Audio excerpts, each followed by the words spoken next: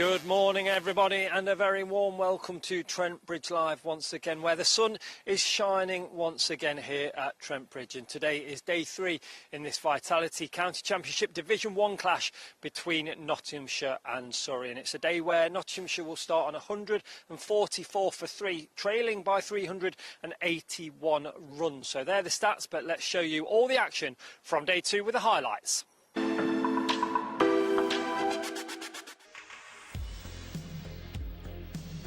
That's smashed through the offside. That's a glorious shot. Jordan Clarke. There we go. There's 6 of them.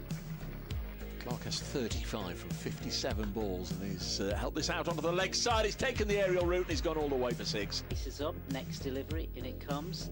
This one, a reverse sweep, and he has got it through the field. A reverse sweep going for 4. 108 for 5.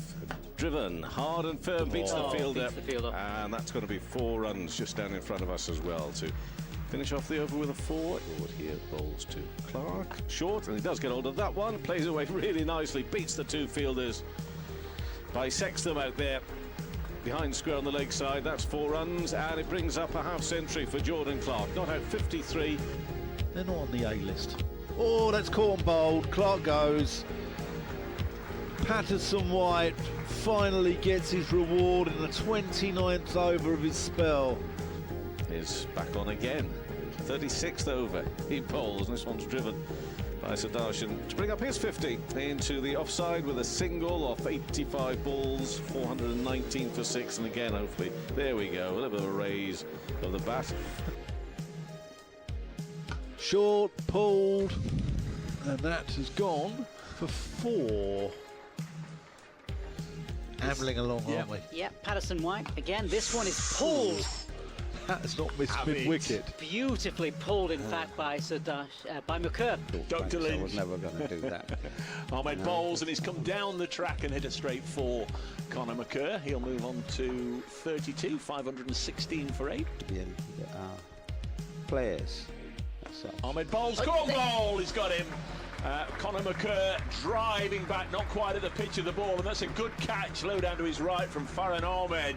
Watching that came off for something, and I was waiting for the end of the over. Sudarshan's on 98 and he's lifted this down the ground, and that might be it, it will be it. A terrific blow from Sai Sudarshan, and he's got... They tossed the coin and it rained for 2 days, so it means that they had to bat anyway. We batted first.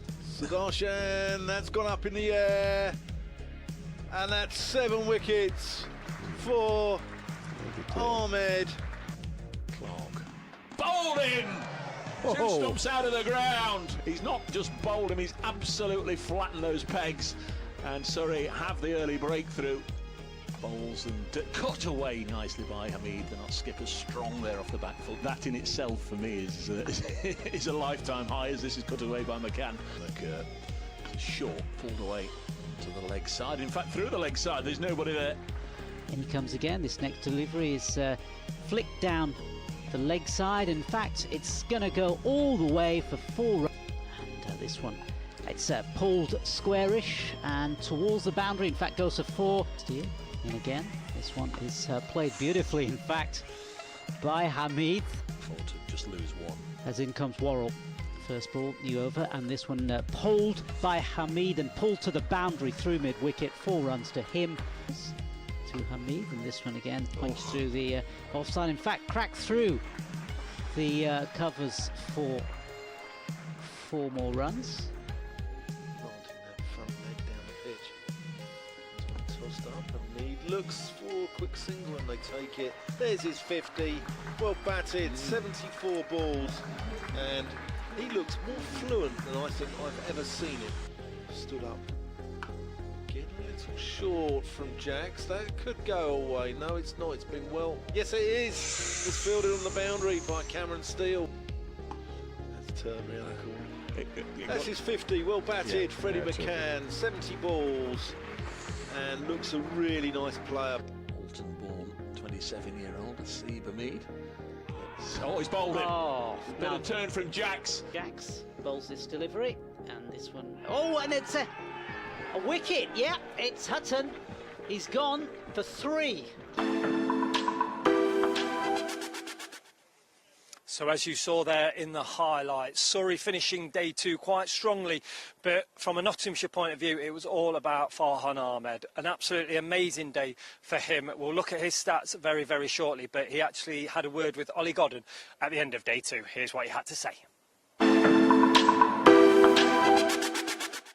Farhan, congratulations first and foremost. It's been an incredible couple of days. How are you feeling at the end of the second day? Very excited, very happy, especially with my performance and how the lads played at the end there shows why it's going to be a good game. Let's roll back 72 hours or so and the time that you knew that you were going to be making your first class debut for Nottinghamshire as a lad who's come through this system. How special was that? It's very special. I felt overwhelmed by it, by excitement, and just happy to get given the opportunity. What were the conversations with the other lads, or anyone say anything to you in particular, whether it was words of advice or congratulations? No, yeah, everyone's congratulating me. Frankie just said don't change anything, like you've got to say it for a reason, so just keep going with the same thing. And then to your innings, I guess, when you started taking the ball in the first place, what was the mindset when you got brought onto bowl? Mine is obviously trying to take wickets every ball, and take every ball as an event. Something's going to happen every ball, and doesn't change from the other times I bowl, just keep it the same. And Hass, what was he saying to you as captain? Hass just said enjoy it. He didn't complicate it too much, set the right fields, and he just said to enjoy the moment, which I did. And talking of the moment, there were some big name players out there really. How do you approach bowling in this sort of situation when there are players with credentials behind them and they're potentially going at you as they did with the second new ball as well? I think Will Jack started coming after you a bit. How do you remain sort of calm in those situations? I just thought just stick to my basic plan really. So obviously going to be good players playing this, but if I do what I can control, which is the ball, that's all I wanted to do. How do you ensure, I guess, that you're an aggressive spinner, that you're trying to take wickets, but you're also able to control the rate as well? I think you only went at sort of 2.5, 3 throughout the course of the innings. Yeah, no, it's something that you always want to do. You just try to do both, but at some times you can't do it. So yeah, for me it was just the fields match it as well. So sometimes you attack with the ball, and if you can defend with the field, and just same with that, but just keep bowling your best ball. Is it you that sets that field? Is it the captain? How does it work? Yeah, no, I'll have my normal field set, and then Hass will have a little input what he thinks about it, but generally it's my field setting. And the emotion when you took that 5th wicket and 6th and 7th, I guess it gets better and better, but yeah, particularly that 5th. Yeah, no, I was very happy. Thought it wouldn't have come after lunch, but very happy it came, and yeah, just hard work that I've put in over the last couple of days paying off. And let's touch on some of the other bowlers as well. Obviously, you'd have played a lot of cricket with Freddie McCann in particular, who was particularly impressive. But Liam Patterson-White getting into the wickets. How is it working as sort of a 3-pronged spin attack, and how do you think they got on? No, I thought they were able to bowl very well. Didn't necessarily get the awards, but I thought Freddie and Barrow bowled exceptionally well. We all talked together. And Barrow's just mainly, because he's played quite a lot of cricket, he's just mainly saying just to keep bowling your best ball and stuff, which is always good enough. And then you came out with the batting innings. How, I guess, pleased were you, especially when you bowl 50 overs? That the first thing you want is to be able to have a little bit of a rest. So when Hass and Freddie got off to the start they did, how pleasing was that for you and the dressing room? No, it was very good. I thought the pitch was always a good pitch to bat on, and once you get stuck in, the runs are easy to get. So I thought them two batted exceptionally well. How important is it that you sort of take it over by over, session by session tomorrow, and don't look too far ahead, because as you said, it is a good batting pitch and you could potentially get on par with the Surrey score? Yeah, no, it's definitely that. It's definitely that what you just said there. It's just we mostly talk about ball by ball, which is like the most important thing. Every ball is the next ball that we have to focus on, so it's just that. The thoughts of Farhan Ahmed there on an amazing day for him. Now, you might have just heard the bell, which means we are literally about 5 minutes away from the start of play. But let's just take a look now at those 7 wickets from the superstar that is sure to be Farhan Ahmed.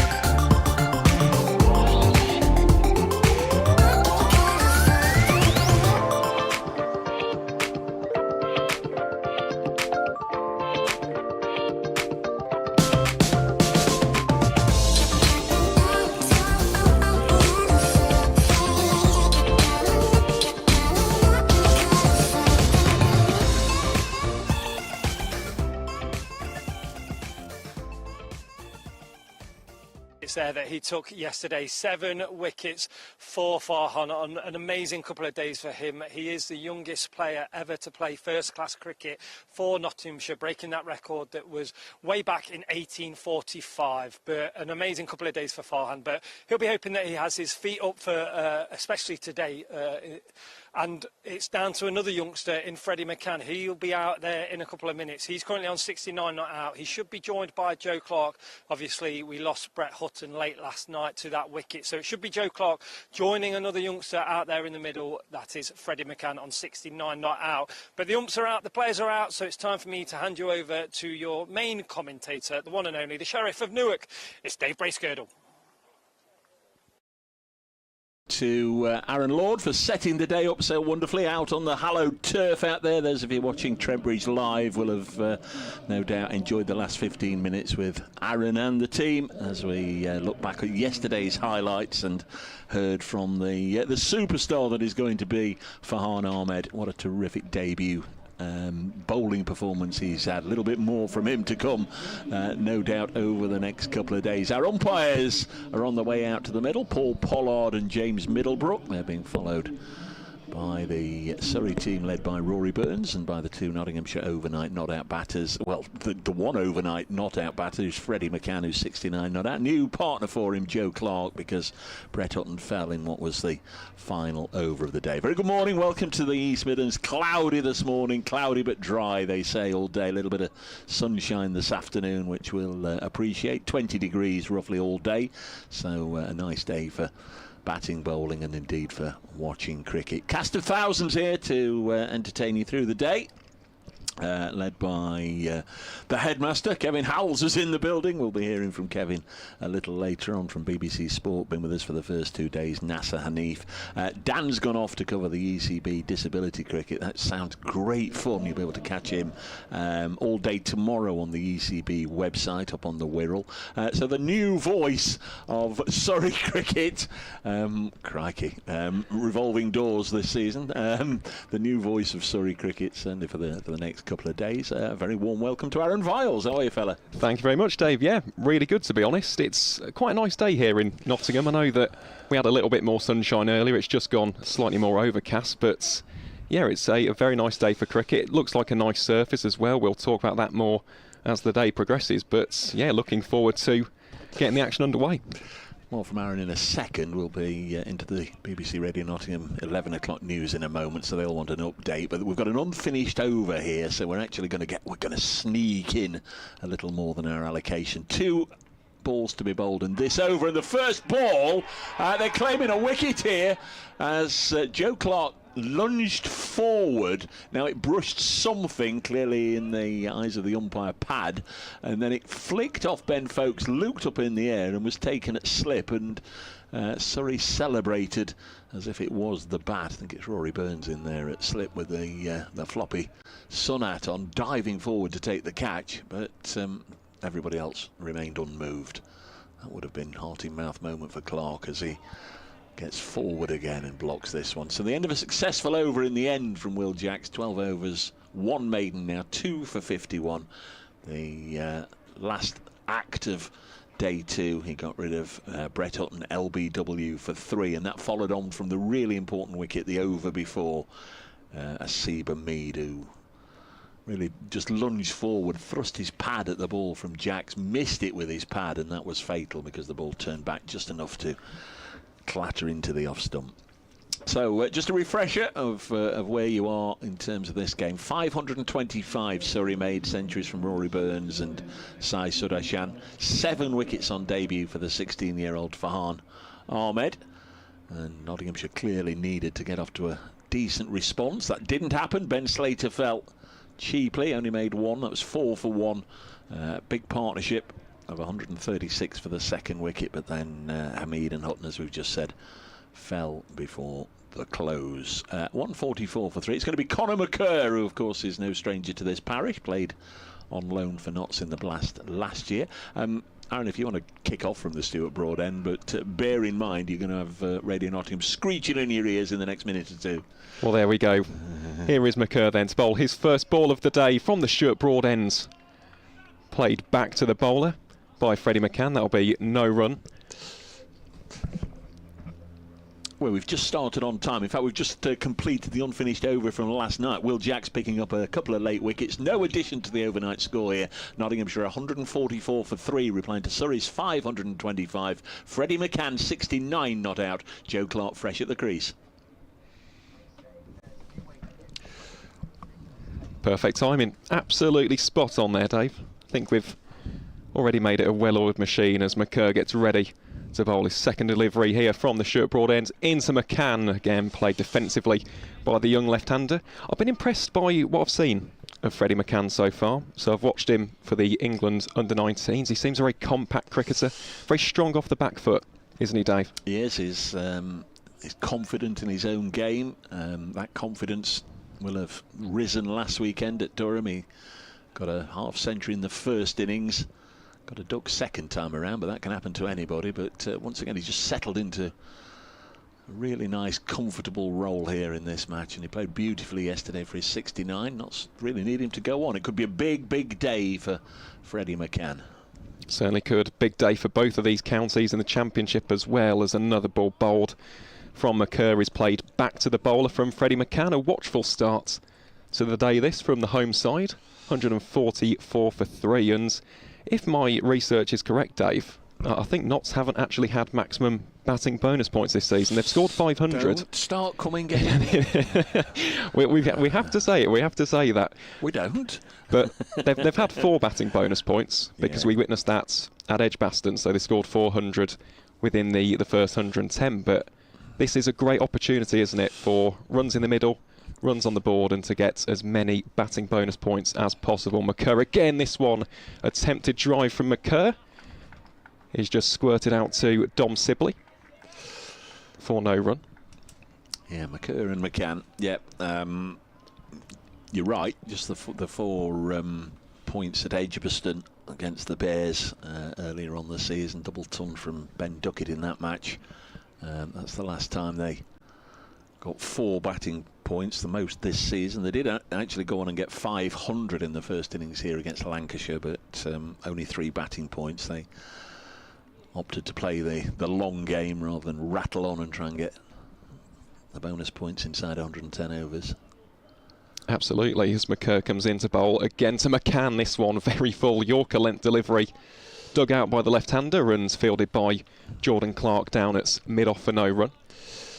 Really could do with, well, getting a good handful of batting bonus points here, on the way, of course, to saving the follow-on mark, which is 376. But of course, Notts only got 1 bowling point. Surrey were 5 down at the end of the 110th. So were the worst to happen, and Notts were to lose this one and not get many batting points, they're going to find themselves certainly in the bottom 2 at the end of the weekend. Yeah, it's so tight at the bottom as McCann just plays that off of his hip up towards the number 9 Will Jacks. So that will be a maiden over from Conor McCurr to kickstart his 3rd day. He's currently got figures of none for 4 from his 6 overs, and Nottinghamshire are 144 for 3 at the end of 40. The housekeeping, we'd love to hear from you at Brace Cricket. Are you on the old Twittery thing, X thing, whatever we call it? At the County Cricket 2, so it's the County Cricket Podcast. That's our official Twitter. So if you want to get the questions in. I'm glad I asked. Say it again. The County Cricket Podcast, Dave. And Nasser's at Nasser Hanif. Kevin Hiles, well, he always goes undercover. We're happy to pass on messages to the great man who's in the building. 144 for 3. Will Jacks to continue, which makes sense. Sometimes you see a bowler bowl the spare delivery or two as Clarke pushes it into the offside no run, and then get whisked out to the attack, which never really makes a great deal of sense because they've obviously just got loose and turned their arm over. But anyway, it's going to be Jacks. Bowled nicely yesterday. He's got figures of 2 for 51. This is his 13th over. Joe Clarke, Nottinghamshire's leading scorer this season, and he's away with a lovely drive through the offside. Is it going to be cut off? It is. Nice bit of fielding out there on the rope by Conor McCurr, who loses his floppy sun hat in the process. Clarke's up and running, but that's really good work from Conor McCann. That's 146 for 3. Yeah, it was. Came across like a greyhound, didn't he? I thought for all intents and purposes that was racing away to the boundary, but that's what Conor McCann does. He's a lightning fast fielder and cuts a potential boundary down to just 2 runs. Big man. Here's Jacks. Past umpire Middlebrook bowls. This is turned away to leg. Takes Clarke on to 3. You've got a snooker maximum up there already, 147. Joe Clarke, 27 years of age, just gone over 800 first-class runs for the season. A healthy average, almost 62. 4 centuries and 3 50s this year. Really played wonderfully well this year. Lots could do with him churning out a big score today. Does have history against Surrey, 157 at the Oval in 2018 in Worcestershire colours. This one surely would have pitched outside leg. Bit of turn from Jacks, slower ball, flighted delivery, pitched outside leg and then turned back in with Freddie McCann not playing a shot. Certainly not going to be given out. Bless you. Somebody sneezes within hearing range of our FX microphone. This one's eased into the offside and there's no run. 147 for 3. Final ball of the 41st over, and Freddie McCann cuts it into the offside. Sai Surashan does the fielding, and we're through an over that brought 3 runs here as the Sun makes its first appearance of the day. Nottinghamshire 147 for 3, replying to Surrey's 525. Bit of other housekeeping this morning. A very good morning to Donna down in the canteen down there, helping to prepare the food that you greedy so-and-sos will be tucking into a little later on. Happy birthday to Donna, and hope you have a lovely day, and hope you enjoy the surprise party they've all arranged for. I shouldn't have mentioned that. Should have a lovely day anyway. 147 for 3 is the score. Also, good morning to Pam down on reception, who touching on what we said yesterday. She likes some tinned tomatoes on her full English. Don't we all? Softens up the fried bread. It won't make any sense to you, but we've thoroughly debated the full English breakfast yesterday. Good morning, Pam. She likes her tinned tomatoes instead of the good old-fashioned grilled, as Conor McCann comes in to start his second over of the day. This one played watchfully by Joe Clarke, and that'll be no run. Yeah, what is the context behind that? Because there might be some people tuning in today. Obviously, there's myself. What's the context behind the great fried breakfast debates? Oh, I think we hammered that for long enough yesterday. I mean, have you driven up this morning, or have you stayed overnight? Got the train from Birmingham. You got the train from Birmingham, so you've not got up at the crack of dawn and cooked yourself a nice fried breakfast. No, it's just quick croissant. Yeah. This morning, a quick pan au chocolat. There you go. Youth of today. Breakfast of champions, Dave, as McCann gets ready at the top of his mark, bowling in towards Joe Clarke. This one goes a bit fuller. Again played defensively by Clarke, out towards a fellow Clarke, Jordan, this occasion, down at mid-on, so that will be no run. Yes, well, on the county cricket circuit, we're often presented with decisions to make very early in the morning when we go down, and usually there's a buffet breakfast there, or a buffet there, and you can take your pick of what's on offer.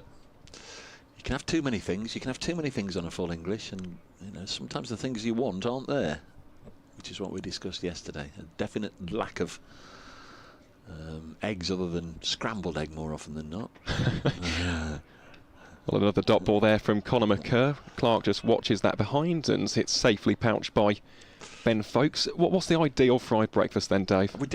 Hey, I know this is rehashing the conversation from yesterday, but I'm intrigued now. You can't just throw it out there. Well, each to their own. For me, it's 5 things. You don't need any more than 5 things, otherwise you're just being greedy. I'll have one of them and one of them and one of them and one of them. So, a sausage, a rasher of bacon, a poached egg, ideally for me, and well, this is where it veered off. Here's Conor McCann. Let's hope he doesn't veer off.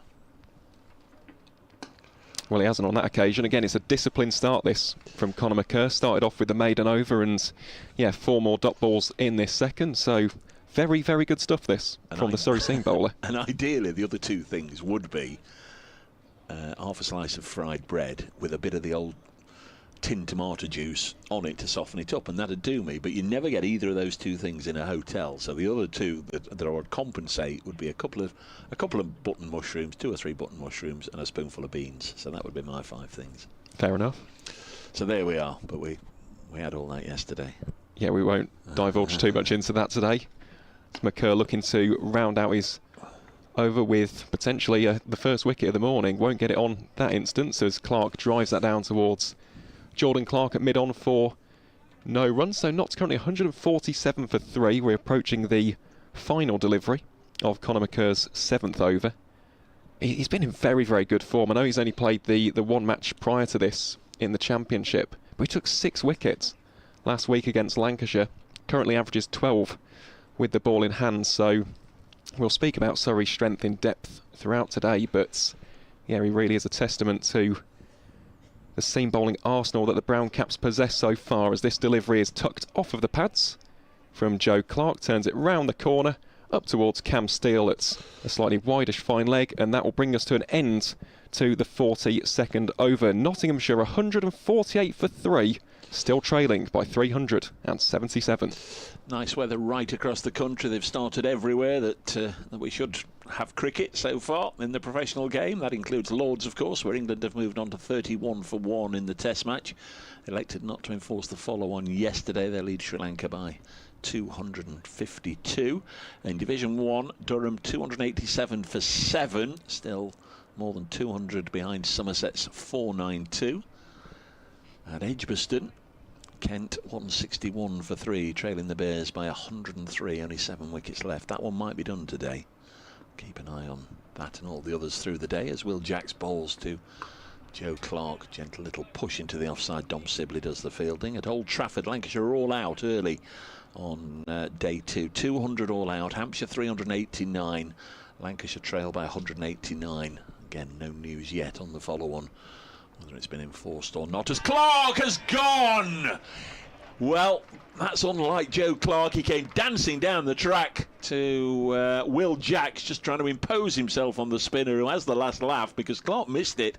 Prodigious turn, and it goes through, and Ben Folkes, well, he didn't need a second invitation to absolutely demolish all the stumps, and that's a huge, huge moment you fancy in the day. Clarke, one of Nottinghamshire's big guns, if not the biggest prize for opposition players to get. 3 wickets for Jacks. Clarke out. Stump Folkes bowled Jacks for 4. Faced 13 balls. A frenetic time at the crease, really, for Joe Clarke, and it was a frenetic way to get out. Yeah, it was. I think that's a good way to describe it, to be honest, Dave. Just a rush of blood to the head there for Joe Clarke. 4 from just 13 deliveries. He has been their second leading run scorer this season, so that is a tremendous wicket for Surrey to have within, the first 15 minutes of the day's play. So huge moments here on day 3, but still plenty of batting still to come. The likes of Carl Verreynne, Lyndon James, Liam Patterson-White, Jack Haynes as well. So it's not the end of the world, but it's far from an ideal start for the home side here at Trent Bridge. Not good, as you were saying. New man is Jack Haynes, so one former Worcestershire player replaced by another one. Haynes, who's still to better the 77 he scored here against Essex on the opening day of the season. He got 65 at Durham last weekend, was out early on the final morning, and that put paid to Nott's hopes. 23 years of age. Mentioned this on the opening day when he fielded it. It's his first time playing against Surrey. He's now played against all 18 counties, one way or another. Made 86 at Guildford against Surrey. Different attack, but still the Surrey side in the Metro Bank. Played very nicely, a long partnership between him and Ben Slater. This season, 10 matches, 436 runs at an average of 31. Jacks bowls to him and kept out by Jack Haynes. 5 50s for Nottinghamshire this season. In all in first-class cricket, 5 centuries, and his Nottinghamshire maiden century is long overdue. 148 for 4. Jacks floats this up. Jack Haynes lunges forward and defends, and there's no run. Kyle Verena, I understand, is the way he wants to go with the pronunciation. He's doing next. Lyndon James, Liam Patterson-White. So it's going to be a huge responsibility on this pair and the 3 to come, as Haynes goes down on one knee a little early for a lap, trying to get Jacks away. That's just a sign of some early pressure and maybe even early nerves there. He's looking to go down on one knee and get the sweep shot out very early in his innings. Jack's bowling really nicely and gets a bit of turn there into the right-hander. 148 for 4 here at Trent Bridge. Successful over again for Will Jacks. 14 overs, 1 maiden, 3 for 54. Notts had to work really hard for their wickets. Surrey have managed to winkle out 3 inside 43 overs. 148 for 4. Yeah, it's not been an ideal start to the morning, that for Nottinghamshire at all. Of course, for Surrey, they'll be absolutely delighted getting that early wicket here in the morning session on day 3. And it is funny because when you think of the strengths of this Surrey attack, the vast majority of people would probably look at the seam attack, but the spin bowlers this season have been excellent. So Cam Steele, 21 wickets at 23.42. Will Jacks, this is now his 3rd wicket of the season in just his 2nd match. And of course, when you look at the seamers, we'll get into their stats a little bit later on, Dave, but yeah, this is a seriously impressive Brown Caps bowling attack as Conor McCurr gets ready to bowl his 3rd over of the day from the Stuart Broad end. This one played rather handsomely from Freddie McCann, attempting to beat Rory Burns, the Surrey skipper, down at mid-on, so that'll be no run, fielded safely on that occasion. And just looking at the field here for McCann, there aren't any players out in the deep other than a deep point on the offside, and then we've got a deep fine leg and a deep square leg. So potentially you might see the short board ploy. And as soon as I said that, Surrey have changed the field and they've brought in 2 close catchers just in case he goes on the up. Let's see what will happen this ball. McCurr into McCann, driven on the up, should come through for a single, yet fielded by Jordan Clarke at a wide-ish mid-off. And Notts now edging ever closer to a 50. They're 149 for 4 here in the 44th over. Sheffield Outlaws with us today, and son Joe. Lots of photographs, lots of autographs for the young man this morning that have been sent through. In fact, we'll just retweet that at Brace Cricket. A young man enjoying his day at the cricket. That's a lovely sight. Thank you very much, the Sheffield Outlaw. Yeah, it's what the game's all about, isn't it, Dave? It's Conor McCurr ready at the top of his mark. Getting ready to bowl to Jack Haynes for the first time today. Drops this one on a slightly good length. Played defensively off the back foot by Jack Haynes towards Will Jacks for no run. This came in a minute or 2 ago and is now already out of date. Just a 52-year-old who used to be called just a 51-year-old, and before that he was called just a 50-year-old. One of those special days for Notts and Forest, he says, a tradition that's been going for years, hoping for big runs from Joe Clarke today. Yeah, well, sorry, just a 52-year-old who used to be called just a 51-year-old, etc. He's been and gone, your man. We've heard from Jiggs as well. I'll mention that in a moment. We shall, as McCurr into Haynes here, outside the off stump of the right-hander and left well alone for no run. Jiggs lives the life of Riley on a houseboat, wandering around the canals and rivers of the United Kingdom. Good morning, what a debut for Fahan with his 7 wickets. Here's to some obstinate late middle order batting and a better start to the second innings when it eventually comes. Hopes of a draw, get a few points, it'll help in the relegation stakes. The bright but breezy shores of the Trent and Mersey today. We're near Derby. That's Jiggs. Enjoy your day, sir, on the waterways of the United Kingdom. Sounds like a nice way to live. It that. Does. Slightly envious as McCurr into Haynes here. This one just clipped away out towards mid-wicket from Jack Haynes, and that will be the 150 up for Nottinghamshire in the 44th over. Outlaw Chris is with us. Hope they can battle day. Come on, me lucky lads, says Outlaw Chris. Got high hopes for Freddie and for the new wicket keeper. Good morning to you, Chris. Thanks for that. T's with us. Good morning, T, one of our regulars. 3 Worksop Rays boys. We're here. Centre photo on the left, Yorkshire born. In the middle, there's a Surrey lad. And on the left, the fella on the left was Hatch not born. So I'll retweet that picture. Fantastic, as Freddie McCann, again this one squirted out towards Dom Sibley at backward points. That'll be no run, and that will bring us to an end to the 44th over. Nottinghamshire 150 for 4, still trailing by quite a bit, to say the least. Mike Brown has flown up from Guernsey to be with us for this game. We're going to have to bat really well to our full potential, but I do remain optimistic. Thanks, Mike. Thanks for getting in touch, as always. At Brace Cricket. In fact, then Mike has just quickly come back. Fall of that wicket, the silence amongst the members was deafening. Yeah, I think a lot of them were shell-shocked.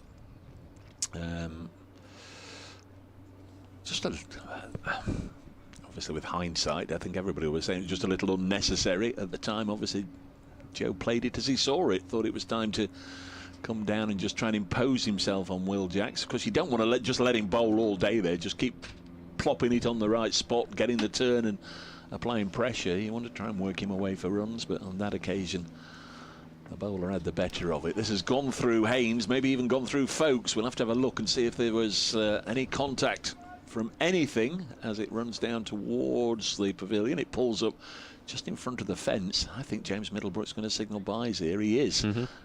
Pop that down in the old notes against Ben Folkes, because it doesn't happen very often. 153 for 4. So Jacks is causing problems for everybody, including his own keeper. Yeah, he's extracting quite a bit of turn from this surface, isn't he? We saw that yesterday with the dismissal of Hasib Ahmed. He's got the big wicket of Joe Clarke today. It's been a very metronomic start from Will Jacks, just dropping it in on that good line and length. This one's pushed into the offside. And there's no run. Now today is the greatest day in cricket as far as I'm concerned, as Jacks comes in and bowls and it's blocked. Because if there was ever a sporting event in my lifetime I wished I'd been at, I think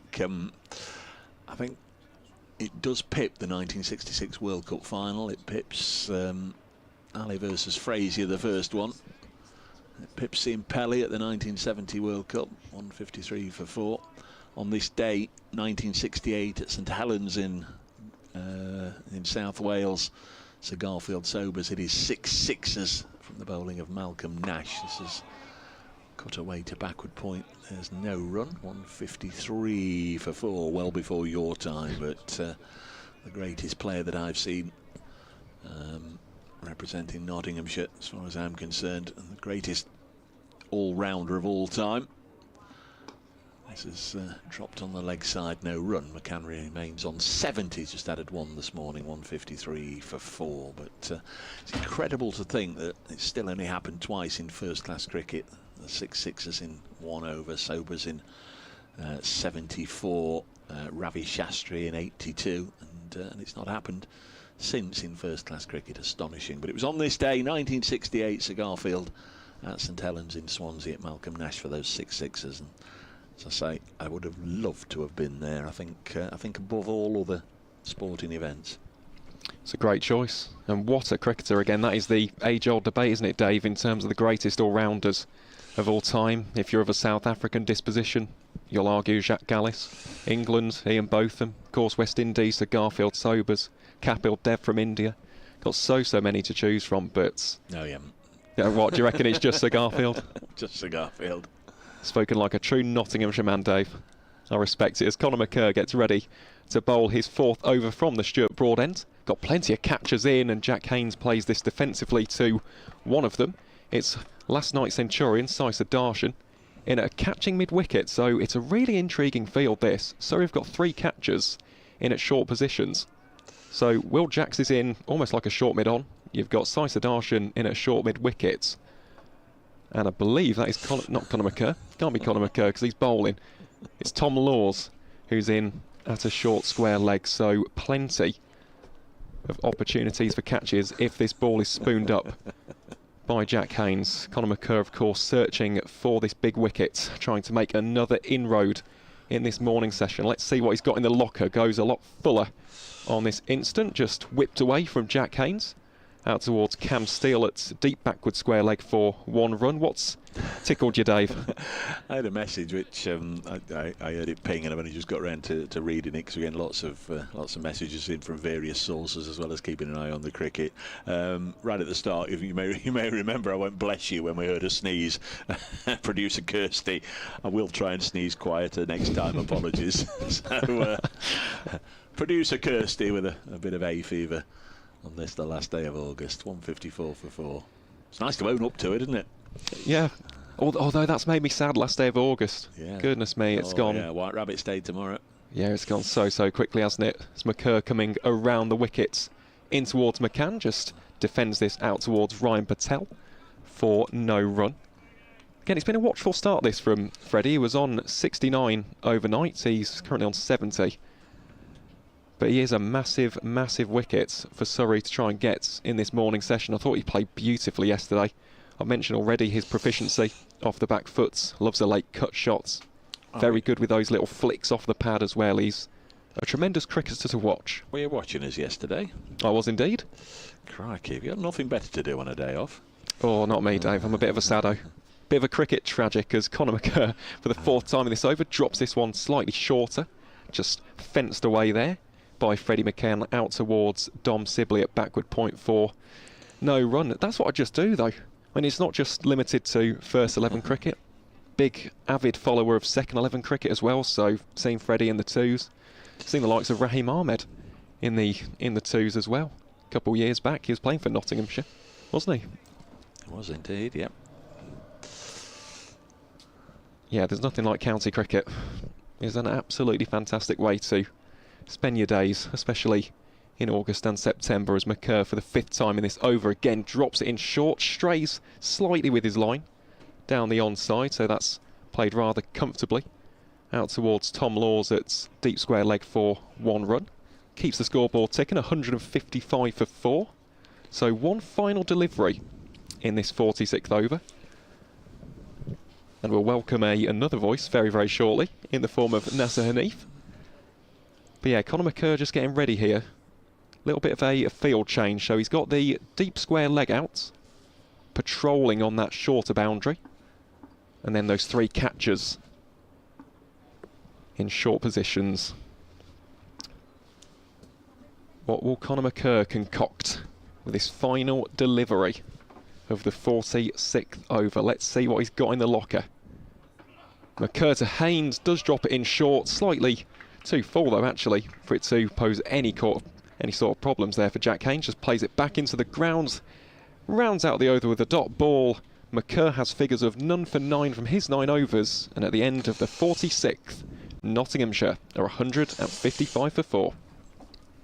Yeah, good afternoon, Nasser, popping in to join us. Yeah. The man who's been named after 2 Test captains. Nasser Hanif is here with us. A very good morning to you, Dave, and a very good morning to you as well, Aaron.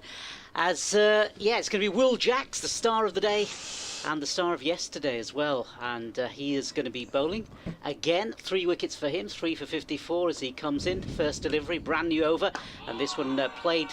And an appeal from Jacks, just played into the offside. No further additions to the total. Night clubbing again in Nottingham? No, quiet night in, a book. And I had a bit of other BBC work to do, as is the case sometimes, as Jacks comes in again. This next delivery played lakeside and misses completely. It goes through to Wokes. Yeah, quiet night in. Good to hear, towing the party line. Yeah, I had to, you know, after the night before, so... Dirty stop out. Will Jacks comes in again. This next delivery again pushed to the leg side, and no further runs. A lot of activity around Trent Bridge this morning, isn't there? Because there's the big derby, isn't there? The Wolves Forest game today. I think lots of people are going to be in for that later, I guess, as Will Jacks comes in again. Next one, this one is on to the offside again. Sort of stretching the word derby really? Quite a bit there. It's doing a lot of heavy lifting. It's Midlands derby? It's quite a walk from Nottingham to Wolverhampton, I can assure you that. Jacks is in again. This one just played out. The England derby. England, okay, fair enough. Yeah, you can. Yeah, I mean, you can get away with a Midlands derby, but it's not exactly a local rivalry, is it? That's a heck of a trek from Nottingham to Wolverhampton on a bike, can I assure you.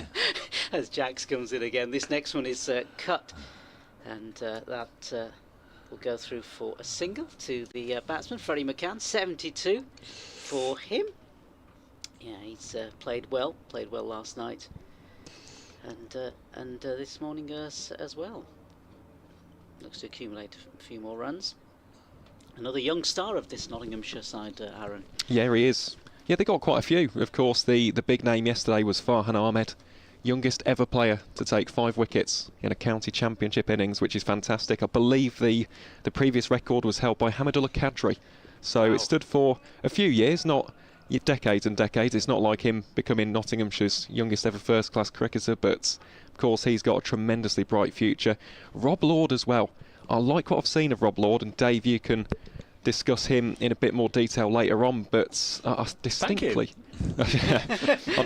remember watching him for Lancashire 2s back in 2021, I think it was, and he's always just had an extra degree of pace. There's something about him, so yeah, looking forward to, well, potentially watching him bowl later, but also seeing him bat a bit. Yeah, it's going to be Cam Steele, and I think you're going to take this over. Yeah, perfect. Cam Steele, 21 wickets at 23.42 in 7 matches for Surrey so far this season. Had an absolutely rip-roaring start to the season. Took 20 wickets in his first 3 matches. So what has the California-born leg spinner got in the tank? Well, he's got a dot ball first up. This one played out just in front of the eye line of Freddie McCann for no run. Scooped up by Ben Folkes. I think that's how I'd describe that one. As Steele comes in again to McCann. This one driven on the up and driven delectably. It's racing down the lightning quick outfield here at Trent Bridge. Attempted cut off by the fielder is unsuccessful. Freddie McCann has his first boundary of the day, and that is a delightful way to bring it up. Absolutely, and whilst we've had the chaos on the other end, he's still there, and this is going to be very important certainly for Nottinghamshire fans as we go into the afternoon, for him to remain there.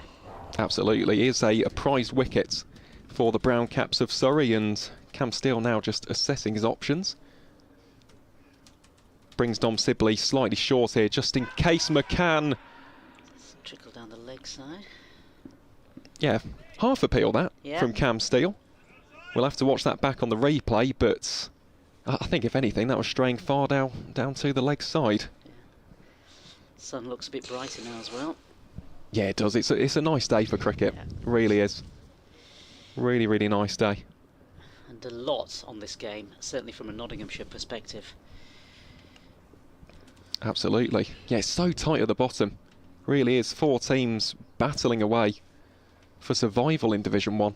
And we'll keep you updated, of course, folks, throughout the day's play. But yeah, it is getting down towards the business end of the county championship, and of course 2 of those teams will not be in the first division come next season, as this one very full hits McCann on the pads. There's an appeal, but nothing given by the umpire. That'll be a dot ball, but a good start this from Cam Steele. It's always worrying as well when the umpire sort of puts his hand in his pocket and he looks as though he's going to put he's done that a few times. He has, hasn't he tickled his chin on one occasion yesterday, which would have sent palpitations through the batsman. Well, here is Steele again. This is a lively start from the Surrey leg spinner.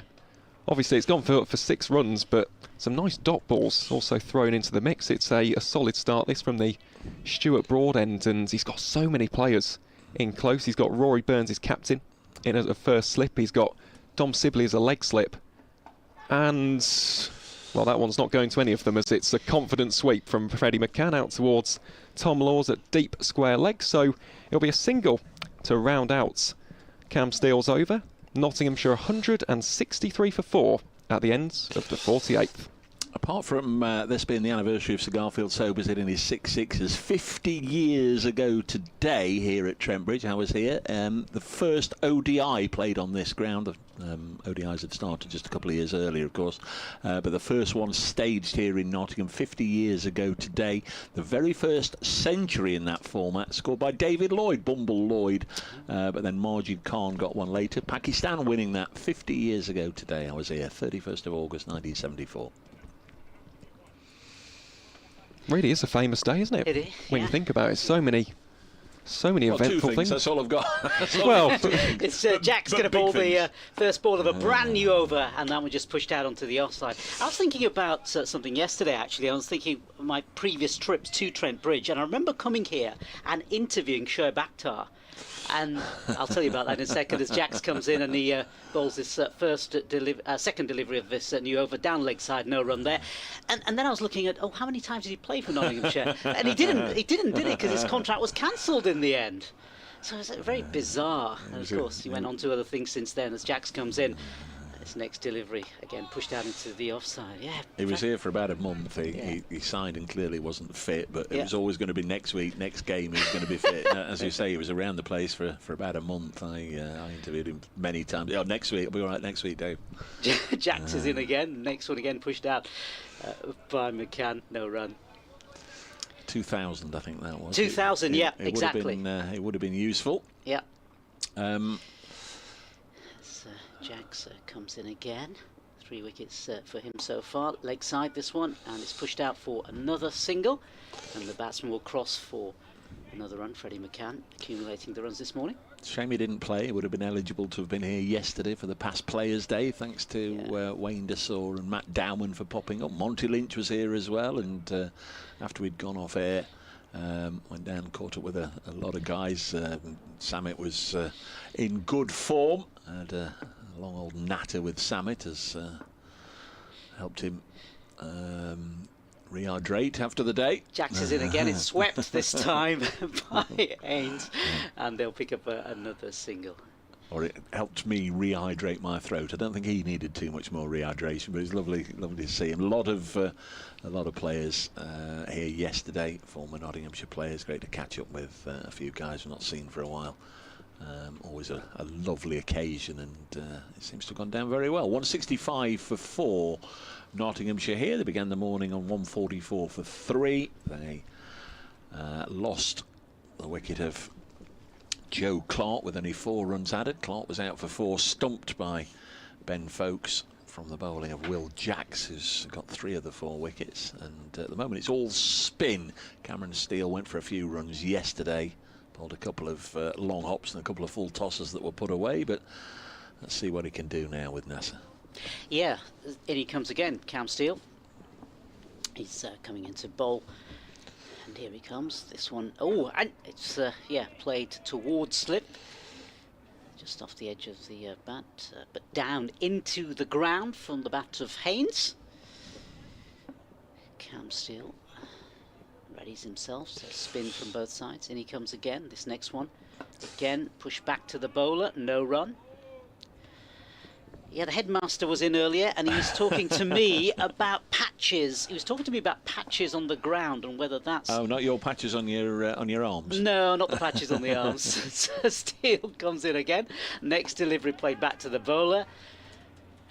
Yeah, he was thinking that perhaps the batsman... maybe adopting a slightly different stance, maybe coming out to the spinners a bit, and maybe some of these spinners are trying to land it in some of those patches. But we'll see as next ball faced by Haynes, again pushed out leg side, no run. You'll cop it calling him the headmaster. I barely get away with it, and I've known him for a long time, but I can barely get away with it. You'll cop it. You'll get lines. Steele goes in again, Cam Steele. This next delivery again pushed out and kept out by Haynes. One or two people getting in touch. Charlie in particular has got in touch about Ben Duckett's dismissal. I'll read what he's had to say in a moment. It's Steele, and he's in again. This one again played leg side. End of the over, 165 for 4. As many people know, I can't do one thing at once, let alone more than that, multitask. But Charlie says, have you had the chance yet to see Ben Duckett's dismissal at Lord's this morning? Good to listen today, he says. I can't make it to Trent Bridge, but Ben Duckett's dismissal at Lord's is really run out of luck there. Very unusual, slipcord and parry, Thompson, Tavares, Miller-esque, he says. So we'll look out for that one in the Test match. We saw an unusual dismissal. Was it Sibley, wasn't it, early on in this game? That was a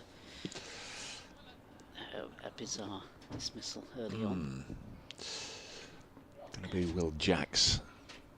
Comes into bowl to the left-handed. Freddie McCann pushes it on the offside. Yeah, Duckett caught Matthews, bowled Ratnayaka for 24. That's all I can tell you. 55 for 2. I'll have a look out for that one later.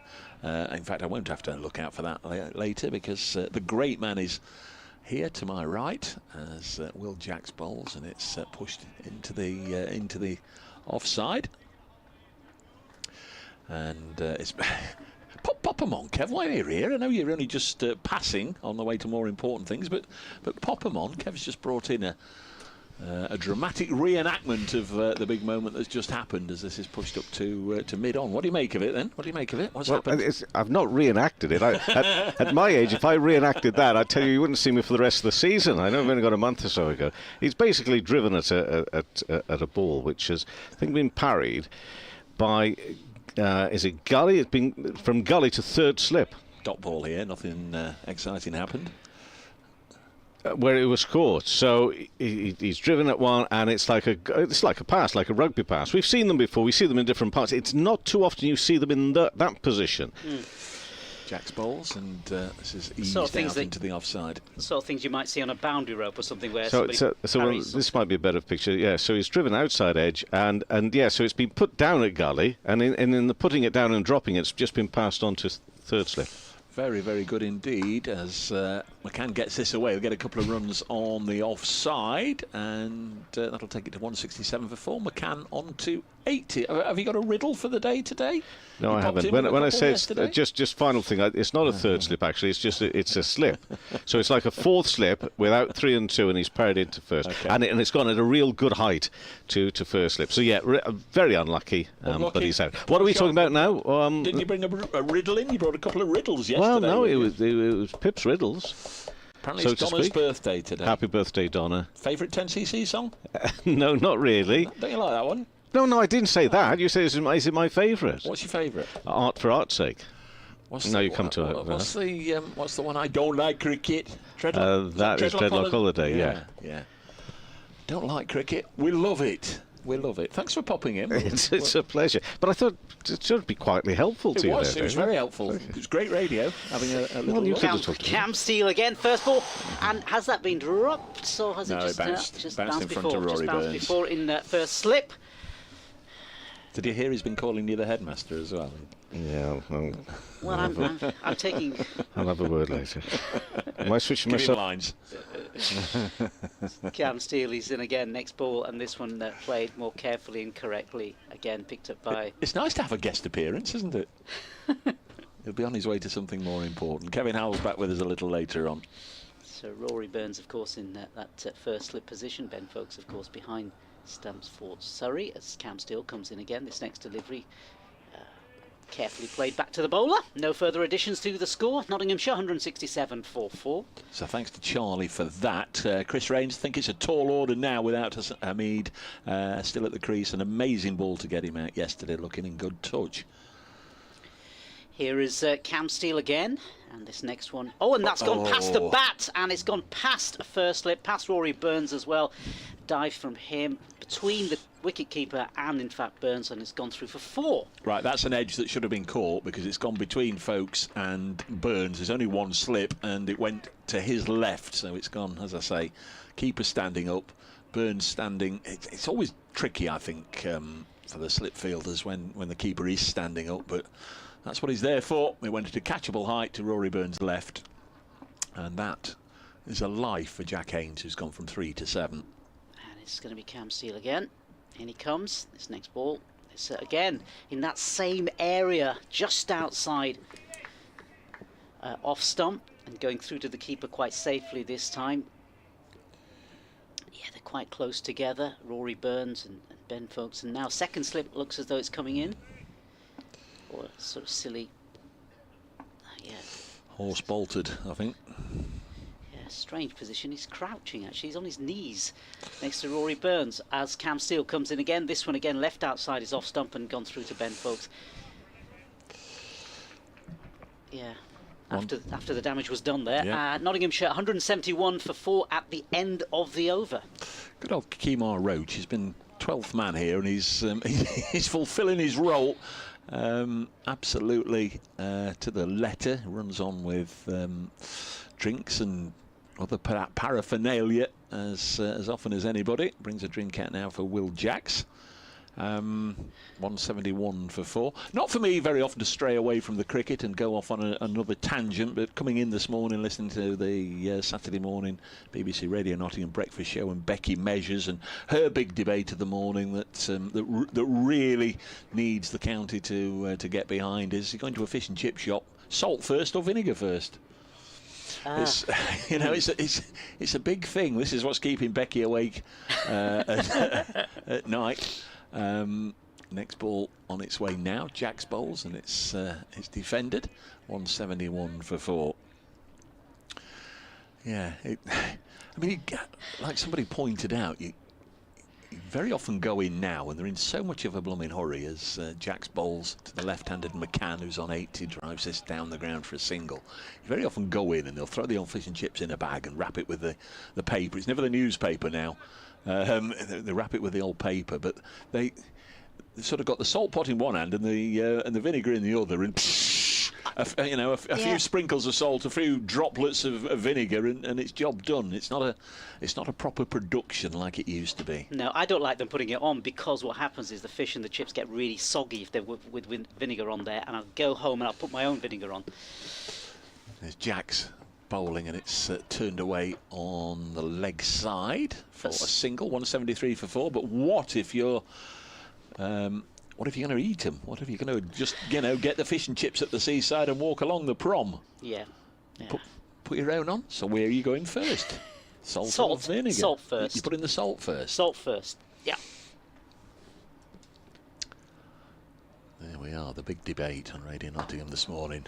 Who says local radio isn't good to wake up to? Conor McCurr does the fielding in the covers. 173 for 4.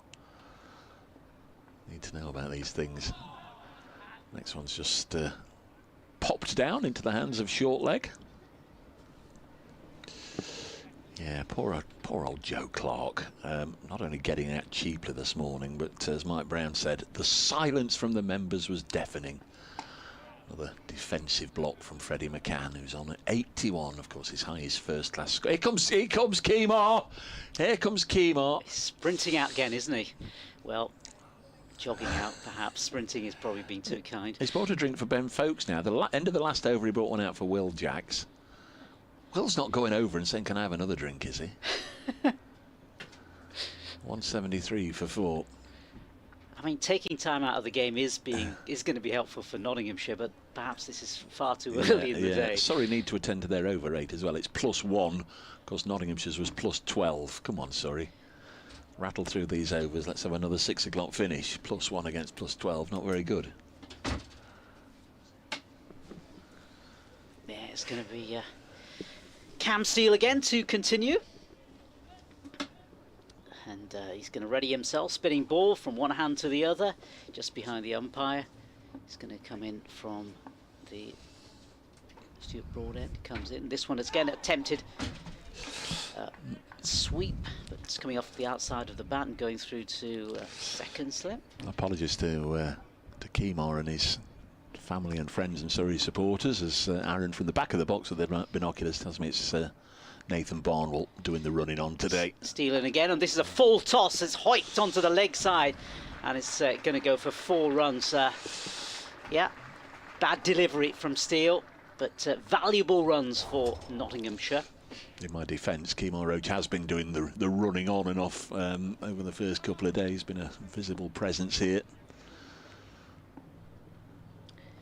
I think not to be quietly pleased he's not playing, actually, Kemar. Steele again, this one again. Oh, pushed it off the past the outside of the bat, and I think it just touched the fingers of the gloves of folks as it went into the ground.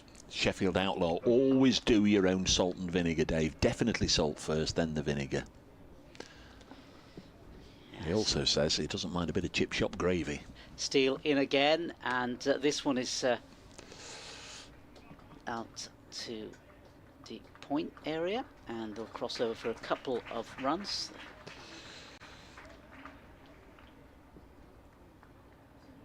And that takes the score on to 179 for 4 now for Nottinghamshire. And it's going to be Cam Steele again, past the umpire. This next delivery again pushed out into the offside, no further additions. Yeah, so it's Sibley at second slip and Rory Burns at first. Well, he's not second slip, they're close together, aren't they? And he's got Ben Folkes there as well, of course, behind the stumps as Cam Steele comes in again. This next one again pushed down to the leg side. The ball will trickle out, and that in fact is the end of the over. Nottinghamshire 179 for 4. Freddie McCann 81. Haynes has made 14. Of no relevance at all to the Surrey supporters and listeners, but a big afternoon on BBC Radio Nottingham. The match day this afternoon with David Jackson. All 3 of the Nottinghamshire sides in action. Mansfield Town away at Stockport County. Coverage of that on 95.5 FM, on 103.8 FM Radio Nottingham this afternoon. Notts County away at Swindon Town, and on DAB Digital. Behind us, we'll be able to hear every ball being kicked, I'm sure. Forest at home to Wolverhampton Wanderers. All start at 3 o'clock as Will Jacks has bowled from the start at this end. Balls to Freddie McCann, who's on 81. He was unbeaten on 69 overnight. He's had a good look at Will Jacks already, and gets a stride in and blocks this one.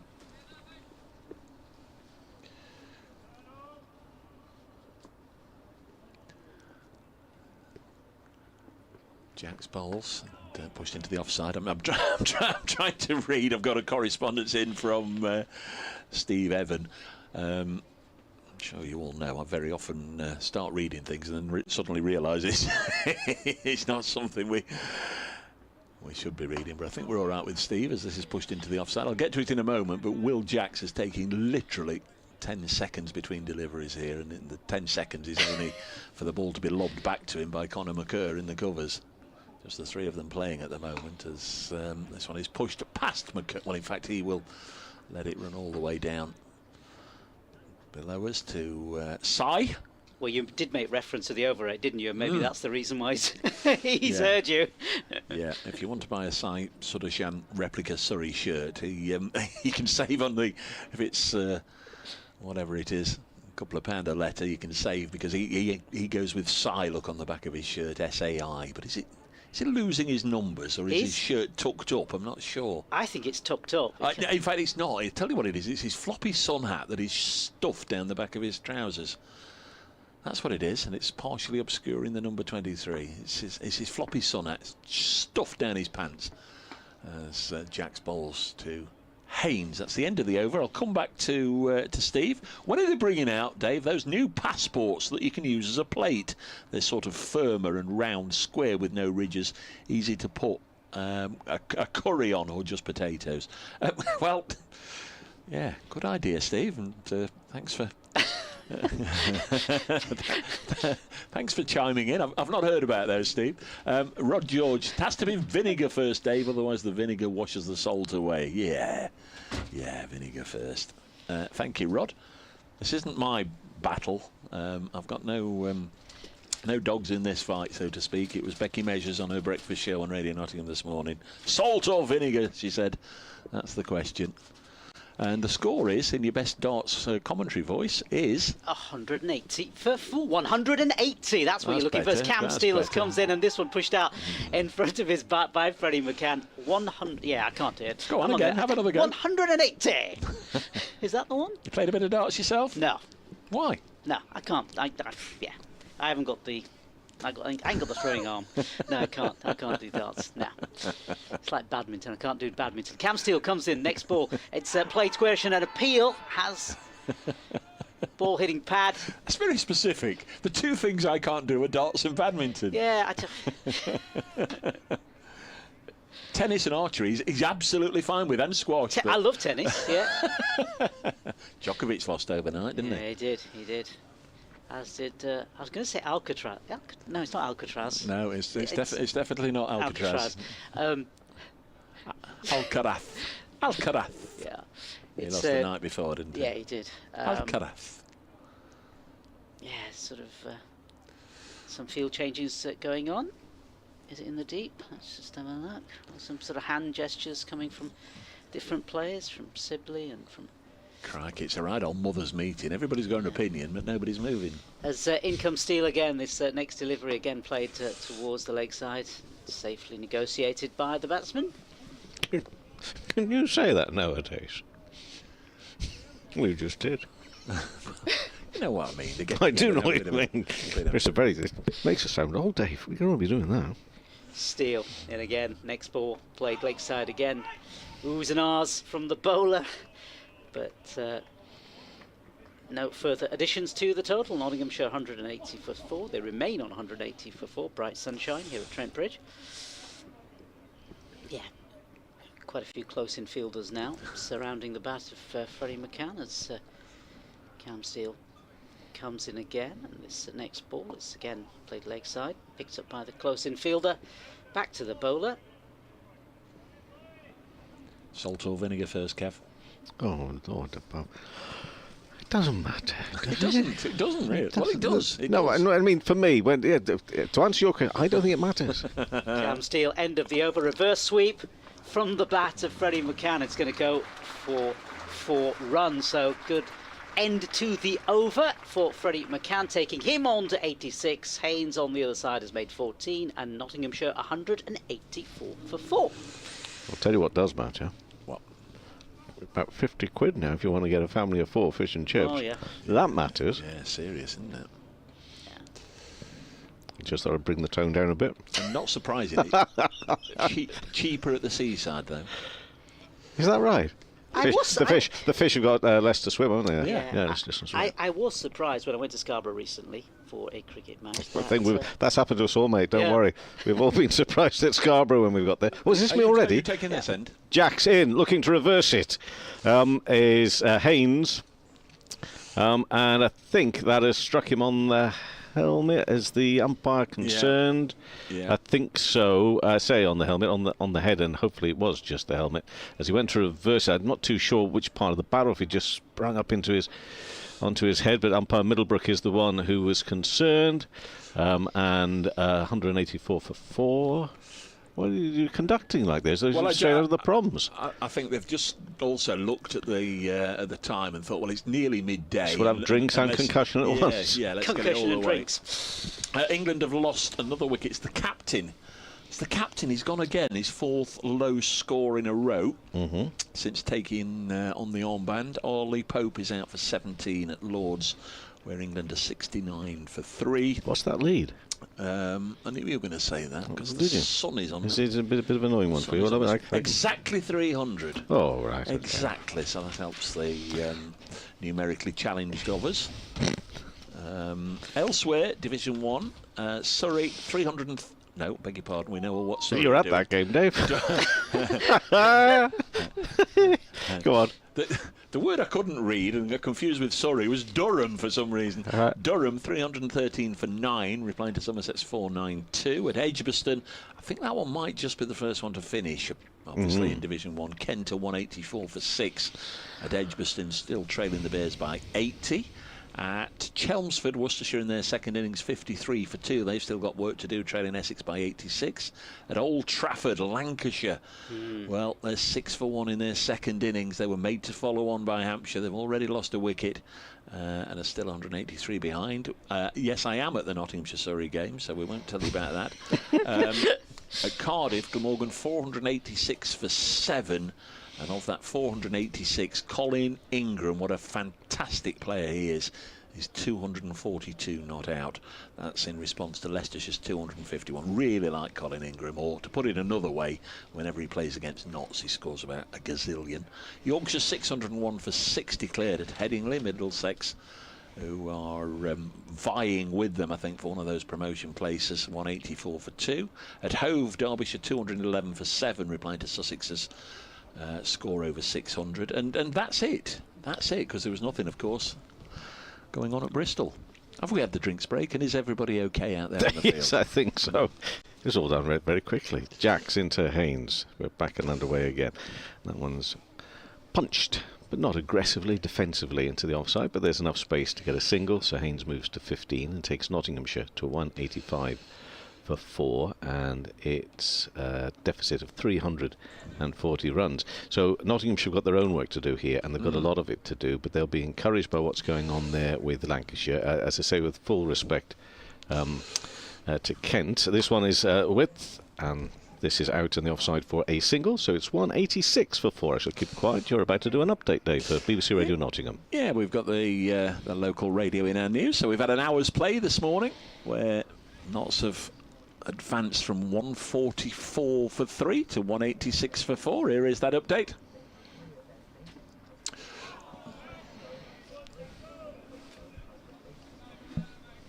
An hour of play here under cloudy skies. Notts have lost a wicket this morning, big one as well. Joe Clarke, he didn't want to be tied down, advanced towards the spin of Will Jackson, was comprehensively stumped. He'd gone for 4. Nottinghamshire have just moved on to 186 for 4. That's still 339 behind.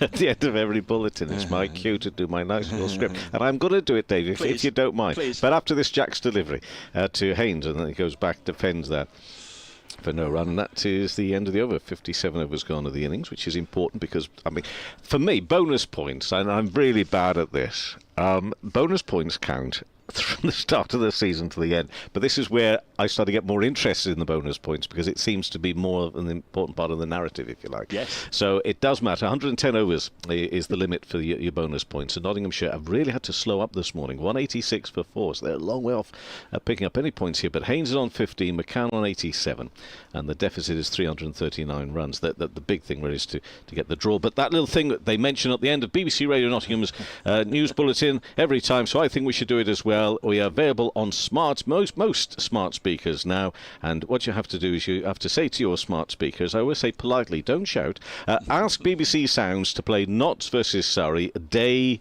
3. Day 3. That's the important bit to put right at the end. And then magically, and it's up to you whether you think it's a thing of wonder or not, we appear.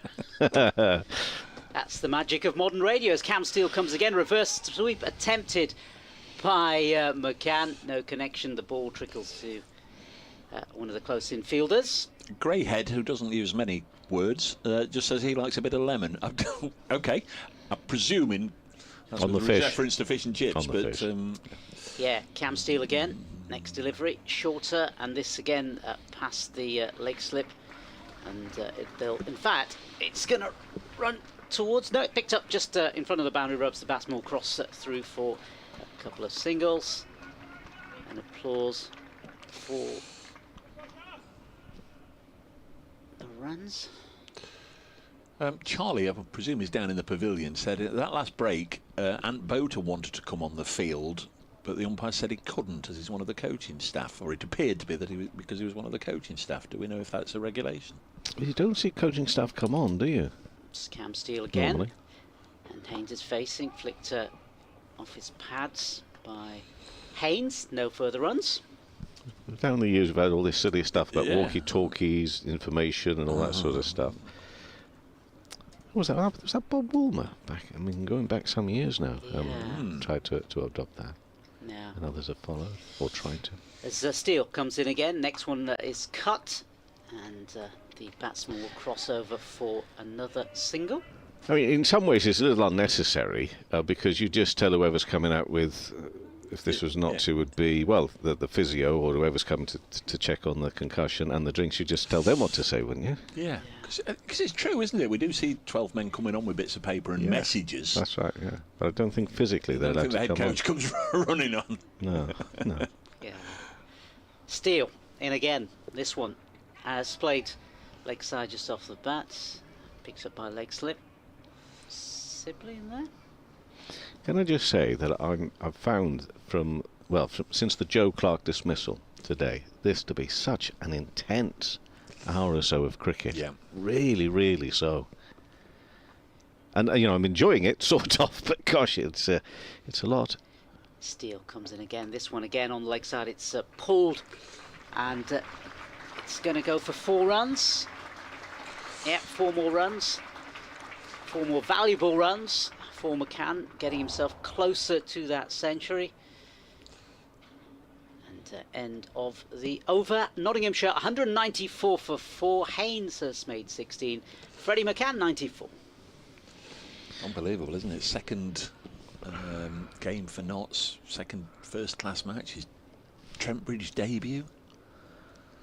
94 not out. Sort of had the thunder, if you like, taken away from him a little bit by what's happened over the first couple of days with Farhan. Well, I agree with you, but I'm going to keep quiet because this story at the moment, though, it could be as impactful as those 7 wickets. Yeah, indeed. And it's going to be... Is it me? Jacks? Yeah. Sorry, beg your pardon, lads. Haynes is on 16, 194 for 4. And this is Jack's going to bowl to Haynes now because he comes over the wicket. And the whole thing, as he just pushes it into the offside, I think Joe will be really annoyed and cross with himself because clearly he did want to come out and be attacked. And what we saw from Jacks last night, that delivery that got rid of the skipper. I mean, that turned such a long way. In and bowls, and this one is worked away, kept down. You've got to do that as well, Haynes, just square on the leg side.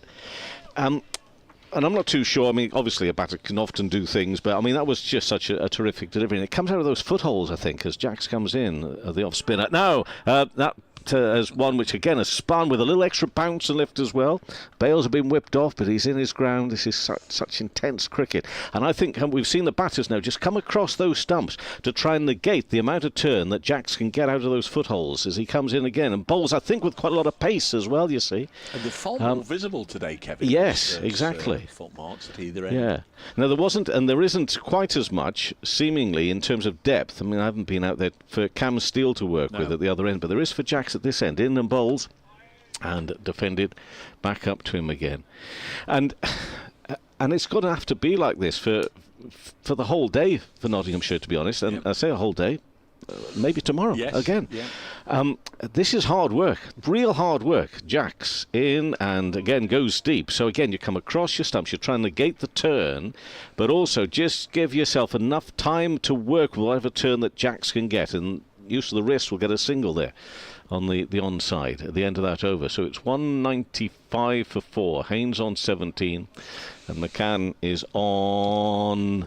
It's all disappeared, left, right and centre. He's in the 90s. He's on 94, 94, yeah.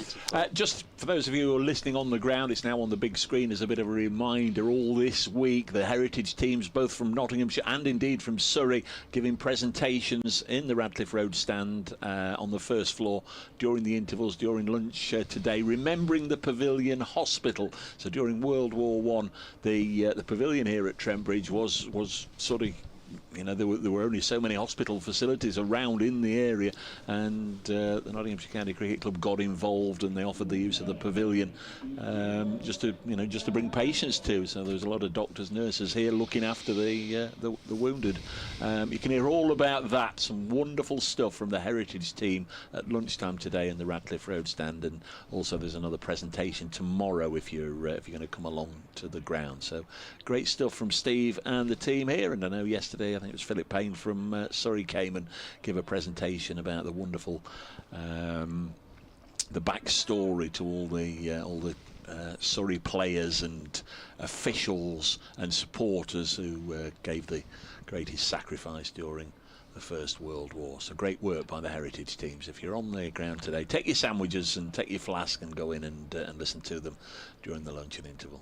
It just takes you back, doesn't it? The pictures you create in your mind of those memories as well. Yeah, amazing. Bowling change. Yep, bowling change. It's Dan Worrell to come on, and he's going to bowl. First delivery of a brand new over, and this one just played out in front of him. And by Haynes, no run. Look at those 3 slip field slips, not slips. 3 field. Now there's 2. There were 3 catching positions on the onside there at various. Oh, there are still going to be 3. They just swapped over personnel. So there's going to be 3 catching now on that onside. 1 right on the edge of the strip, and then 2 not too far to his right-hand side, and then another out there at extra cover. Yeah, attacking field as Worrell comes in again. Next delivery, just pushed out into the leg side. No further runs. Again, he just looks a little bit tentative here, and I'm not surprised. This is, one of the leading wicket takers, terrific.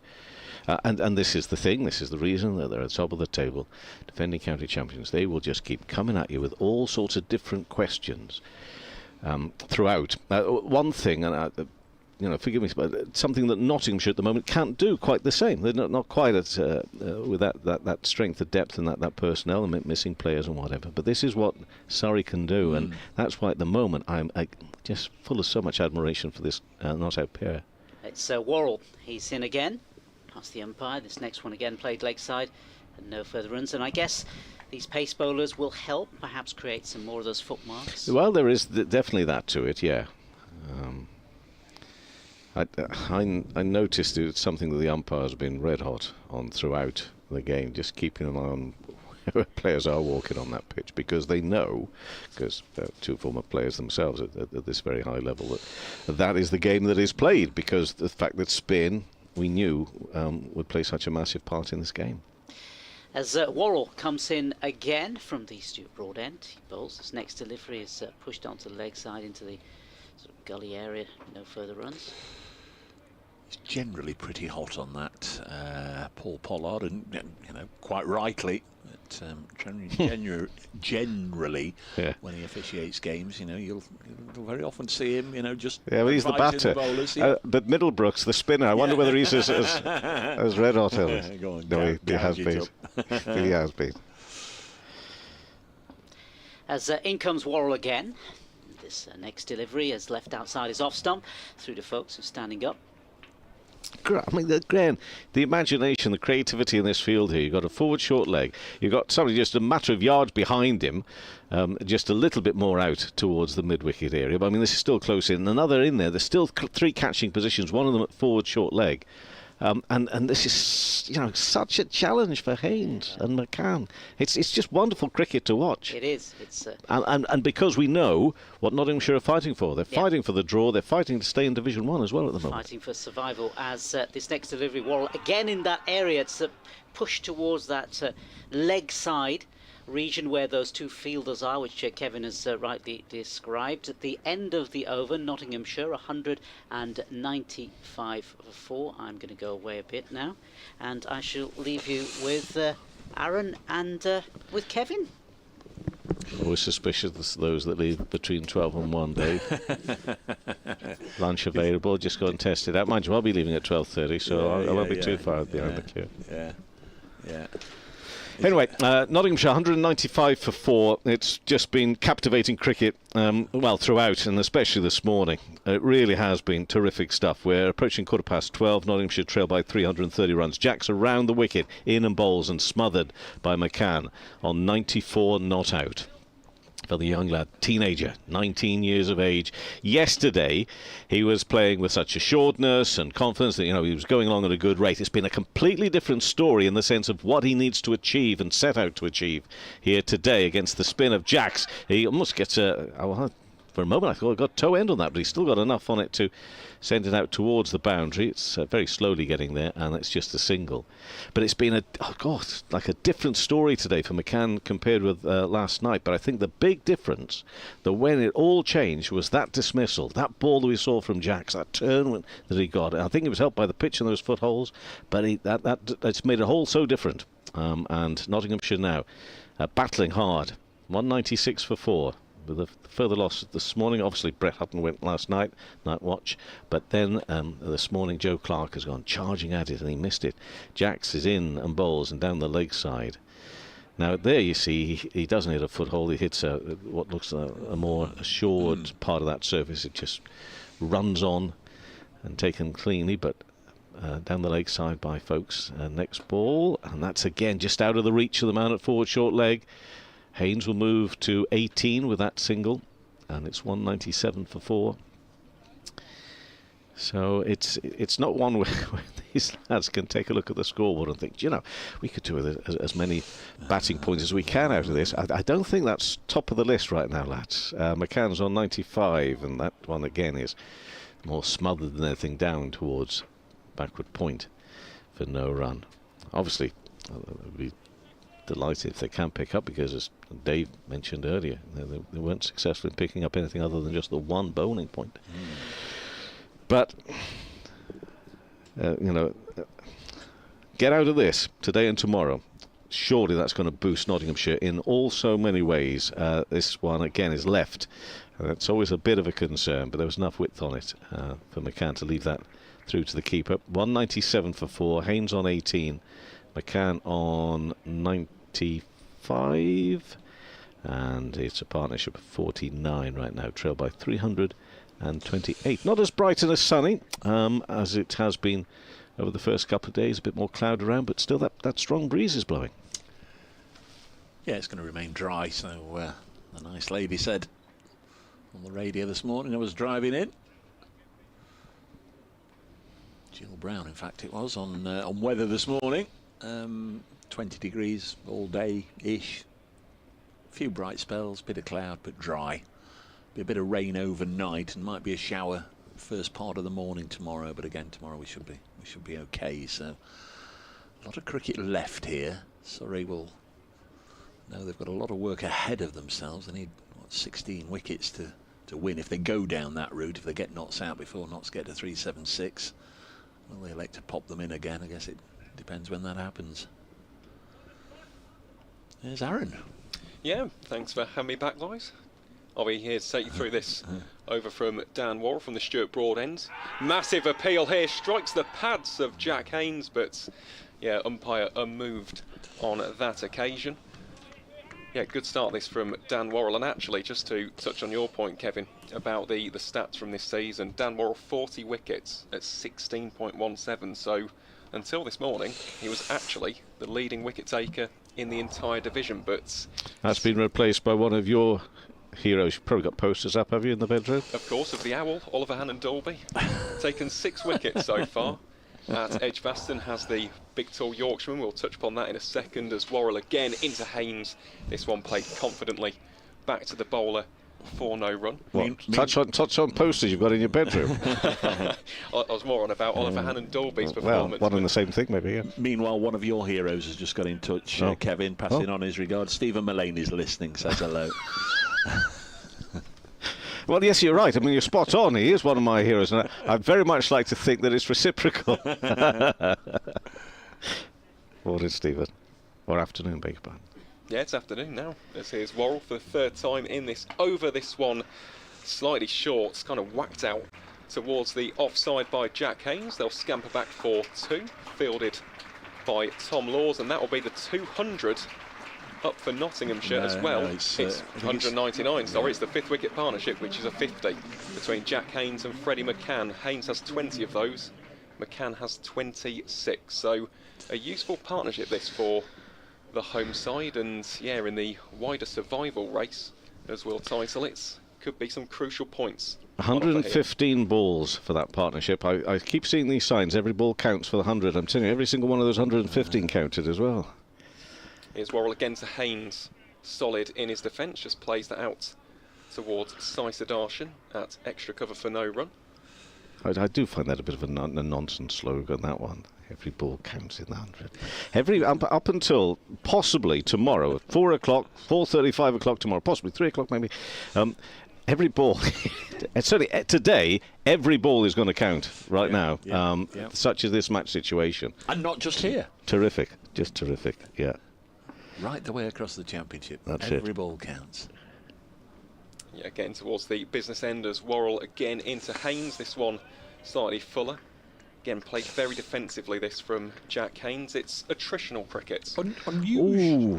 That's a good word. Unusually for a football day. I was just looking round there. Generally, we're used to seeing quite a lot of red shirts around on a day such as today. But there's maybe one or two. I don't know. I think there's one away to our left in the Fox Road stand there. There's perhaps one or two in the Hound Road stand. I don't know if our eagle-eyed camera crew and production crew can pick up any more, whether there's any at this end of the ground. But a low ratio, it would seem, of Forest fans taking their cricket fix first and then wandering over the road compared to what we usually get.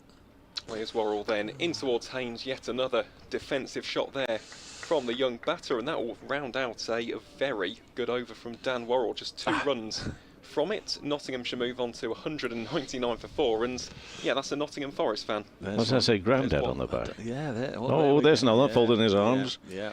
Oh dear. Good work, folks. But I think that's the one in the. It is good work. Oh, that's 3. Yeah. They spotted more than you did, Dave. Well, yeah. I'm trying to think that there's one to the right-hand side of us here as well, so that's 4.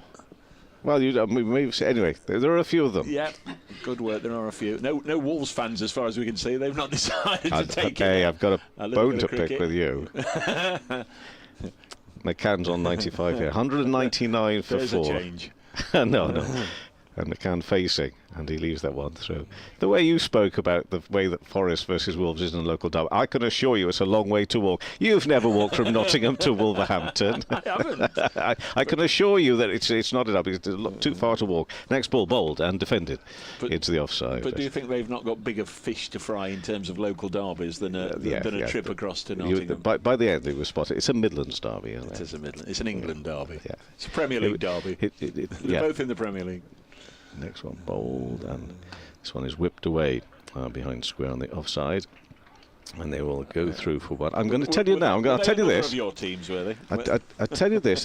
I tell you who would have considered it a derby back in the day, as they bring up the 200. Let's go to Nottinghamshire 200 for 4, and this is part of some excellent work here from Haynes and McCann. Go on. And we've got 3 balls left of this over. A bit of a change in the field.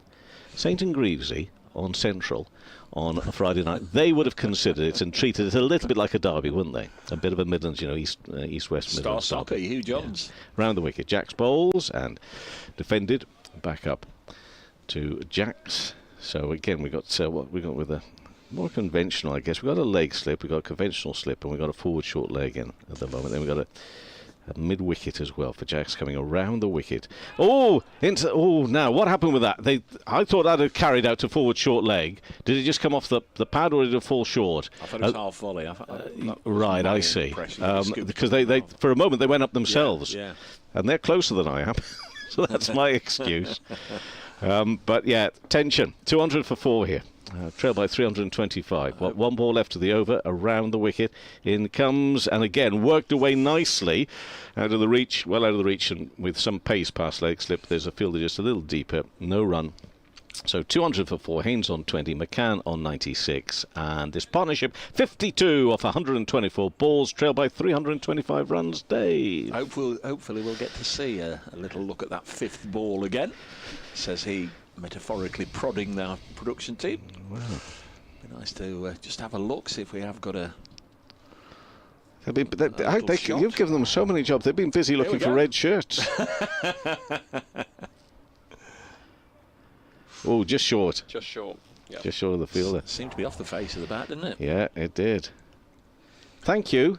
Yes, thank you. Where are your manners, man? Well, I'm wondering if they got red shirts, 5th ball of the over. What else does he want? Well, I'll tell you what else they want. They want Oasis tickets, because Aaron was 3,275,000th in the queue when I came in this morning. I don't know if he got any in the end. Let us know. Yeah, unfortunately, no one that I know was able to got any tickets. It was ridiculous. It was like 250,000th in line. Absolutely crazy demand for Oasis, but yeah, it's a big musical moment in the country as Dan Worrell charges in here from the Stuart Broad ends. Goodness me, well, this could be a rather fortuitous way for Freddie McCann to bring up his first century in Nottinghamshire colours. Take a bow, young man. This has been an absolutely brilliant knock. Has it been given as leg byes? I think it might have been. I've just been duped. Freddie would know. He's not celebrating. I've just been duped there. Yeah. And what puzzled me is there was nobody up on the balcony either. So anyway, but in fairness to you, how are you supposed to know? Well, we'll see. I was getting a little bit overexcited then. We might just keep that clip of commentary. Yeah, exactly. I've been completely. No, you haven't. You just got. He's good rehearsal for the next ball. Exactly. Yeah. Already got my script ready. And the sun's come out as well for it. Well, let's see. He thoroughly deserves it. As we've been mentioning throughout the broadcast, he really has been a shining light in what's been a pretty difficult innings for Nottinghamshire so far. There's a hold up here. I'm not too sure what for. Is folks concerned with Has he had a bit of a blow? Yeah, he's got one on the finger end. I think he's taken a glove off. So we'll need the physio to come out and have a look at this. So Ben Folkes non-century for you, Aaron. 184 balls, 11 fours. There we go. For his non-century. But let's see if he gets there. It would be... well, he's going to be forced to wait just a little bit longer at the moment by the looks of it. Well, just to provide a score update from Edgbaston, we've been mentioning that game throughout the day's play. Kent now 200 for 8, still trailing by 64 runs. Ed Barnard has taken 2 wickets in addition to 6 from Oliver Hannon-Dalby, so that one does look like it'll be wrapped up this afternoon. Would be huge for the Bears, of course. Haven't won all season long in Division 1, so that'd be a massive Are they going to stay up? Fingers crossed. What do you mean, fingers crossed? Fingers crossed. It's so tight. You're neutral here, my friend. Well, yeah, okay. But I mean, obviously, I've loaded it a little bit to ask you the question, but I'm teasing you, friend. I'm teasing you. There's a lynch mob on the corridor outside waiting for you. Well, all you have to say is, along with Nottinghamshire, fingers crossed. Absolutely. Well, here's Worrell to restart us then into Freddie McCann. This one, again, it's almost a carbon copy. What's happening? They're squeezing through. Oh. I thought he'd gone then. He just jabbed down on it and it rolled past the stumps and through to Folkes. Meanwhile, Colin Ingram has got his 250. What a player he is. What a player he is, Kevin. You're quite keen on him, aren't you? I like Colin Ingram. Even though he scored lots of runs against Nottinghamshire. Well, you know, that just tells you how good he is. Yes, I suppose so. Worrell into McCann then. Desperately searching for this maiden century in a Nottinghamshire shirt. Won't get on that occasion as he plays this out towards Will Jacks. Big mate of Ricky Vessels. Went to school with Ricky Vessels, obviously, back in South Africa, back in the day. Okay.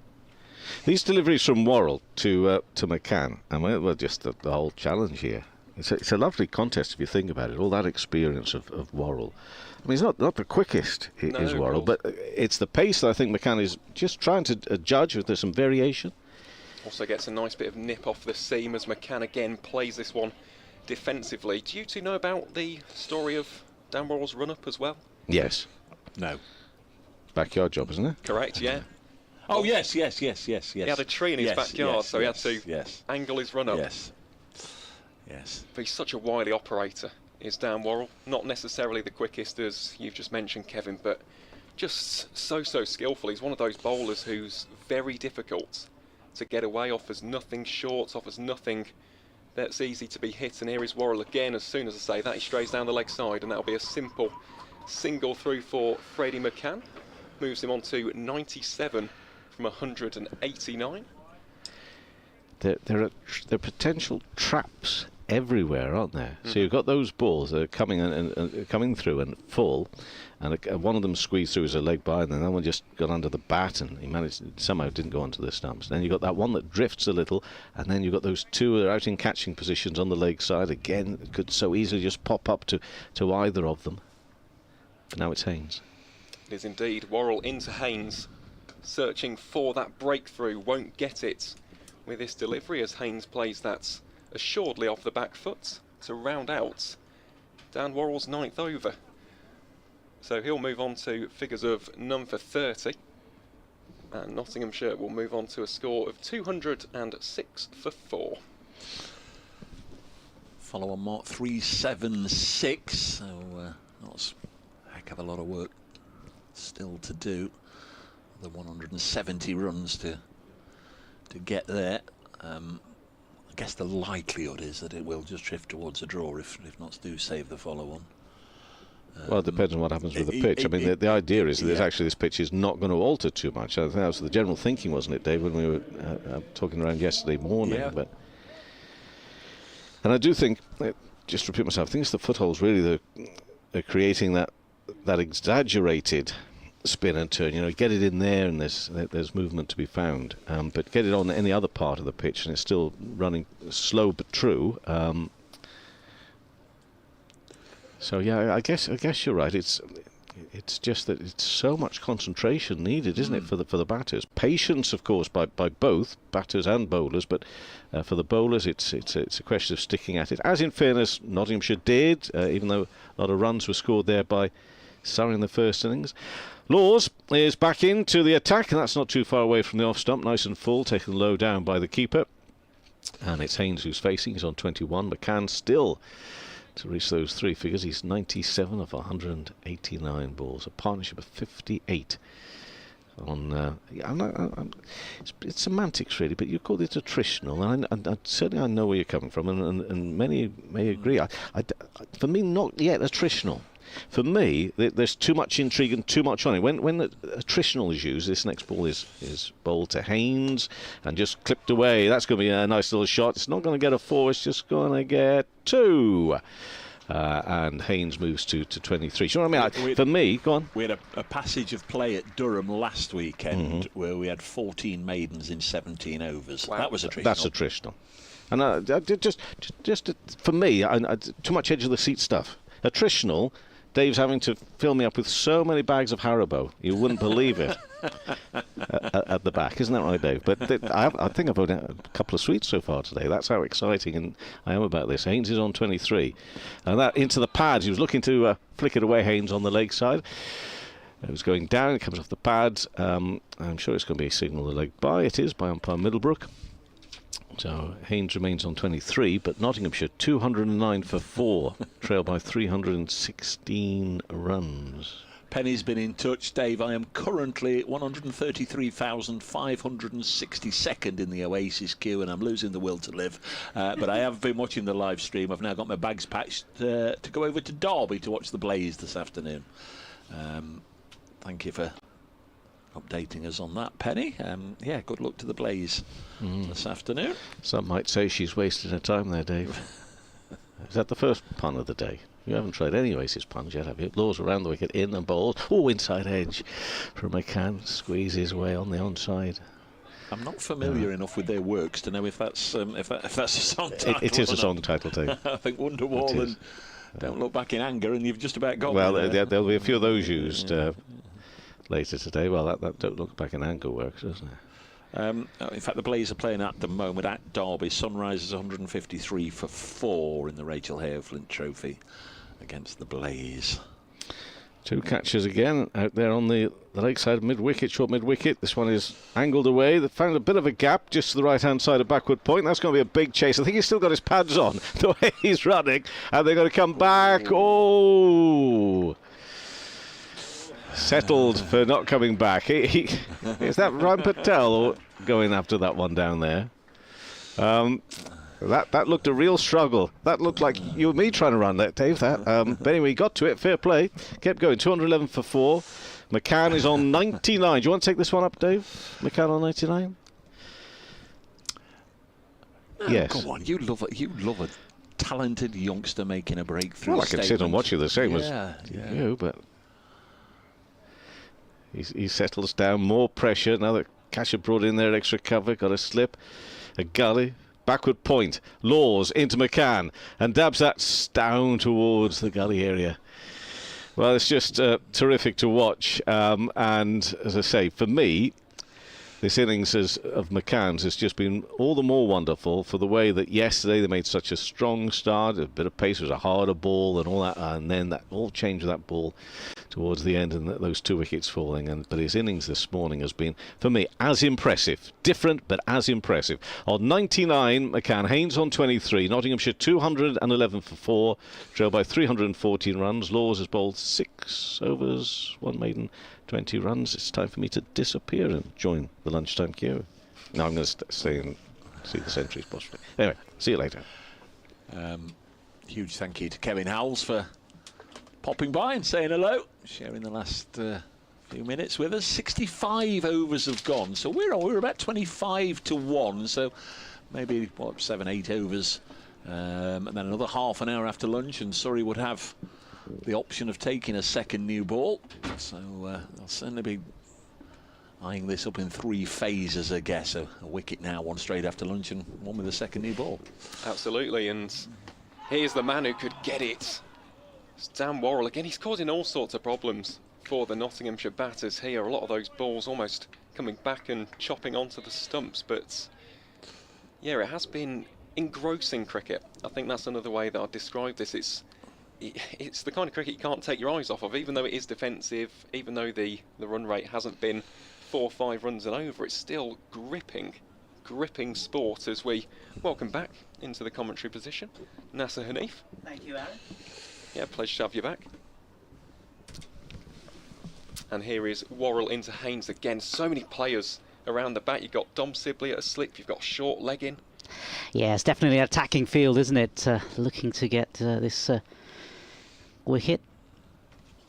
It is. And Dan Worrell, so many this season. I'll say the stat again, but 40 wickets at 16.17 in 9 matches. He has been the talisman for Surrey this season, as is often the case in any squad that he plays in, whether it was Gloucestershire back in the late 2010s, whether it's been back in Australia in the Shield for South Australia, the Redbacks. He's such a canny operator, always takes shed loads of wickets, and here is Worrell again, forces the defence from Jack Haynes, and that will be a 3rd dot ball for this over. And that's what you have with players these days, don't you? They have so much experience from playing right around the globe. Dan Worrell, you mentioned there. Sadly, we didn't see much of Jack Clarke, but he again, somebody who's played right around the world, played in South Asia, played in Pakistan as well. So lots of experience, but unlucky for Joe Clarke today. Didn't really get amongst the runs. But these two, Hayes and McCann, now looking to keep Nottinghamshire in this game. Absolutely, and it is a crucial game as well. Discuss as Worrell bangs this one in short. Evasive action there from Jack Haynes. No damage done though, so that will be another dot ball. And this is a crucial partnership, although Notts do have some more batting left in the shed. I think all 3 of us, and probably Kevin as well, to be fair, mate, that 4 of us are looking forward to watching Carver Rayner, South African international.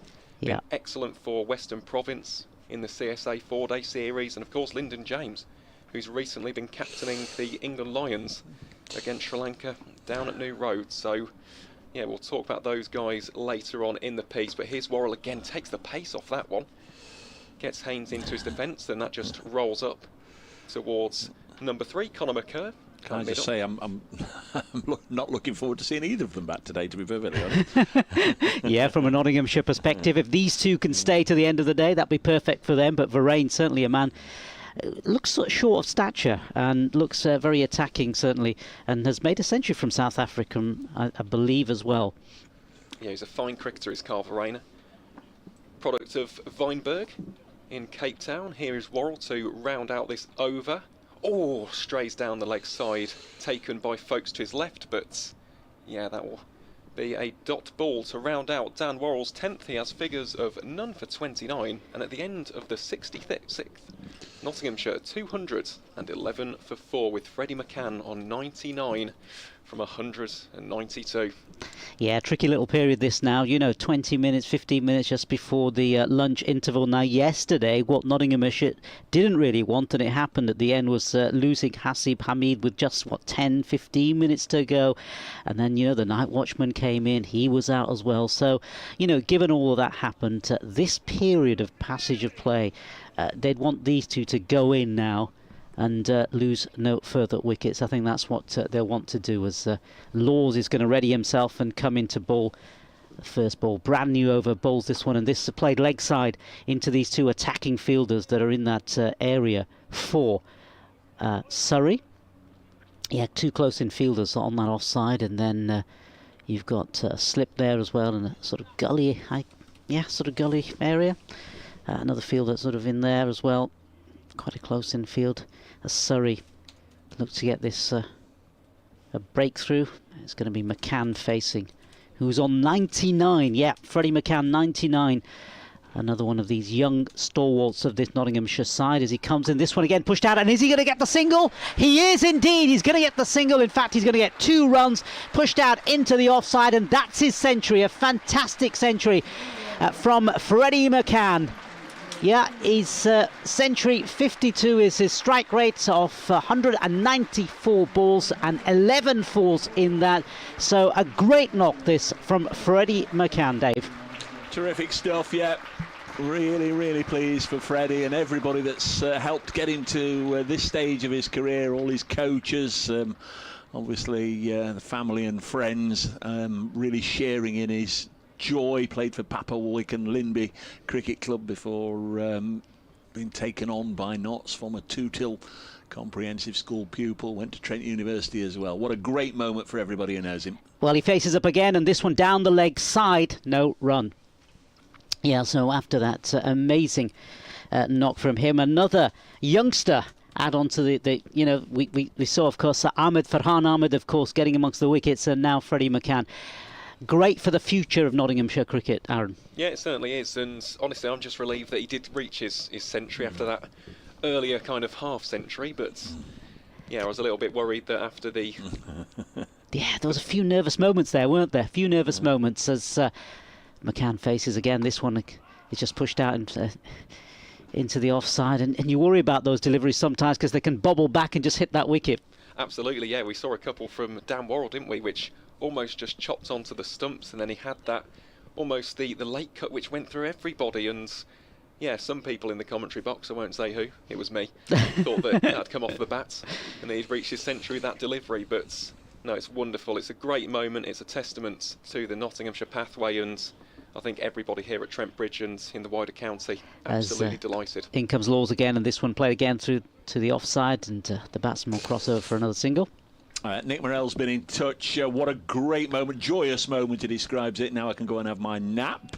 Enjoy, Nick. Charlie, I've delayed saying this for obvious reasons, Dave, but watching Freddie live yesterday, an absolute pleasure. Class operator like Haas yesterday seemed a little hurried. Freddie just had so much time to play his shots. Congratulations to all. Thank you, Charlie, for getting in touch again. Great moment, absolutely terrific to see, and the Trent Bridge teenagers delivering in this game. Yeah, Haynes is now facing on the other side, and it's going to be pushed down, in fact pushed down through past the umpire, and the batsman will come through for another single. Now Haynes' role has been important as well as in this partnership. He's been helping, hasn't he, helping McCann as we saw wickets fall on the other side, so that's a crucial part of this as well. It is, and after what was a pretty difficult first half an hour for Notts, they've started to gain a bit of a foothold. Yes, the run rate isn't quite up there just yet, but you've got to look at the wider context of this game, and it is survival. It's a case of getting those draw points, trying to move up the table and putting themselves in a good position. Just seeing the moment once again on the live stream. Those of you watching the pictures will just see the absolute jubilation from A, Freddie, and B, from all his teammates looking on from the top balcony of the pavilion. Also everybody inside Trent Bridge, they know they're here witnessing something a little special. They'll be able to say they were here for the first of, I'm sure, what will be many first-class hundreds scored by Freddie McCann. Bob the Coventry Pie's been in touch. Congratulations, Freddie, and he says the same. First of many more, I am sure, he says. Yeah, he's a class operator as Cam Steele gets on to bowl here from the Stuart Broad end. This one played confidently off the back foot by Jack Haynes out towards Darshan at deep point. I was hugely impressed with Durham's own 19-year-old left-handed top order player last weekend, Ben McKinney. It was a privilege to watch his maiden first-class 100 as well. Freddie seemed as if he was going to get one as well. He got 50 in that match last week, but that's a good sign, isn't it? Somebody, he's not content just to get a 50. He wanted to go on here, and his first game at Trent Bridge here, he's delivered. Or his first-class game here at Trent Bridge. He certainly has. He looks the part, doesn't he? As Cam Steele looking to get his wicket, hopefully not putting the commentator's curse on Freddie there as he pulls that one sharply out towards Will Jacks for no run. But he just has so much time. We've mentioned that, haven't we, in terms of the assurance that he has off that back foot, whether it's the late cuts, whether it's the square cuts, whether it's the shots against seam or spin as he plays this one back to Cam Steele for no run. You can just tell that with quality cricketers. They just have the extra half a second. Yeah, and I think it says a lot about the system as well that they've come through, hasn't it? All the support people who've been there, who've helped them to get to this stage in their career. It certainly does, and yeah, Freddie, this really has been an excellent knock as he plays this one defensively back to Cam Steele, just digs it out. It was a rather full delivery. At Cardiff, Glamorgan have declared 550 for 9 declared against Leicester. That's a good declaration. 1/4 to 1, isn't it? So they'll probably get 1 or 2 overs before lunch. Ingram 257 not out. Yeah, great batting there from Colin Ingram. This ball from Steele strays down at the leg side. That'll be a dot ball. We've had a 9th wicket fall at Edgbaston as well in the game between Kent and Warwickshire. So Kent still 35 runs behind with just 1 wicket remaining. Michael Ray getting the wicket for the Bears on that occasion as Steele ends out his over here with a dot ball, just pushed forward to Ryan Patel at short leg. So just the 1 run coming from that 11th over from Cam Steele, and at the end of the 68th, Nottinghamshire at 216 for 4. England have lost Harry Brook at Lords for 37. Joe Root's there, 36 not out. He's been joined by Jamie Smith. England 134 for 4. A lead of 365 over Sri Lanka. Could have been 300 when I said before. They've not added 65 since then, surely. Division 1, Somerset, second innings, 29 without loss. Lead Durham by 185. Kent, as we've just heard, are on the brink of defeat, 229 for 9 now. Worcestershire 94 for 3, trailing Essex by 44. Lancashire 28 for 2. It's going to be Will Jacks, first ball, brand new over, and he's batsman has pushed through for a single. Haynes, in fact, onto the leg side, just off his pads. Back to Birmingham tonight, Aaron? Yep, and then back again tomorrow. Bunting will be out then for the Bears' first win of the season. Well, yeah, you never know in cricket, though. It's funny. I think you do. I think you do. Kent 9 down and still well behind. Will Jackson again. This next delivery pushed in front of him by McCann. But it is just so tight towards the bottom. Of course, at the top, Surrey are beginning to really dictate the tempo of where the title race is going. Maybe if Somerset can beat Durham this weekend, they can stay within touching distance. But yeah, it's very, very close. Here's Will Jacks. This next one is cut square. And now what happened there? He's dropped him. He's dropped it. Yeah. So it was aerial. It's those 2 fielders who are quite close in on the offside. It was slapped into the offside and it went past Cam Steele. I thought it was hit straight to him and I was expecting him to take it, and behind him was Conor McCurr. Here's Jacks again, and this again more towards point, and the batsman will cross through for a single. Just wonder if we were able to have another look at that at the end of the over. Just seemed to be straight in and out, but I just thought they were in a bit of a line there. McCurr seemed to have had Steele in front of him, and maybe, I'm not making excuses for Conor McCurr, he wouldn't want anybody to, but if that's what happened, maybe he thought it was hit to Cam Steele. Jackson again, and this next one again, push towards leg side, and an appeal, but no. That ball just going through to leg slip, picked up by the fielder there. I think it's Dom Sibley, I think. Rory Burns at first slip. This next delivery from Jacks, pushed out into the offside. End of the over, 218 for 4. 218 for 4. Haynes has made 26, and McCann is on 103. We're going to just see that replay again. Oh, might need to see another one. It was, that was more of a blur on the replay than it was in real life. Well, let's have a 103 for Freddie McCann, 26 for Haynes. They've added 70 since Notts lost Joe Clarke at the start of this session. Stumped by folks from the bowling of Jacks. What have we got? About 11 minutes to 1 o'clock. And it's going to be Cam Steele back into the attack. Certainly will. It's been a thoroughly enjoyable morning session, though. And very good from these 2 young batters as Steele. This one very full outside the off stump of McCann. Plays this confidently out towards the backward point boundary for just 1 run. Moves his score on to 104. And yeah, the 2 Surrey spin bowlers just providing a bit of calm and control here. Of course, they haven't got the wicket that they would have wanted. Almost had one there. If the ball would have just nestled into Conor McCurr's hands, but wasn't to be in that instance.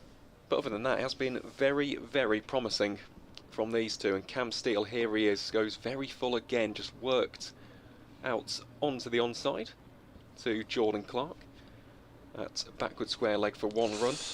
Andy Easham's been in touch. Huge congratulations to Freddie, and that's 1 in the eye for all those critics, I don't know what he means, all around the country that say that Notts never produce their own players, they have to poach others. Nice point, well made, Andy. No doubt with feeling. 220 for 4. Here's Steele again, drops this one a lot shorter. It's a bit of a drag down and pulled out towards Sai Sudarshan at deep backward square leg for 1 run. But we've seen actually quite a a few of the Notts Academy this season, whether it's been here in the Championship, of course, Farhan Ahmed yesterday with that spellbinding 7-for, Freddie McCann with the century today. Seen the likes of James Hayes and Sammy King in the One Day Cup as well. Ben Martindale's another one. So there's plenty of talent here in the East Midlands as another full delivery from Cam Steele is driven on the up from Jack Haynes for 1 run. And the usefulness of local clubs as well. We talked about the Cavaliers, didn't we, yesterday? And, you know, all those sort of clubs that sort of help to feed into counties as well. Oh, it's so important, isn't it? I know we should mention them every single broadcast, but local clubs, volunteers, the people who are the lifeblood of our great game. Without them, we don't have this sport. We don't have county cricket or international cricket. Beyond that, as McCann goes for the scoop shots. Surrey didn't have a leg slip on that occasion, so Dom Sibley will do the clearing up at a slightly deepish fine leg for just 1 run. But yeah, quite a few clubs we'll be mentioning over the duration of the broadcast. Papawick and Limby, as you mentioned as well, Dave. Yeah, a lot of clubs actually finishing their league season today. I know there's plenty going on into September, but I know the South Notts, a lot of clubs are finishing their league season this afternoon. Good luck to them. Absolutely echo that sentiment as this ball from Steele driven back to the bowler by Jack Haynes, and that'll be no run, so 5 runs off of that over. So at the end of the 70th, Nottinghamshire move on to 223 for 4, still trailing by 302 runs. Freddie McCann's innings, by the way, in 2 parts, definitely when you look at the cold, hard facts. His 50 came from 70 balls, his century from 194, so 1 half century in 70 balls, the other one in 124. Just shows how Surrey quietened him down to a large extent, second part of his innings. Will Jacks from the Radcliffe Road end, first ball, brand new over, no run. Don't think he got away out of the traps. We did say yesterday that there were just too many 4 balls sent down early on. In comes Will Jacks again, and if that ball again just trickles out in front of him, he goes through his overs so quickly, does Will Jacks, doesn't he? Yeah, a lot of energy in his run-up. He reminds me of Dan Mosley in that capacity, just ball after ball after ball after ball. It's non-stop. In he comes again, next ball. Again pushed out past the outside edge of the bat through to Ben Folkes. It's coming up to just, 8 minutes or so before lunch. These two really need to go into lunch together. Can't afford to lose a wicket at this stage. And it's going to be McCann facing Jacks. Next ball pushed out into the offside. Yeah, just putting an extra bit of flight on that one did Will Jacks. He's mixing it up, variations. Yeah, there are some patches just outside the off stump there. Maybe he's trying to aim for that one. And this one is square. Cut for a single to McCann. Takes him on to 107. Yeah, so just the 1 delivery remaining in this over from Will Jacks. And not long to go. It would be good if these two could just extend their stay at the crease beyond lunch. They've thoroughly deserved it. I think they've played some very, very good cricket in this morning session, but measured cricket as Jacks comes in to complete the over, pushed out by Haynes, pushed his pad at the delivery, the ball coming off the pad, and that's the end of the over. Nottinghamshire 224 for 4. Haynes has made 28 and McCann is on 107. Yeah, his challenges ahead, of course. 71 overs have now been bowled, so it'll be fairly early on in the afternoon session that Surrey do get the chance to just change things with regards to the ball, should they so choose. I would imagine they would. They can obviously have a little blast with the quicks, but they can also get these 2 spinners also bowling with a new hard ball as well. Might just respond a little differently. So a lot of work for McCann and Haynes to do to not only build their own score, but shepherd those that are to come after them. Most definitely, it's going to take a lot of concentration from these two as this one is chipped up in the air, wide of that catching position of Will Jacks at mid-wicket. So no damage done there for Nottinghamshire, but it will be another single to add to the total. But yeah, they don't want to be giving away a cheap wicket here. We've mentioned about the depth that Nottinghamshire possess, but on a day like this, it's all about batting for time, just batting, batting, batting as Cam Steele is driven on the up here by Jack Haynes out towards Sarsadarshan at deep point for 1 run. And although we haven't seen too many boundaries from this pair, we have seen some good strike rotation. They're allowing each other to have various lengths of time at the crease. They're not getting bogged down at one end, which is something which we can witness at times in first-class cricket. I think they've played this situation very nicely as McCann, again, as I touched upon there, rotating the strike, works that one out towards Ryan Patel at deep fine leg. But then at the same time, I reckon you could probably count on your hands how many bad deliveries there have been from Surrey. We're almost 2 hours into day 3 and I can't think of many really bad deliveries other than maybe the full toss from Cam Steele. And as soon as I say that, he drifts. There you go. Commentators curse, they say. Happened right on the cue. Tends to be happening quite a bit today with me. But yeah, on that case, just went a little bit too wayward down the leg side. Did Cam Steele, just searching for wickets. It's something which we touch upon in the world of spin bowling, as this one drops slightly short. Attempted fine cut shot from Jack Haynes, finds the hands of Ryan Patel at backward point for no run. Possibly get one more over, one more over, I think. Yeah, I think so. One more I think over. that's fair. There's still 3 minutes until 1 o'clock as Cam Steele again. This one pushed forward by Jack Haynes, catches the outside edge of the right-hander. It's hurtling towards us here at the Radcliffe Road end, but will be cut off. And the Nottinghamshire batters scamper for a quick 2. So that will round out Cam Steele's 13th over. 5 runs have come off of it. And at the end of Nottinghamshire's 72nd, the home side are 229 for 4. Now it's a good time, I think, to do a little bit of gardening, take a fresh guard, have a stray bootlace.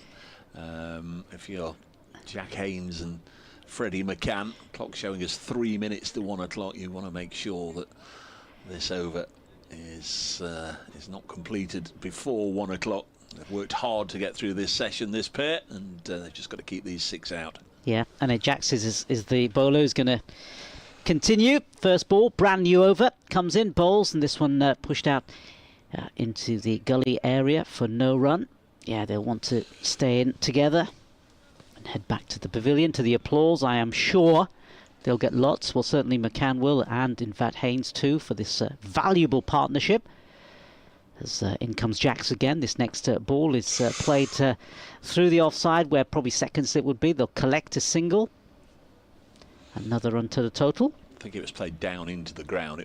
It looked as if it was a genuine nick, but I think he did play it down into the ground. Gets a run anyway. This will be the 30. In fact, we'll have had 34.2 overs at the end of this. So Surrey rattling along with their overs like Notts did yesterday. And it's Jackson. He's in again. This next delivery is pushed out again into the leg side to the close-in fielder. No run.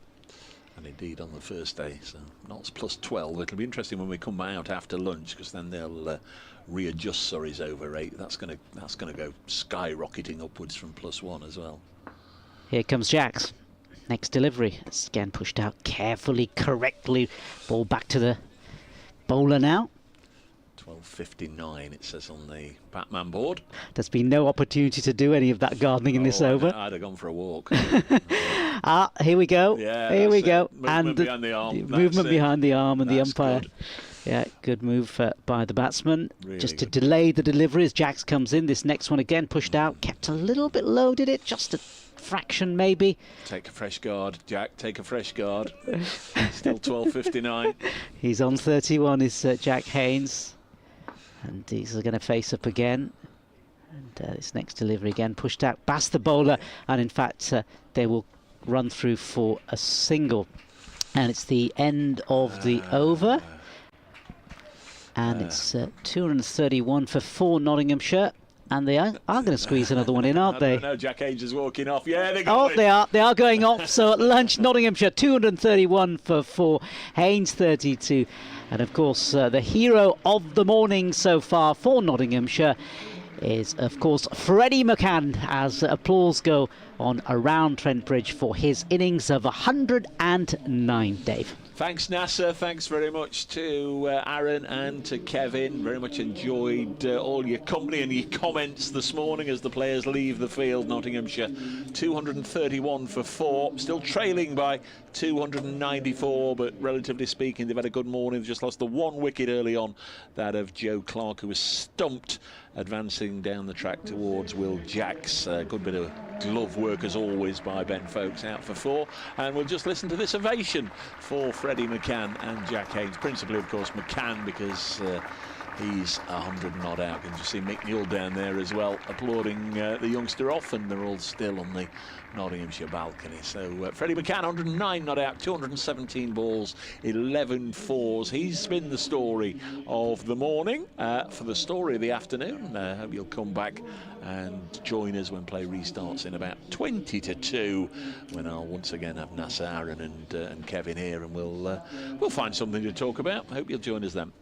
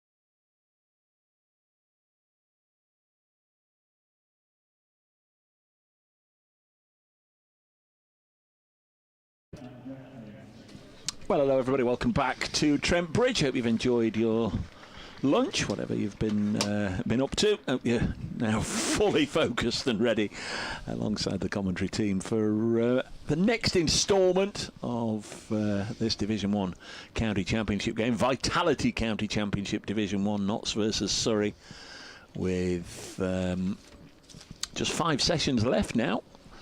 This afternoon and the post-tea session today and all day tomorrow. So if Surrey are going to press for a victory, you'd imagine they'll certainly be looking to dominate this session, win this session, get Notts either out or on the brink of being dismissed. This morning only 1 wicket, that was that of Joe Clarke, dismissed early on by Will Jacks. Clarke, rush of blood to the head, came a charging and was comprehensively stumped. But since then we've enjoyed a profitable partnership for the home side between 19-year-old Freddie McCann, who's moved on to a maiden first-class 100, and Jack Haynes, who's still looking for his first century in Nottinghamshire colours.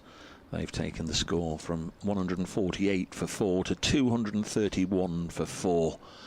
And we'll be looking to build this afternoon. But 73 overs have been bowled, which means obviously in 7 overs time Surrey would have the option of a second new ball should they wish to take it. As we all know, sometimes things happen with a second new ball and sometimes they don't, so we'll just have to see. I'm Dave Bracegirdle from BBC Radio Nottingham. Cast of thousands once again here to get you through the session, with Kevin Howells in the building.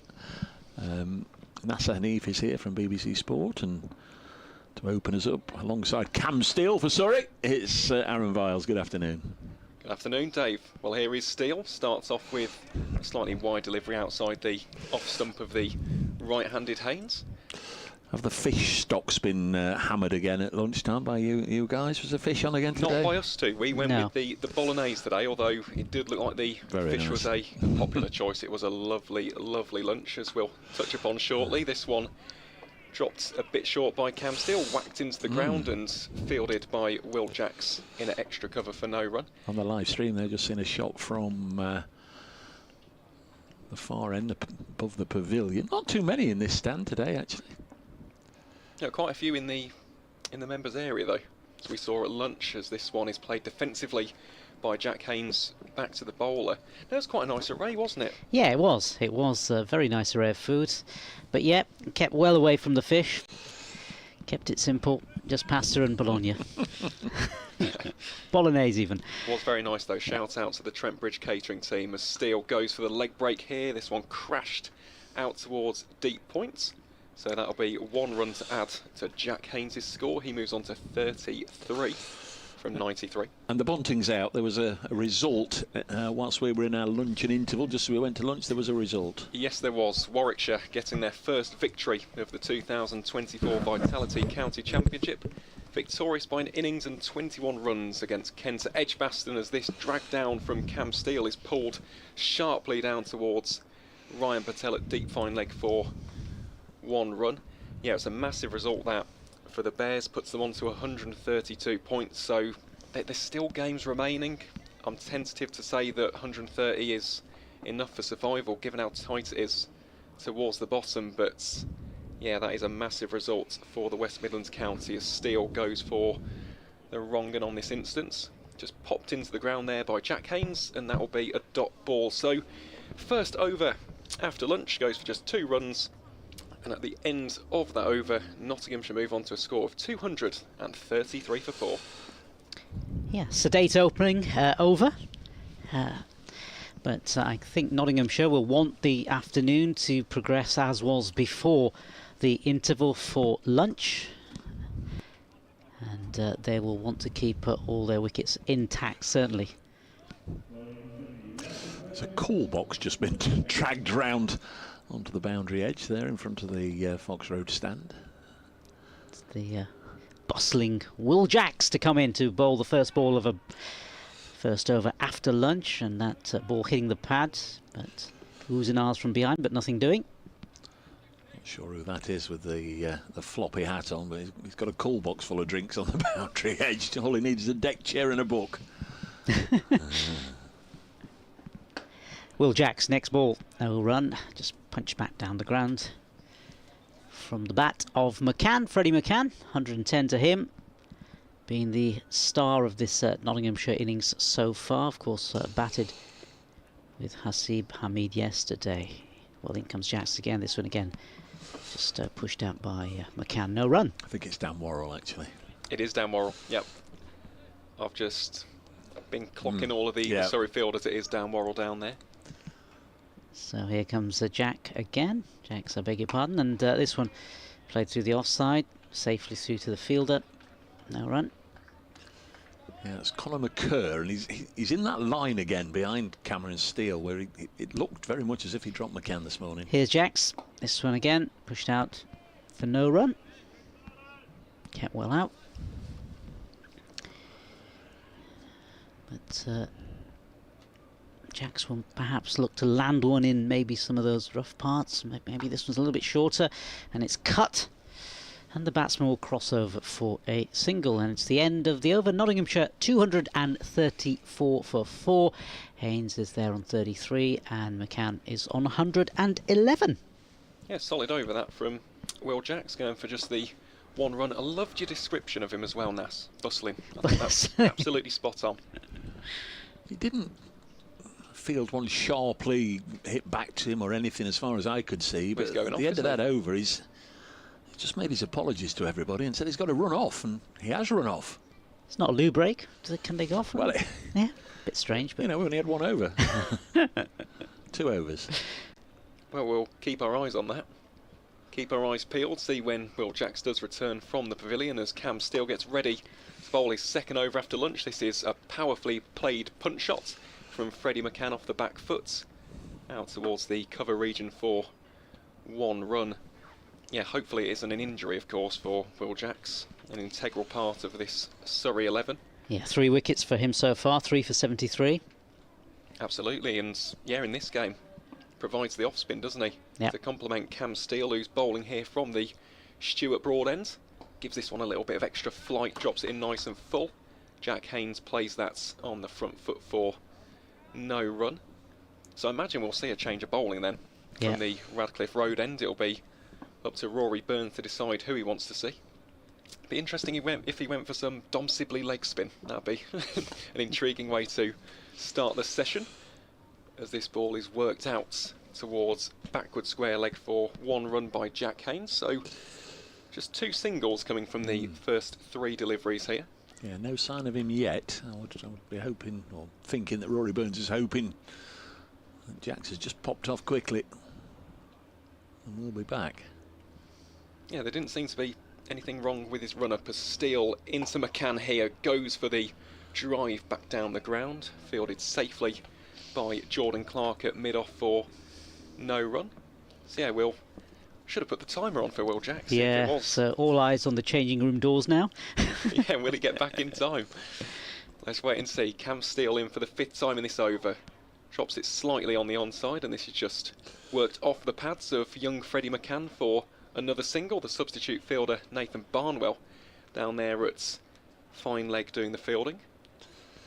Not likely that he's going to be back in time now. Well, it gives Rory Burns something to think about, doesn't it, for that next over from the Radcliffe. But here's Cam Steele to finish off his second over after lunch. This one just played into the vacant space on the onside for 1 run. Oh, in fact, he's overstepped. I think he has. Dear, oh dear. Oh, a spinner overstepping. You don't see that often. No.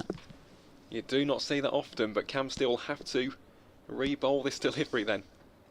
And that's nicely played from Freddie McCann. Just steps into the stroke, plays it confidently out towards square leg, and that will be a single to round out that over. So at the end of the 76th, Nottinghamshire 241 for 4, the deficit 284 runs.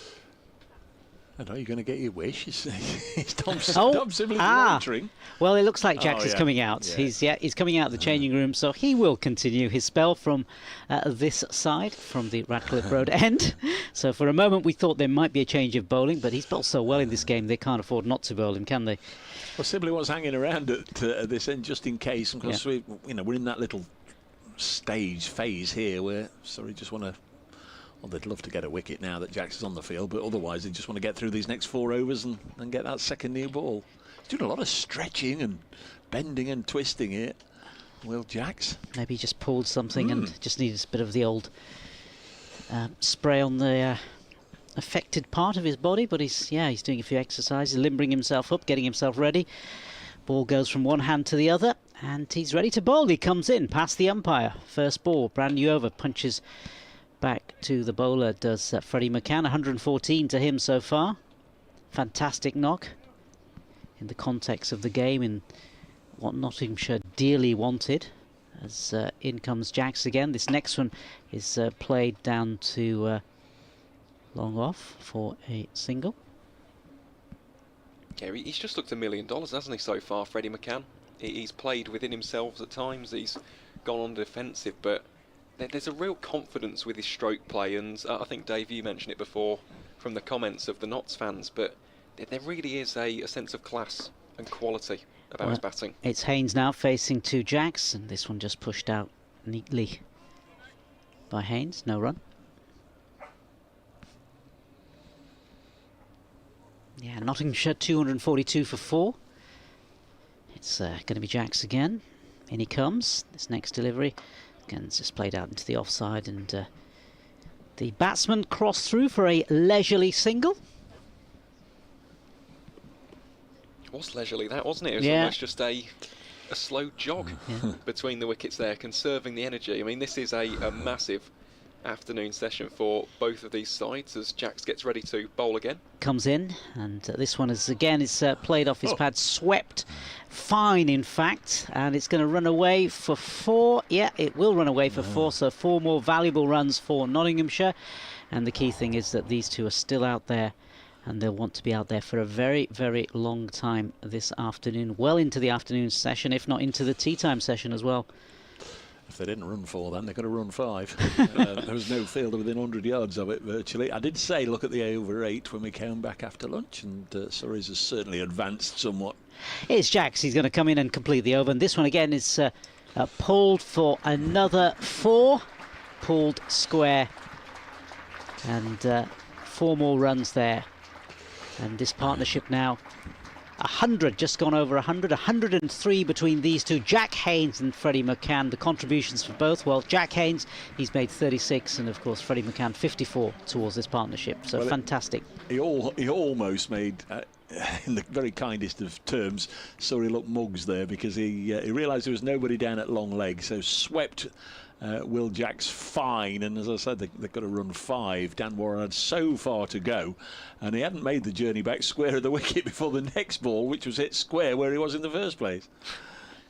Here's Steele to continue his spell from the Stuart Broad end, and of course that 250 bringing up the first batting bonus point indeed, for Nottinghamshire, which at this stage of the season, Kevin was mentioning it earlier, is crucial. It is so tight down the bottom, and we'll keep you updated with all of the scores on the doors around Division 1 and 2 of the Championship, as this next delivery from Steele is driven firmly back to the California-born leg spinner for no run.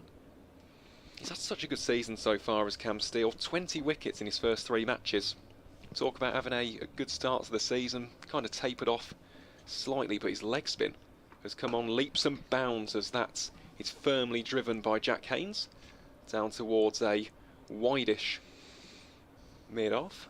Conor McCurr there in his sun hat doing the fielding. Plenty of gaps though, just looking at this field for Freddie McCann. If he was to go for the reverse sweep, potential option. Although Jordan Clarke is hovering, instead goes for the drive. Beautiful drive. Executes it to perfection. That is a lovely shot from Freddie McCann. Through the covers. I think we can compare that to Sai Sudarshan's extra cover driving yesterday, which was right out of the top draw. That one was up there. It was a lovely looking shot, that from Freddie McCann. How can Steele respond?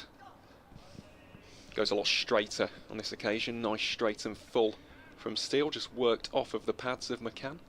He's on 127 from 234, and he's looked very, very good during this inning so far. Steele drops this one slightly shorter, worked out towards the vacant fine leg region. Ooh. Well, they come back for the quick second. The Notts batters do come through in the end, but yeah, good running there between Haynes and McCann. They're just alert to that, weren't they? Ooh.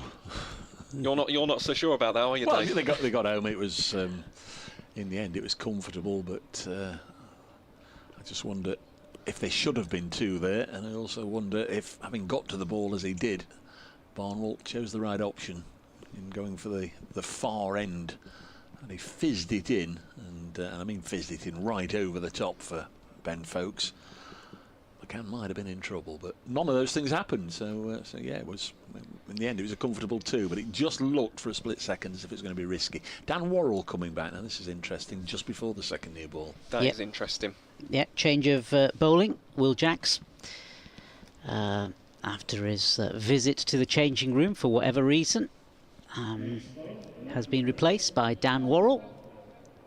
Yeah, and it certainly wasn't his best over, Jacks, when he came back. Yeah. Remember, it ended with consecutive boundaries. So no slips for Worrell. Just Ben Folkes in the back, standing back. He stood up quite a few times as well, of course not to Worrell, but in comes Worrell. First ball, brand new over. Here he is, past the umpire, comes in, and this one again. Oh, it's inside edge, and that's going to go through to the boundary. Inside edge, past the stumps. 4 more lucky runs, I can put it that way. This stage, though, I don't think Notts really care too much about how they come. do they? No. Somebody on the field just shouted, "Bold, Frank." Dan Worrell, Frank Worrell. Yeah, inside edge there, and the ball going through to the boundary. It's now back in the hands of the bowler, Dan Worrell. 10 overs, no wickets so far. 33 runs coming off his bowling. He's in again, and this time he's carefully pushed back by Haynes into the offside. Still, we've got these 2 close infielders, or 3 close infielders on that leg side. Dom Sibley amongst them. It is such an intriguing field, isn't it? Yeah. I know that we've spoken about that throughout the day's play so far, but so many catchers in that short area, aren't they? Whether it's on the offside or the onside. Very proactive field placement, this from the Surrey captain, Rory Burns. Maybe just to put off the batsman as Worrell comes in again, and this next delivery is played to the offside, straight to the fielder mid-off, and there's no run. Surrey's analyst has clearly found 1 or 2 examples of where Haynes has maybe clipped the ball in the air on that side, and they seem to be desperate to reenact it. But I've watched Jack Haynes all year, and he's got out in any manner of methods, but I can't recall him just popping a catch up to short mid-wicket too many times. But there we go. Let's see how it pans out. And it is Haynes who's facing the bowling of Dan Worrell. As Worrell comes in again, this next one again pushed out into the offside, and there's no further runs. Really is due a huge score. Jack Haynes, player of his talent. I realise saying it, he's probably going to be out next ball, but he's had some really good starts. 77 against Essex, 74 against Warwickshire, 69 last week against Durham, 59 against Hampshire, 55 against Somerset. And I've been saying these things all for all of those innings. He's looking nicely set and he's due a big one. Just wonder if today will be the day. Yeah, so another fielding change on the leg side. Somebody going to what's square, just by the umpire, in fact, square leg. Yep, Jordan Clarke, that is. Yeah. So standing right next to the umpire as Worrell comes in again. And he bowls. This next delivery, again played into the offside quite correctly, quite neatly by Haynes. These two looking to bat out this afternoon session. Well, there's still some decent batting bonus points on offer as well. I know the run rate's currently 3.32, but every single point at this stage of the season counts, especially when you look at some of the other matches taking place, which we'll touch upon after this ball. Yeah, here's Worrell. He's in again. This next delivery played down leg side and through to the keeper, no run.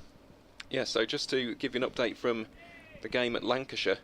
Yeah, Lanc's currently 3 wickets down at Old Trafford, trailing by 150 They were asked to follow on by Hampshire, so bowled out for 200 runs in pursuit of 389, and now they're 39 for 3.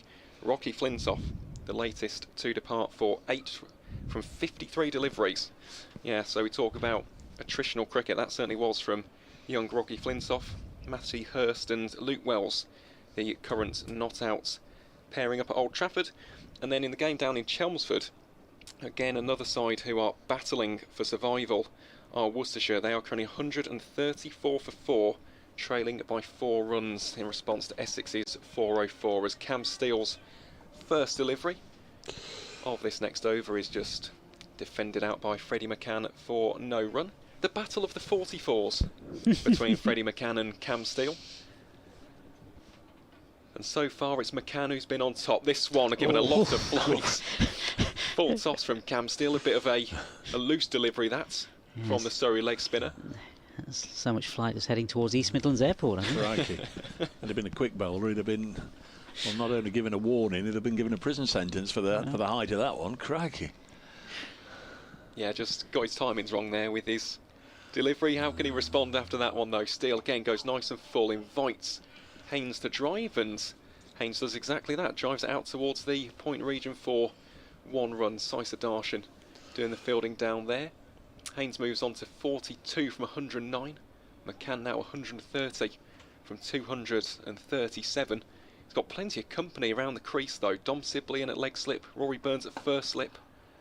And Steele, this has been the prescription of the day really for the leggy. It's a case of bowling it nice and full, nice and straight, trying to get these Nottinghamshire players to make a mistake, but so far so good for young Freddie McCann. This one drops short. The trap almost working there for Cam Steele. Goodness me, that's got a sting for Will Jacks. Some venom on that shot, wasn't there?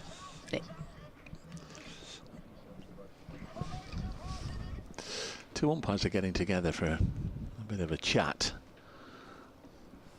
No idea, obviously, what this is about. And now they're calling Rory Burns over, so I don't know if there's too much chatter out there.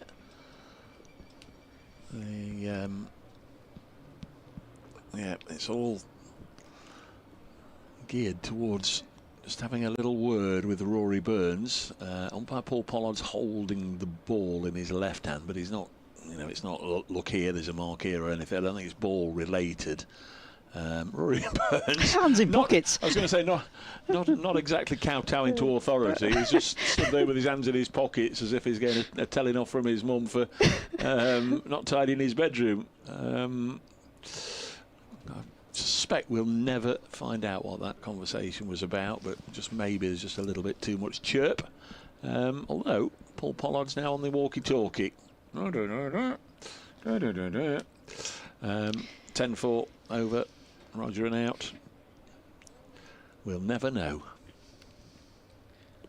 Well, here is Steele to round out his 17th over. Again, you'll never guess where he's pitched this. Nice and full, and driven full-blooded by Freddie McCann up to Jordan Clarke for no run. So at the end of the 80th over, Nottinghamshire 264 for 4, still trailing by 261. Just wonder if he's on his walkie-talkie saying, well, neither of us have remembered to bring the new ball out here with us. Can somebody bring one out? But there's no sign of that. But equally, there's no sign at the moment. In fact, just looking, James Middlebrook now going on with Rory Burns, and Paul Pollard is writing in his notebook, "Dear Diary, here I was back on my old stomping ground of Trent Bridge on a late August Saturday afternoon." He's writing a manuscript there. You can see on the live stream, those of you watching the pictures, brought to you by Trent Bridge Live. Something went off there, and it was maybe, that's all I can think, was just somebody getting a bit chopsy out there on the field. 269 for 4. Don't think they've taken the second new ball. There's certainly been no announcement or no waving of the new cherry. Yeah, it's going to be Worrell, and continuing. First ball, brand new over. In he comes, and this one again, half an appeal. Batsman just push it out into the offside. They'll run through for a single. Yeah, very strange set of circumstances going on there. Yeah, not lots of notes being taken. A bit of a lull, but this will probably suit Nottinghamshire. You know, They want these passages of play to carry on. That new ball is going to be the next phase in this game.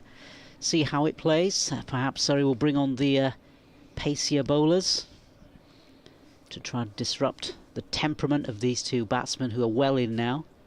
This partnership of 122 now between these two. Between Haynes, who's on 43, and Freddie McCann on 130. Yeah, it's going to be Worrell to continue. Still to take a wicket in this innings. And he's in again, and this one just pushed down to the leg side. No run. 270 for 4, the score.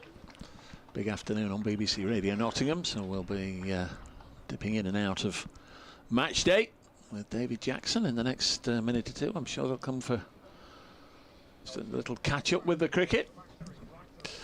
McCann has 130. Jack Haynes 43. 122 added since the dismissal this morning of Joe Clarke. One or two half chances gone the way of Surrey, not taken, and this one is slightly false shot from Freddie McCann. He's looking to whip that away through the leg side. The ball ballooned away off the outside portion to backward point, no run. Haynes has gone down, doing a bit of gardening. Well, Nottinghamshire now 270 for 4. They began the day 144 for 3, and it looked as if it was going to be a wretched morning session when they lost Joe Clarke early on, dancing down the track to Will Jackson getting stumped. But then a glorious, glorious innings reached fruition because 19-year-old Freddie McCann went on to his maiden first-class 100. Terrific moment. Remember, he only made his debut last week at Durham. Got a 50 there on debut. He's got 100 here, his first match at Trent Bridge. He still goes on. He's 130 not out. He's got Jack Haynes with him at the other end on 43. It's all about the next gen for Notts at the moment. 16-year-old Farhan Ahmed taking 7 wickets on his debut over the first 2 days, and now it's one of the veterans. The 19-year-old is 100 not out. Notts 270 for 4, still 255 behind Surrey. If we can just about get the maths done and get it out. Where's Rachel Riley when you need her? 270 for 4. We didn't miss an awful lot then. No, we didn't. No, just a couple of dot deliveries. I don't think there was that many. Game has just dropped to even less than sedate pace at the moment. Yeah. Run rate of just over 3. And it's Worrell in again. This next ball is punched out into the offside, and the batsman will come through for a single. It's wide full toss. Yeah, that's a very un-Dan Worrell-esque delivery. Yeah. Unless there's just something irking them out there. There's this new ball that is on the horizon for Surrey. But when will it come, and what damage will it do? Knowing Freddie McCann and Jack Haynes, I don't know if it's anything they will have done apart from the quality of their batting to upset Surrey, but certainly something has, I don't know, got the umpires animated out there, and Rory Burns keeps getting the metaphorical ticking off from James Middlebrook and Paul Pollard.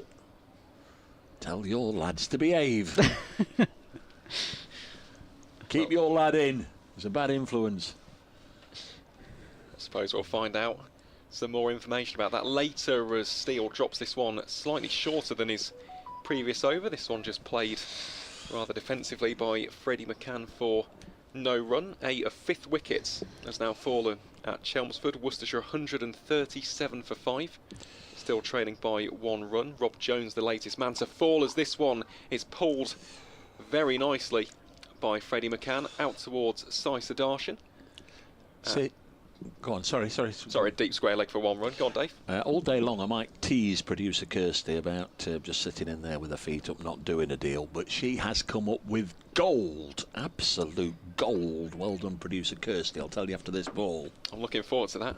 Got me on tenterhooks now, Dave, as Steele goes for the top spinner here, driven firmly by Jack Haynes out towards Saisadarshan in the covers. They'll come back for 2 runs. What is this golden gem? Well, we saw umpire Pollard on the old walkie-talkie. Well, producer Kirsty's got a walkie-talkie. Apparently, the instruction was to award Notts 5 penalty runs, and they've gone up on the board. Thank you, producer Kirsty. That is gold. That is fantastic work from Kirsty, as this one again short from Cam Steele, just dragging it down. Hasn't found his length as of yet. And it's Sai Sadaj, and he's been very busy in this over so far. Kirsty says, don't say that, I haven't got a radio. So how does she know? How does she know? She's psychic. Mystic and psychic Kirsty. Here's Steele. Oh, it's dropped. Is it? Or did it just fall short? It was Sibley, wasn't it? It was Sibley in that... leg slip. Leg slip, yeah. Well, we'll have to see the replay of that one. Potential half chance here for the Brown Caps. Again, it was a little bit of a nothing delivery, that from Cam Steele. And the batsman looking to run it down. Yeah, almost lost his wicket. Again, another drag down, and that is dispatched by Jack Haynes. Didn't quite get the direction. He's found the hands of Dan Worrell out there for just 1 run. So, yeah, rather eventful over. That could have potentially been a slight opportunity for the visitors to draw first blood in this afternoon session, but no damage done as far as Nottinghamshire are concerned, and the home side move on to 277 for 4 as we see the replay of this delivery. Now it's grounded. It's grounded anyway, it just landed before Sibley could take it. Yeah, so it's going to be Worrell to continue. Yeah, the Surrey bowlers perhaps not as effective as they were earlier on in controlling the flow of runs, and a couple of half trackers as well in there thrown in for good measure as Worrell comes in again, bowls this first delivery of a brand new over. In he comes, and this one again played correctly and out for no run. Just look at the field yet again, so many players in short. So he's got a short forward leg, he's got Will Jackson there at a short mid wicket, he's got Dom Sibley at a shortest mid on, slightly wide though towards square, and here is Worrell again. Worrell again, shorter run off, didn't he? It's shorter run up. Yep. Shorter run off. Can't get my words out. But yeah, just literally a couple of paces. In fact, he's doing the same again now. Just coming from a couple of paces behind the umpire, comes in and he bowls. It's strange. And he's been cut just behind square, and no run. It's almost his way of saying, well, if you want me to bowl with this old ball, I might as well bowl with an old ball like a spinner would. Yeah, here he comes again. Worrell again, just played out to the offside, no run. Yeah, 1 or 2 kind correspondents also picking up on the fact that it's 5 penalty runs without, like us, having any idea why, really. And now it looks as though he's going back to his longer run.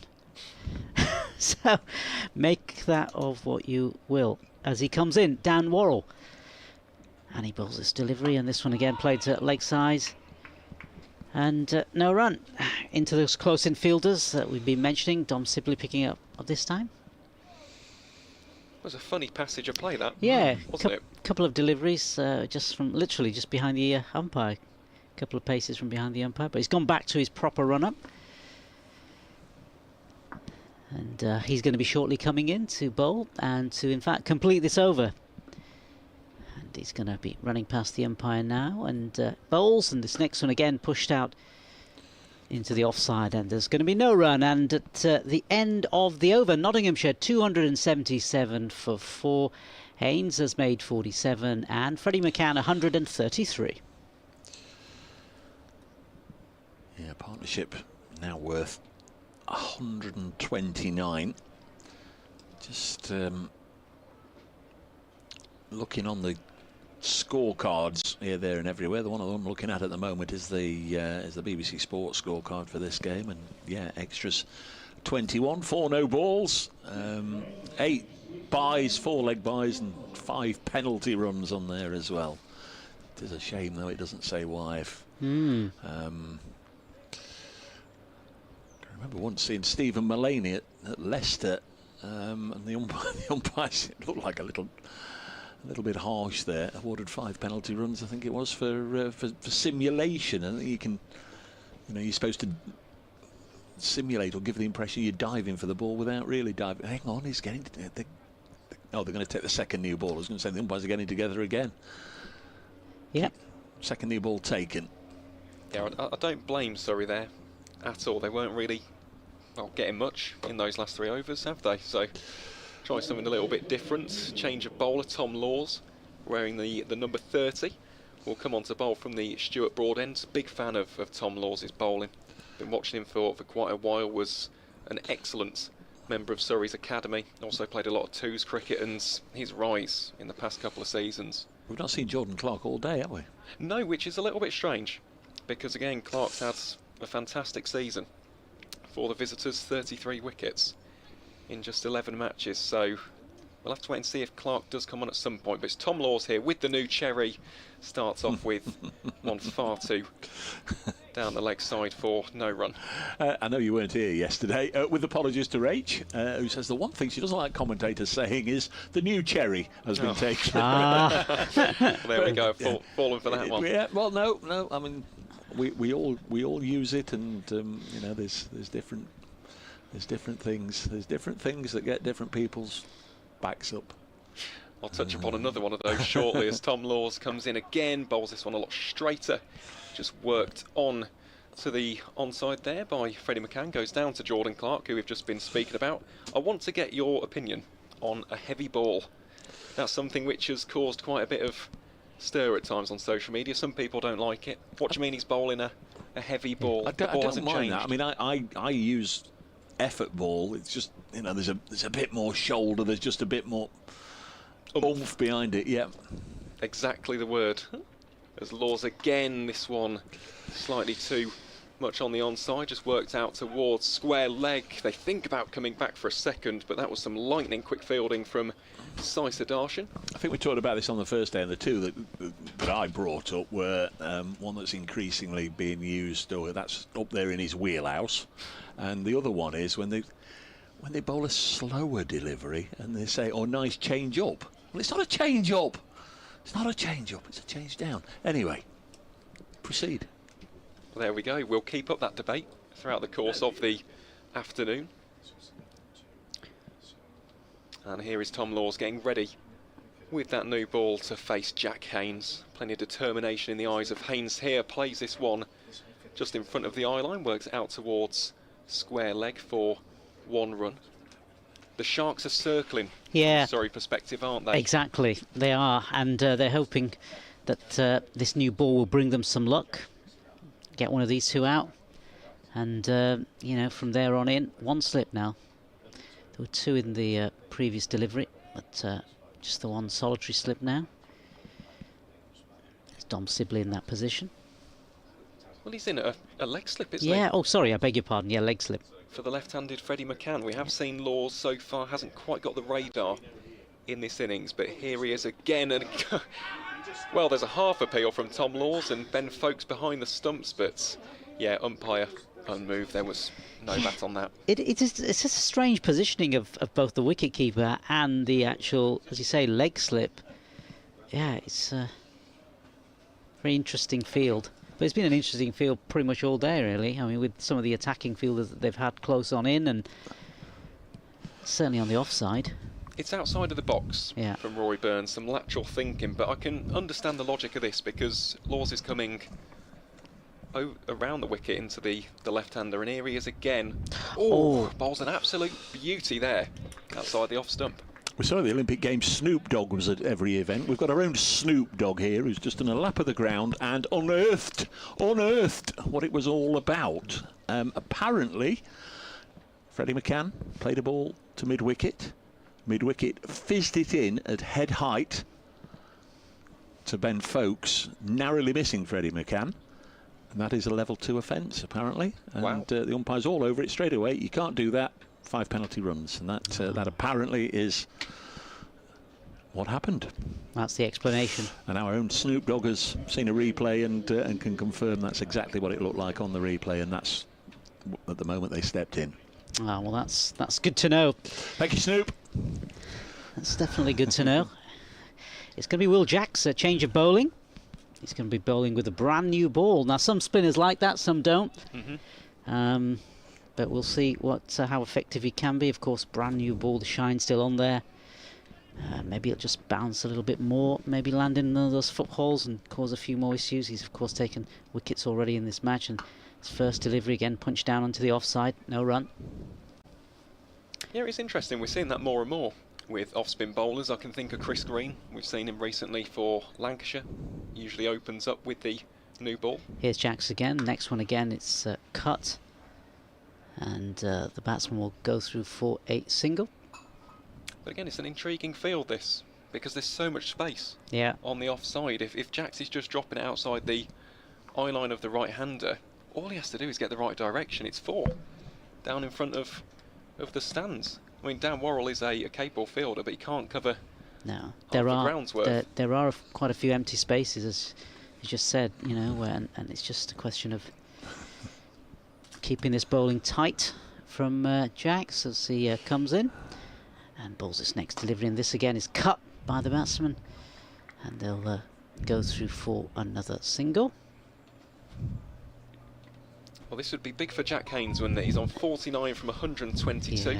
So far this season, he's already got 550 plus scores, yet to convert 1, 2, 3 figures, but yeah, he's looked very, very good so far and has definitely played his part in Freddie McCann's century. Yeah, really important in the context of the game as Jacks comes in. This next delivery again played off the back foot and punched, in fact, and he's through for his half century to Haynes.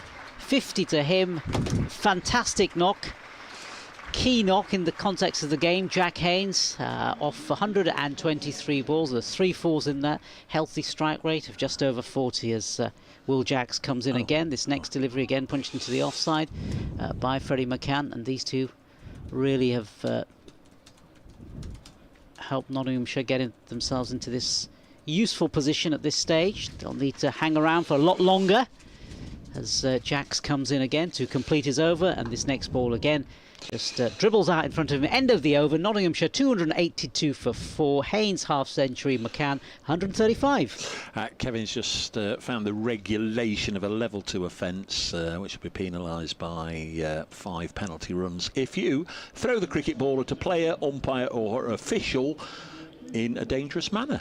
I guess it's all down to the umpires or the officials to deem what is a dangerous manner, but if that's been fizzed in at head height just past Freddie, then they were all over it. 5 penalty runs to Notts. All helps.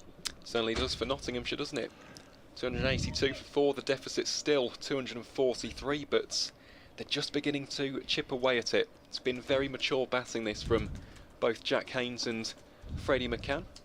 Will be the aforementioned Jack Haynes on strike for this first delivery from Tom Laws at the Stuart Broad end.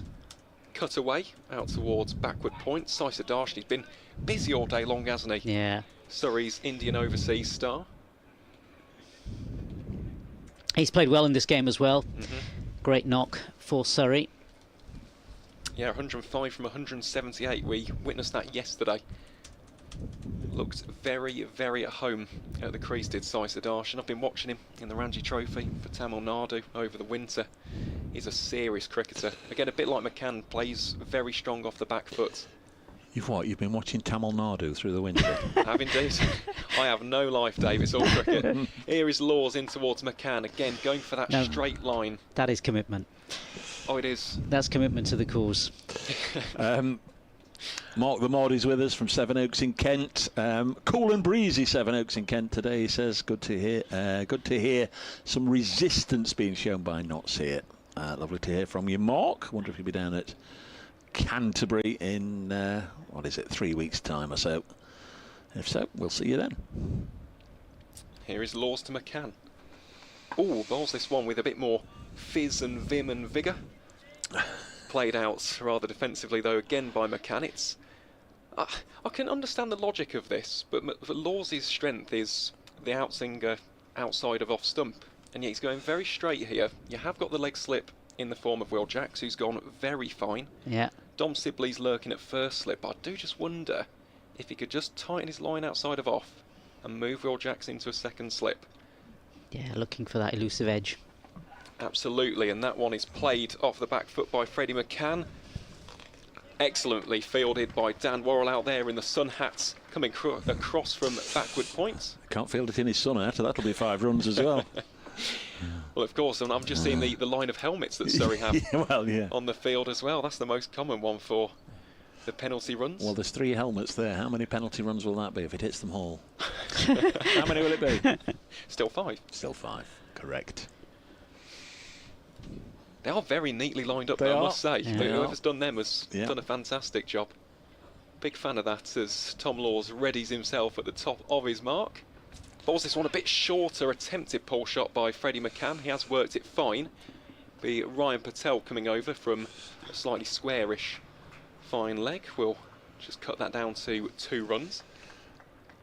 Don't know who it was who scored the run about 20 minutes or so ago, where you just said they just ambled from one end to the other, but that was an exception. Everything else, they have absolutely bombed it down to the other end. There was really only one there, but because they both set off herring for 2, they comfortably got in. They've not missed out on too many runs with regards to their running. They haven't. They've rotated the strike well as well of this pair as Laws goes for the short one. Beautiful shot. Uppercut from Freddie McCann.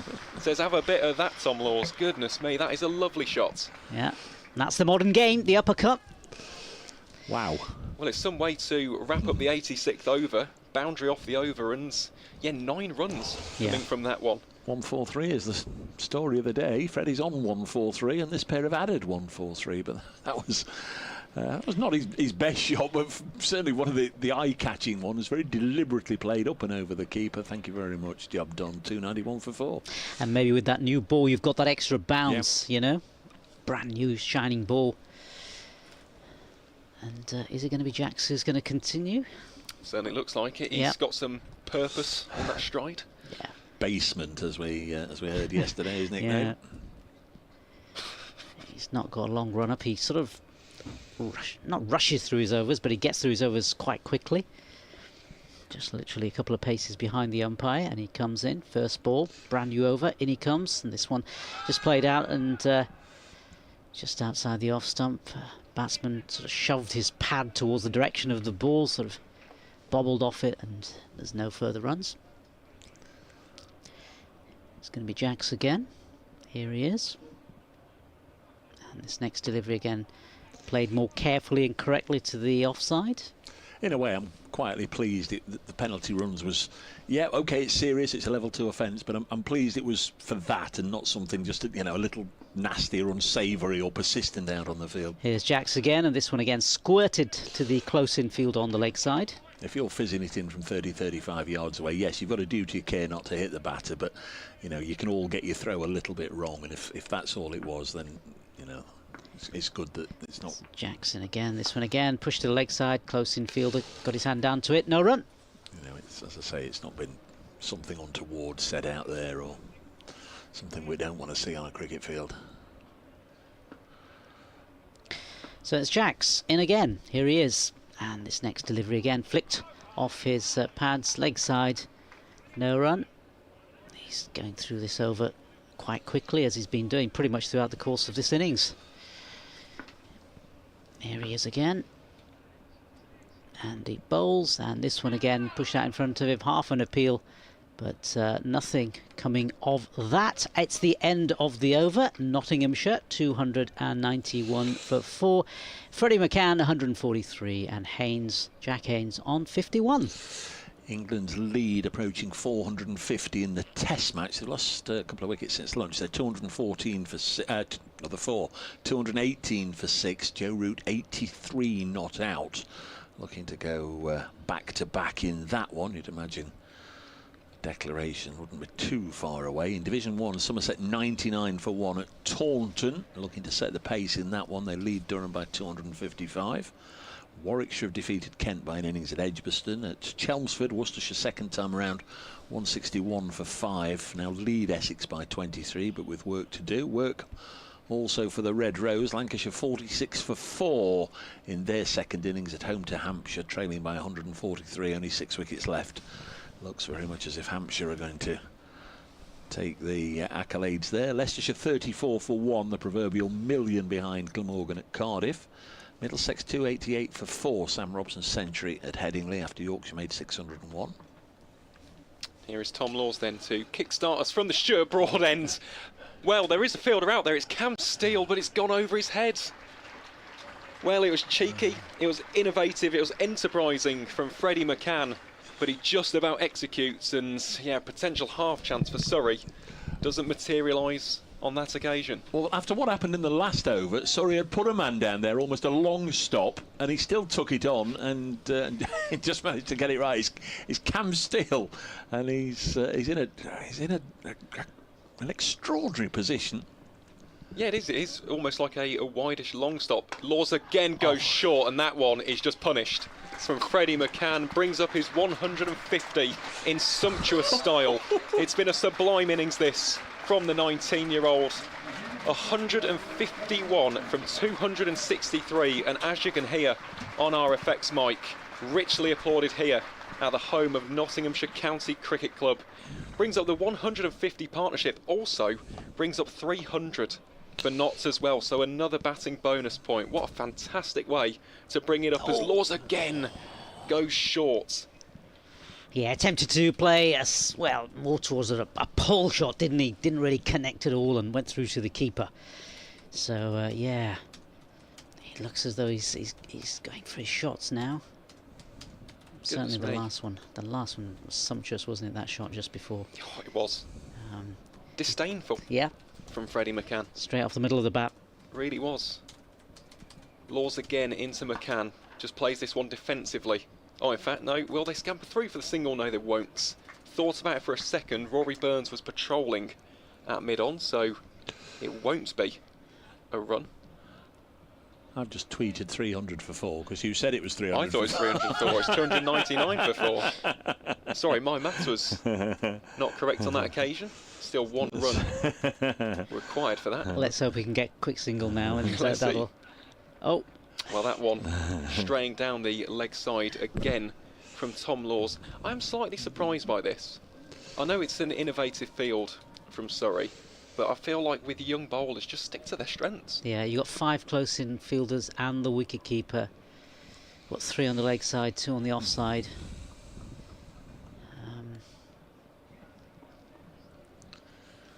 Well, let's see how Tom Laws will wrap up this 10th over of his.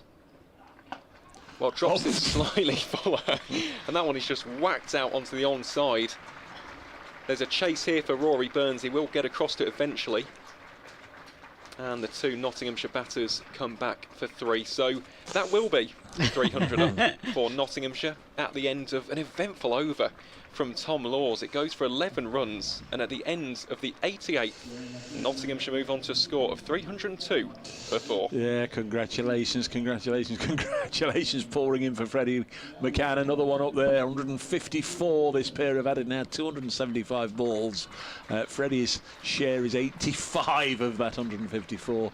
Jack Haynes 51, doing a great job. There's a wagon wheel up there. Let's have a look. Where is he strong? Well, he's strong everywhere, but square of the wicket on the offside, 37. But behind the wicket, look, 94 of his runs have come behind the wicket. 302 for 4. And certainly in the last 2 or 3 overs, we've seen him play some extraordinary shots. Behind the wicket. Here's Jacks bowling to McCann, and he's gone for a huge one down the ground, and McCur's underneath it, and Conor McCur will take it, and Freddie McCann has gone. A terrific knock, but that will just give Surrey an in. 302 for 5. They will believe they can bowl Notts out shy of that follow-on mark. Freddie McCann goes for 154. Trent Bridge momentarily falls silent. In a moment, they will all be on their feet. They will all rise to this new superstar. And it's another wicket for Will Jacks, his 4th. But Freddie McCann, who hadn't hit a 6 in his innings, looked to go big. 17 fours. He's hit 288 balls he's faced for his 150. That is 268 balls. That is an astonishing performance from the 19-year-old.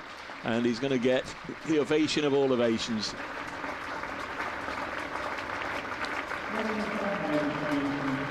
Everybody on their feet. It's a shame that it's a decent enough crowd. It's a shame that Trent Bridge wasn't packed to the rafters there, because that was an innings that that deserved to have maximum publicity and a maximum attendance here to see it. Kyle Verreynne, as now we're learning is the correct pronunciation.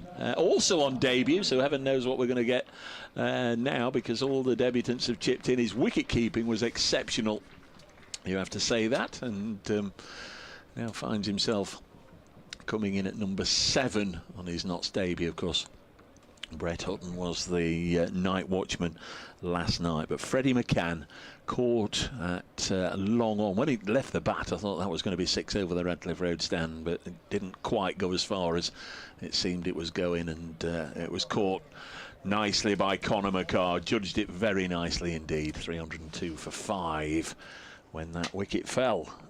So Notts still 74 shy of saving the follow-on. Now Kyle Verreynne averaging 49. Top score of 216 not out. This is his Nottinghamshire debut. First innings for Notts. First innings in the county championship. Only previous experience of playing professional cricket in England was on the South African tour here a couple of years ago. Did spend 2016 playing down at the beautiful North Devon club in Instow, where of course Jamie Overton and brother Craig learnt their cricket. 302 for 5 as he defends his first ball. Just going to do an update for match day. An absolute treat to be here this week, David, because the first 2 days really dominated from the Notts perspective by a 16-year-old Farhan Ahmed taking those 7 wickets. What a debut he's had. Now one of the veterans, because he made his debut last week, 19-year-old Freddie McCann. Very impressed up at Durham a week ago when he started his first-class career with a 50. My word, he's tripled that. He's just gone for 154, and since lunch we've had the full array of strokes. There's been deft little flicks and touches and reverses and paddles and the whole full armoury of his shots. Eventually he was out looking to hit a big 6 down the ground, caught right on the fence by Conor McCarr. In a sense, that's a shame, and it's also given Surrey a way back in, because Notts are still 74 away from saving the follow-on at 302 for 5. And I must also mention one slightly strange incident that we've had since lunch, when Notts have been awarded 5 penalty runs. A throw came in dangerously close from a fielder to wiping out Freddie McCann, and the umpires all over it, awarded Notts 5 penalty runs. Lovely conditions, great cricket. Surrey 525, Notts in reply 302 for 5. Nice reverse here for from Verreynne to get going. What was your first shot for Notts like, Kyle? Well, it was just a simple little reverse away for 4. 306 for 5. That's what he does, though. Kyle Verreynne, a very wristy player is how I'd describe him. Loves a good sweep shot. He used to play a lot of hockey back in South Africa, so that's his background in terms of his 2 sports. Was pretty fond of the old field hockey, as was A.B. de Villiers. Yeah, I was speaking to Kyle on Wednesday, and he played hockey up until he got a very nasty one on his hand, and he's got 6 metal plates in his right hand. And, well, doesn't that inconvenience your wicket keeping? No. Don't think of it at all now, unless anybody like you mentions it, he said. But yeah, 6 metal plates in his right hand. It's interesting to know that, as Cam Steele gets ready to bowl his first over with the new ball. First one is full, pushed out towards backward points. That's Ryan Patel doing the fielding for no run. Now I'm excited to watch Kyle in action today. Seen a lot of him in South Africa's domestic stuff. Plays for Western Province, had an excellent 4-day series, as I'll mention again, as that's another full toss, and that one is just put away with disdain by Jack Haynes. Out towards the square leg boundary, trickles away for 4 runs. There have been a few full tosses, hasn't there, during the course of certainly in the morning session, and so the bowler not being able to land in any of those footmarks. No, he's searched for his wickets so far, as Cam Steele pitching it a little bit too full, and again goes full on that one, driven on the up by Jack Haynes, up towards Conor McCarr. That's a wide-ish mid-off for just the 1 run. But yeah, it's just about consistency now with Cam Steele. We've seen it with Will Jacks. Yes, he's varied his flight and his pace at times, but Steele for the most part just over pitching it ever so slightly, and he has been punished at times as a result. What can he concoct with this one, though? Well, there will just be a single there for Verena. He's worked it out towards the point region. Darshan doing the fielding there at deep points. What have you just stumbled across, Dave? Nick Morell, who got in touch this morning, saying he was going for a nap, has just surfaced from his nap. I'll read the rest of his message in a moment. Fantastic. Here's Steele then. Just turned on the leg side, no run. I've just back, Dave, from a nap. Well battered knots could still save this without intervention from either Mrs. Spock or Sulu, about who I was just having a dream. It's a little bit like me. Bizarre, yeah. You were talking about dreams yesterday. Before Kevin Howell says it, yeah, I have some weird dreams. Here's Steele, drops this one slightly shorter, punched off the back foot out towards the aforementioned Darshan. The Notts pair think about coming back for a second, but wisely opt against it. So at the end of the 90th, Nottinghamshire move on to 313 for 5. The deficit 212, and I believe, will I be replaced by Kevin Howells? Let's see. Take 5, Aaron. Take 5. You've put in a good shift. There we go. Shift then. there. I've got to hang loose up until the footy kicks off. There's no knowing whether they'll come for a quick update or not. The noise hasn't yet wafted across the road from the big Midlands derby. The Midlands derby. Am I taking this next over from Jax? We'll take the next over whilst Kevin asserts himself. Rightio. Snoop Dogg. Okie dokie, here we go. Jax, first ball, brand new over. In he comes, bowls in this one. An appeal. But the ball just trickling out into the offside, just into first slip, and there's no run. Yeah, Nottinghamshire 313 for 5. Haynes 57. Verena is on the other side. And he comes, this one again pushed onto the offside by Haynes. And the batsman will cross over for a couple. Yeah. Be interesting to see the South African. Looks short of stature, probably still taller than me, I reckon. About 5'6", 5'7", maybe. No, he's not taller than me. Isn't he? I got a photo with him the other day. Well, it's going to be Haynes who's going to be facing up to Will Jax on the other side. Here he comes. Here's Will Jax, and this next delivery just pushed out into the offside. No run. I mean, I seem to shrink every day, but I was still taller than him. Here's Jax, and again, just pushed down back to the bowler. No run.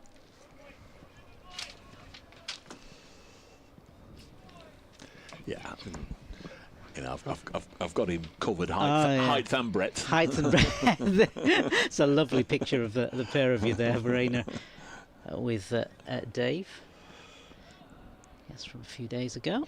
Very much the prop forward to the hooker there. Yes, Jax is in again, and this next ball again just played out correctly and neatly by Haynes, and that's in fact the end of the over. Nottinghamshire 315 for 5. Verena on 5. Haynes is on 59. Joined by Kevin. Yeah, I'm so disappointed for the young lad. The double century was there for him. And yet I'm also annoyed with myself for even mentioning it, because it was a fantastic performance. Yeah. He's 19 years of age. You get greedy, don't you? Well, I was starting to get worried, Dave, because there were a few balls that were coming, and he was looking as if he was starting to really enjoy himself. Yeah. And I'm thinking, oh, no, and then... It's that rush of blood, isn't it? Yeah. Well, it's a bit of relief, because he'd been out there for he probably was a little bit tired. Next ball, next over, just turned around the corner, but what a fantastic knock from the 19-year-old, giving Nottinghamshire a real chance here of saving this game. 2 more runs here 3 for the South African. So he moves on to 8 and takes Nottinghamshire to 318 for 5 now. Trail by 207 runs. Yeah, it was absolute joy to watch that, and as long as they save the follow-on, there'll be a few recriminations and what-ifs if they don't. If there's a but they shouldn't be towards a 19-year-old. They shouldn't. No, it's part of his learning. Stuart Broad end, and that's just past the wicket, not past the wicket, into the gloves of the wicket keeper. No, but being a harsh critic, he would say, you know, the job wasn't done yet. That's right, and that's what he'll be saying to himself. And there'll be plenty of people saying, no, you scored. Amazing innings there, my friend. And there'll be plenty more to come on that evidence, because it would require a lot of composure, a lot of skill. Worked away a leg side for a single by Haynes, who moves to 60, 319 for 5. You know, that just to concentrate for that length of time, that 154. Even, you know, I know he's young and everything, but again, some really good bowling. Next ball bowled. That's a low full toss, and that's been dispatched with some aplomb as well. It's 4 there through mid-wicket. The rain up, getting that boundary, moves to 12, so he's not going to hang around, but then again, he has been fed delivery that needed that sort of treatment, or deserved it. 323 for 5, now 202 runs behind. Average is 49 in first-class cricket, Kev. He's a name I know, but not to that extent. Well, let's see how he gets on here. He's certainly got some shots there on through the legs of extra cover. I think that's Will Jacks, it is. And not only is it required a lot of tiring concentration and skill from the batters, but also the bowlers. I mean, Jacks has got through 33 overs, 4 maidens ball for 92. It's a lot of work out there. Another one is delivered by Steele, full. He's not really hit his straps. No, he hasn't. That's a mid-wicket shot for 1. So that now is 325 for 5. Haynes on 61. Rayner on 13, a partnership at 20, the runner ball 23. What's going off out there all of a sudden? Trail by exactly 200 runs. They're going to take a drinks break here now. So yeah, that's a terrific knock from McCann. You put that up against on the prize board. That's 7 wickets for a 16-year-old. Dave mentioned, you know, look at a 16 and a 17-year-old. You've also mentioned, I think, quite a few times here, Dave, this is the next, well, you call it, trying to get down with the kids, the next gen. I'm going to give it this full name, next generation of Nottinghamshire players, and 2 really exciting ones. And dare I say, what's exciting, intriguing, interesting is an opener there with the young lad. You put him alongside McCann? Yeah. Came in at 3? No, but he can be an opener. Yeah. And you put him alongside, you know, the captain, Hasib Ahmed. I know Slater's it, but I'm just saying that the top order, to get a solid top order there, is going to serve Nottinghamshire well. And obviously the first job is to try and stay in Division 1 here now. But for me, that's what I like about that. That's such a good look about him for a 19-year-old that can really go on as an individual, but also for Nottinghamshire in what has been a difficult part of their game really from time to time, Dave. You know, getting the runs. Absolutely, yeah. You mentioned a bit of fatigue, perhaps 5 hours 13 minutes at the crease. He batted 268 balls, 17 fours. Didn't hit a 6. I just wonder if that was one, you know, in the back of me. Well, I haven't hit a 6 yet. I'll put that right. And of course, he was caught on the fence down here by McCann. Yeah. And I know you agree about it. We should be talking about the 154 runs in the context rather than that. Yeah. But there is that element to it, isn't there? Of it. In another season, he may well turn that into a double 100. Yep. Mentioned it since the first Thursday in April, was it, when we started, or second Thursday in April, that Jack Haynes is due a big score. He started the season with 77 on the opening day, and that remains his best. Is this going to be the day that he cashes in? It's his 6th 50 of the season in the Championship. Got 86 against Surrey at Guildford in the Metro Bank, so maybe it is just something about the Surrey colours that he likes. Does have a big 100 from his Worcestershire days down at the Oval, but very nice if he could now just pick up the mantle and carry on. Yeah, he's got a job to do here as he faces up to Will Jacks. First delivery, new over, and that's played uppishly into the offside. No run there. Going to tee on time, the 3rd day running. Here's Jacks again, and this next delivery again played past the, attempted to play it past the bowler, but the bowler falling to the ground and the ball landing at his feet. 2 games in the Rachel Heo Flint today. Western Storm 282 for 8. Southeast Stars 56 for 1 in reply. And Sunrisers made 245. Blazer 42 without loss. It's Jackson again, and this next delivery is played. It passes the bat and through to the leg side. There's no run there. It's Will Jacks, who's taken 4 wickets so far in this game. 4 for 92 off his 34th over now, coming in and bowls this next delivery. On to the back foot goes Haynes, who's on 61. Those 5 penalty runs aren't added to his name there, perhaps they should be. But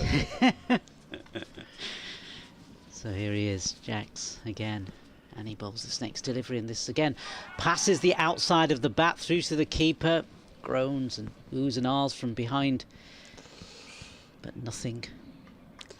Yeah, they don't go against the bowler or anything, do they? They just sit there as part of the extras. 5 penalty runs. On the naughty step. Yeah.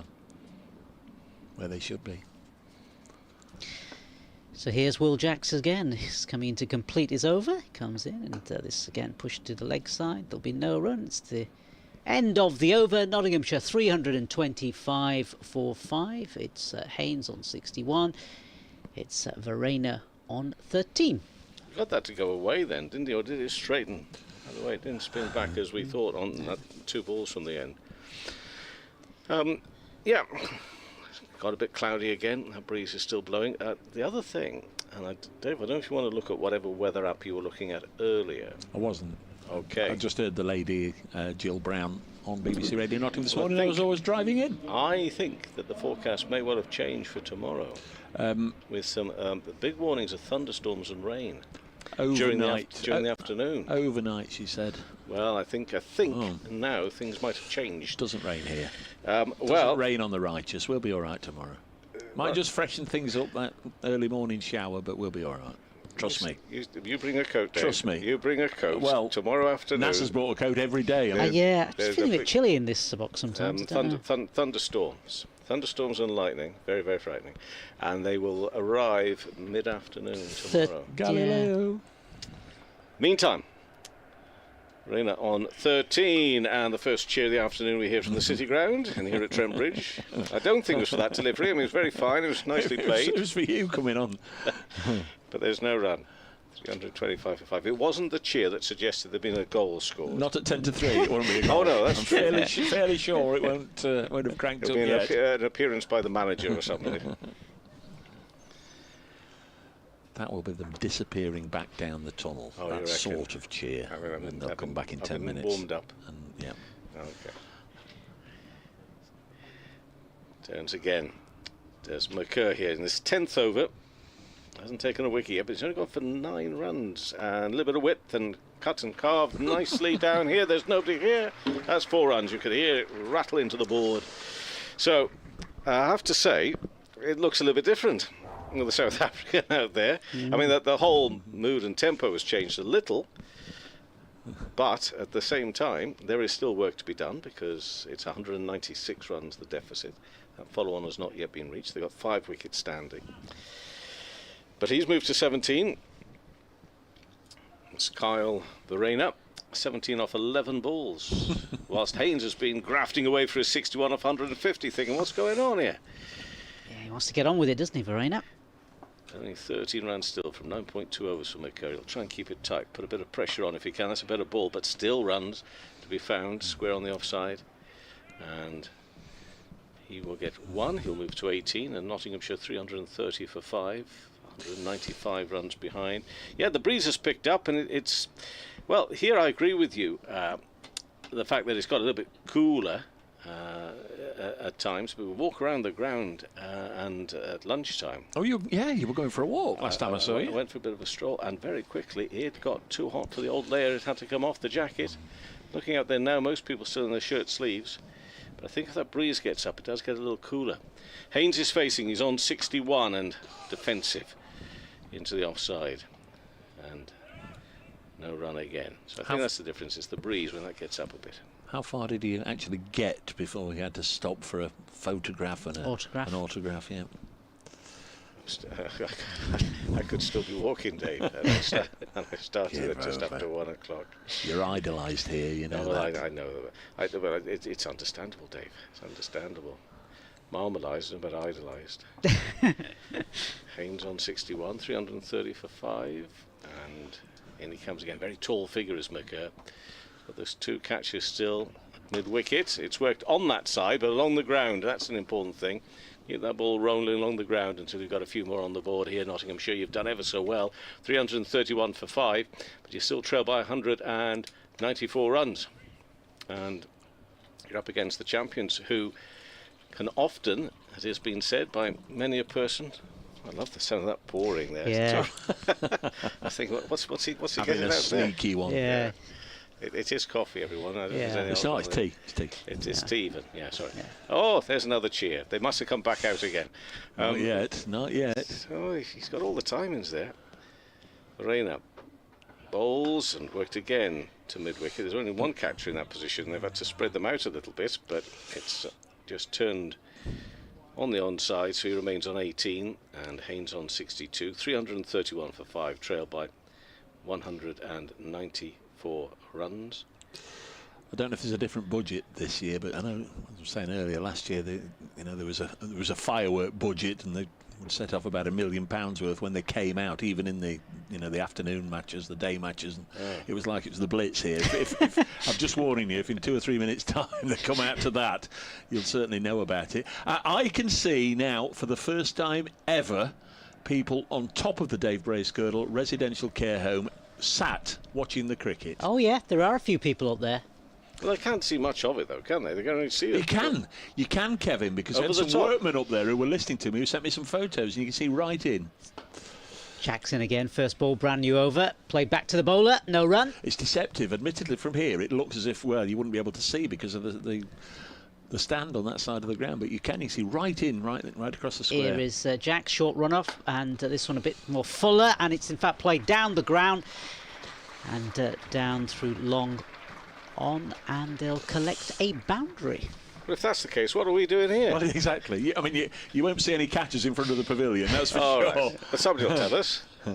But yeah, they'll just about be able to make out the scoreboard, even though they're fairly side on. That's a terrific scoreboard there. There's some good ones popping up. I know you won't appreciate me saying it, but I'm still going to say it. Yeah. It's a really good one at Derby as well. Yeah. Well, you can't really see it, can you, from where we are? No, but you can when you're out there as a spectator. And you would have something to say about it. As a spec, it's terrific. Jax is in again, and this next ball is played leg side, just off his pads, and in fact it's going towards Syed Sardashan, and they'll pick up a couple of runs. Patrick says, Dave, that was James Ward-Prowse, the new signing for Forest, being presented to the crowd that last year. Thank you, James. Patrick? Was he our correspondent in the city? Yeah. He has to be. Yeah. So every time there's a big cheer, he'll tell us what it was for. Jackson again, next ball played leg side off. Has it been given? Yes, it has. A wicket has fallen, and it is, in fact, Haynes on 68. Yeah, big breakthrough in this afternoon session for Surrey. End of the partnership of 35. Verena still there, of course, but that a huge breakthrough. Jack Haynes going a tickle through to folks. The bowling of Jax, of course. Jax is the man who's been taking all the wickets. He's got 5 wickets. 5 wickets, yeah. 5 wickets. I did read that right. 5 wickets, and he's trudging off now. And oh, Jack. No, Jack, Jack. What have you done? What have you done? 68. I think he showed his right leg is what he's done. He's not quite hobbling. No. Let's have a look. Yeah, shake of the head. Oh, Jack. Oh, he got himself in. But yeah, 5 wickets there for Will Jacks as well. 5 for 98. He's performed admirably for Surrey throughout the course of this innings. And we're going to see the new batsman coming in very shortly, who is going to be Lyndon James. That's his 6th score between 55 and 77 for Notts. He walked off like a batter who knew it as well. Yeah, I mean, he's done nothing wrong, has he? Well, terrific this morning, and into this afternoon a bit. We were talking about this follow-on. I'm not too sure whether you would if you wouldn't here. But that, if they are looking at the and it's a news story, okay. Whatever David says about it, he's quite right. A forecast is just a forecast, but it's a news story at the moment that this storm is coming in tomorrow. This thunderstorm and all that sort of stuff. Now, whether or not it will reach this, it's the western side of the country, not the eastern side, but coming up to sort of the Stoke, Derby area, so it could be that it does miss us on the fringes. But if they're looking at that, cricketers will always say, well, can't play by a forecast. I wonder whether they'll look at that if they get the chance to enforce the follow-on, or whether they think we've been out there for long enough, we'll have a bit of a breather and go on. I think it's a potentially tricky little quandary, possibly, because they haven't got there yet. Will Jacks in again after a successful last delivery, and this one pushed by the new batsman out into the onside. No run. Trust me, we'll be all right here tomorrow. Okay, Dave. You know I trust you. And Jackson again. This again pushed off his pads by Lyndon James. Gets him off the mark. And the batsman will come through for a single.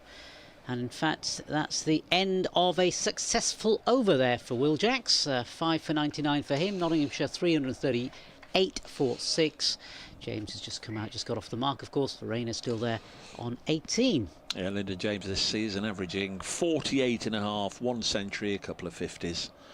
And of course, a couple of weeks ago, he was skippering the England Lions against Sri Lanka, and I guess might just have tipped the balance, but as a show of just how strong his performances have been since coming onto the staff, he was awarded his county cap on the first day of this match. Took a couple of catches, didn't he, in the Surrey innings, and now he's on strike from for Dan Worrell. And he's coming in now is McCann. Ducks out of the way of that one. All right, it's not Dan Worrell. I wasn't going to say anything. No. And nobody would have noticed. He's a huge unit, isn't he? Well, a 3 is one of those shirts, and I was looking at the number as he just turned up the far end. It's one of those sort of shirts. If it gets a bit ruffled, you see what I mean? The distance he's at now. I just looked up and thought, oh, he's number 8. It's all good, Dave. It's all good. 338 for 6. James is on 1. Oh, you're right about the cheering. You can hear it now, can't we? From well done. There's no fireworks anyway tonight. Well, yeah, let's hope not. James is on 1, and in bowls and into the offside. They'll scamper through for 1, and James will move to 2. 339 for 6, and that now is a deficit of 186 runs. So they're very close, that follow-on anyway. I just wonder what Surrey's tactics will be, should that come up for or be a need for discussion. Well, it will be a sort of discussion at the moment, although we won't know what their thoughts are. We may see at some point somebody come running out with another couple of wickets go down, a bit of towel or something like that, a bit of a message. Yeah, well, I don't know about it. Well, we don't think it'll be the coach running on, do we? Did you have that conversation earlier? Yeah, we don't think it'll be the coach. No, it'll be just the 12th. Reina is facing. He's small, short, South African, bounces well short of the keeper, doesn't get anything on it anyway, so he remains on 18. I know this is quite a regular thing, but it's happened numerous times. Someone said it's a nice traditional thing as well, with the football one side and the cricket taking place here at Trent Bridge. But of course, I do always think about if there's a Forest fan who just happens to be batting at the time. Well, we've had it many times with James is a Samet, Broad and Fletcher. Yeah. They've been the 3, of course. 2 have now moved away, and Luke's not playing in fact, Luke will definitely be able to over behind there. Us, yeah. 339 for 6. McCann bowls and fallen, pushed back by the bat of Verena. I wonder now whether, now it's 6 down and Haynes has gone for 68, whether he may play it a little differently. I think what he quite likes is a bit of width to work with, and maybe playing it late, but he's been forced to be a little bit more defensive for the last few deliveries he's faced. There's Liam Patterson-White to come. We know he's fairly capable, and then 2 on debut, Rob Lord and Farhan Ahmed. Could get a little tricky if this partnership's broken sometime soon. From the Stuart Broad end, it's Conor McCann bowling, and again it's turned to the leg side for no run. I like the look of this fella, though. The batter. the batter. Yeah. Morena. Just got some correspondence from Mumble, David Lloyd. Did mention this morning and tweeted the fact 50 years ago today, Kevin, the first ODI at Trent Bridge, England-Pakistan, in the first century scored on this ground in ODI cricket was Bumble, and he's just answered me back. Oh, he remembers it well, he does. Reina is on 18. And McCann bowls now, and again he has to come down with his bat on that to turn it defensively to the onside. If I didn't know better, I'd say we're going to get thunder and lightning any minute now here as well. We've got a bit of a storm feel to it. But 339 for 6, 186 runs. Nottinghamshire trail by. James is on 2. Raynan is on 18, and Haynes has gone most recently caught focus off the bowling of Jacks for 68. Seeing a terrific knock from Freddie McCann. Joe Clarke went early on this morning. It's Lyndon James' idea of taking on Stuart Broad's number. I've heard you say he politely asked if he could take it. Is that because somebody had already told him that he actually looks a little bit like Stuart as he goes round the way he walks? This one is just past the off stump. When he was just taking his guard there, I could see Stuart Broad doing it, and not just because he had the number 8 on his back. Broad was left-handed, Kev. Well, yes, but you understand what I... Oh, yeah. God, Yeah. Jackson and bowls, and that's looped in the air and over a short square leg. There was something about the way he was marking his guard. I thought he had a tallish body shape. He may be as tall, just a bit shorter than Stuart, but... The comparison has been there. Jacks bowls, goes back, turned away for a run by Lyndon James on the onside. And he will move to 340 for 6. Since he came on the staff as a former Oakham School pupil, and of course that's where Broad went. Yeah. So the comparison's always been there. And that's me, where he looks like Stuart Broad. He's got his back to us. Yeah. He just looks like his stature a little as Jacks bowls and leans backward as Reina and gets it away out on the offside. Looks alert, busy out there as a batter. Well, when he first came into the team, and I can still see it, he reminds me so strongly in profile, standing at the crease of Hales when he first came into the team. Jacks bowls full and worked to the left-hand side of forward short leg by Lyndon James for a single. Similar height. Yeah. So these runs are being ticked off towards that all-important 149 deficit, which would mean there isn't a follow-on issue. We might have to get onto our correspondent shortly to find out what's going on. This is the ground. The noise is getting a little bit louder. Reina on 19, goes back, and finds a gap somehow. I don't know how it's got through, whether his batter has just made its way through between the wicketkeeper and slip. It's actually running really quickly down towards the boundary, just sliding stop and pulls it back. That's Rory Burns who's doing the hard work there. So how many do they run there, and was it signalled as byes or off the bat? 3 3, so the scores move on to 345 for 6. Kevin, just remind me, if you will, off the top. And they were byes, not like bicycles, byes. 3 byes there at the end. Nottingham 345 for 6, Dave. You've been to Lords 1,000 times, I've been to Lords 1,000 times. All the talk yesterday, without quantifying it, Gus Atkinson now on all 3 boards at Lords, and I know 5 for an innings and a century. What's the other one for? I was thinking last night, I was racking my brains. What's the other board? But that's what they were saying yesterday. He's on all 3 boards. Huh? 10 wickets in an innings. Right. 10 wickets in 10 in a match. Okay. Right. Thank you. Who's called? As first ball, brand new over from McCann. This one's pulled. And towards the boundary on the leg side, no further runs. Seems a bit extravagant to have an extra board for that, doesn't it? It's London for you, Dave. Well, London. 8 all his pudding board. Yeah, well, It's the giant figure. Used to go into that pavilion an awful lot and see those sort of boards. But now we're at the other side, just don't go in there. Never pop across to see what's going on in there. It's going to be Conor McCann. And he's going to be bowling from the Stuart Broad end. He's going to come in now, past the umpire, in he comes. And this one just pushed out in front of him by the batsman, no run. Of course, the joy of not winning the 2 Lords finals that I've covered, 23, 2017 in modern times, and spending all the evening in the dressing room with the lads, that'll be something that'll never go away. but I didn't remember looking at all the boards, I must admit. But thanks to Aaron for having that knowledge, but I just couldn't rack my brains last night and think, what on earth's the other board he's on? Here's Conor McCann again, past the umpire, and this one again played into the offside, and they'll collect another single. 2 batsmen, James on 5 and Farina on 20.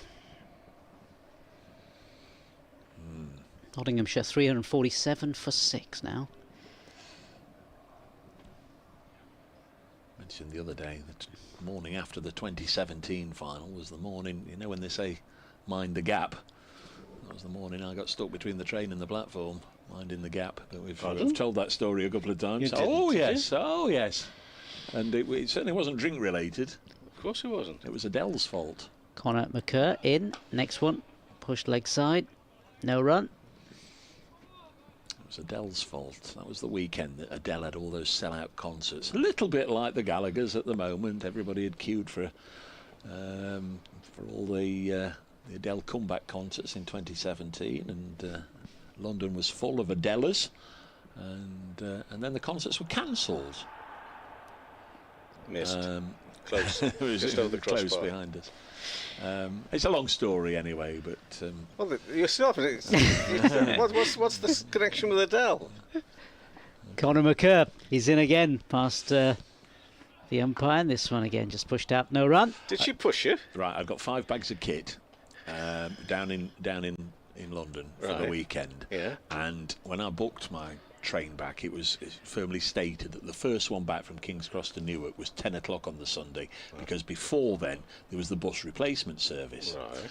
Lots of people would have gone to London for the Wembley concerts, which were then at the last second cancelled. Friday, Saturday, Sunday, whatever. Yeah. And they were told, you can use your tickets, you can come back, anytime. Whatever. So absolute chaos. So nobody wanted, of course, the bus replacement services. Everybody wanted to get on the 10 o'clock back north from King's Cross on the Sunday morning. Here's Conor McCann.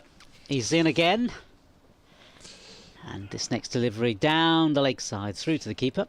It's not humanly possible in this part of the world to get more people on a train than were on that train that Sunday morning. They were wedged 5 deep in the aisles and 15 deep asleep in the vestibules or whatever they called at the end, including where my bags were. We got to Newark and I'd got 5 bags, and I'm clambering over sleeping people, snoring people, piles high people, and all the rest of it. Now I think something's happened across the road. Huge cheer.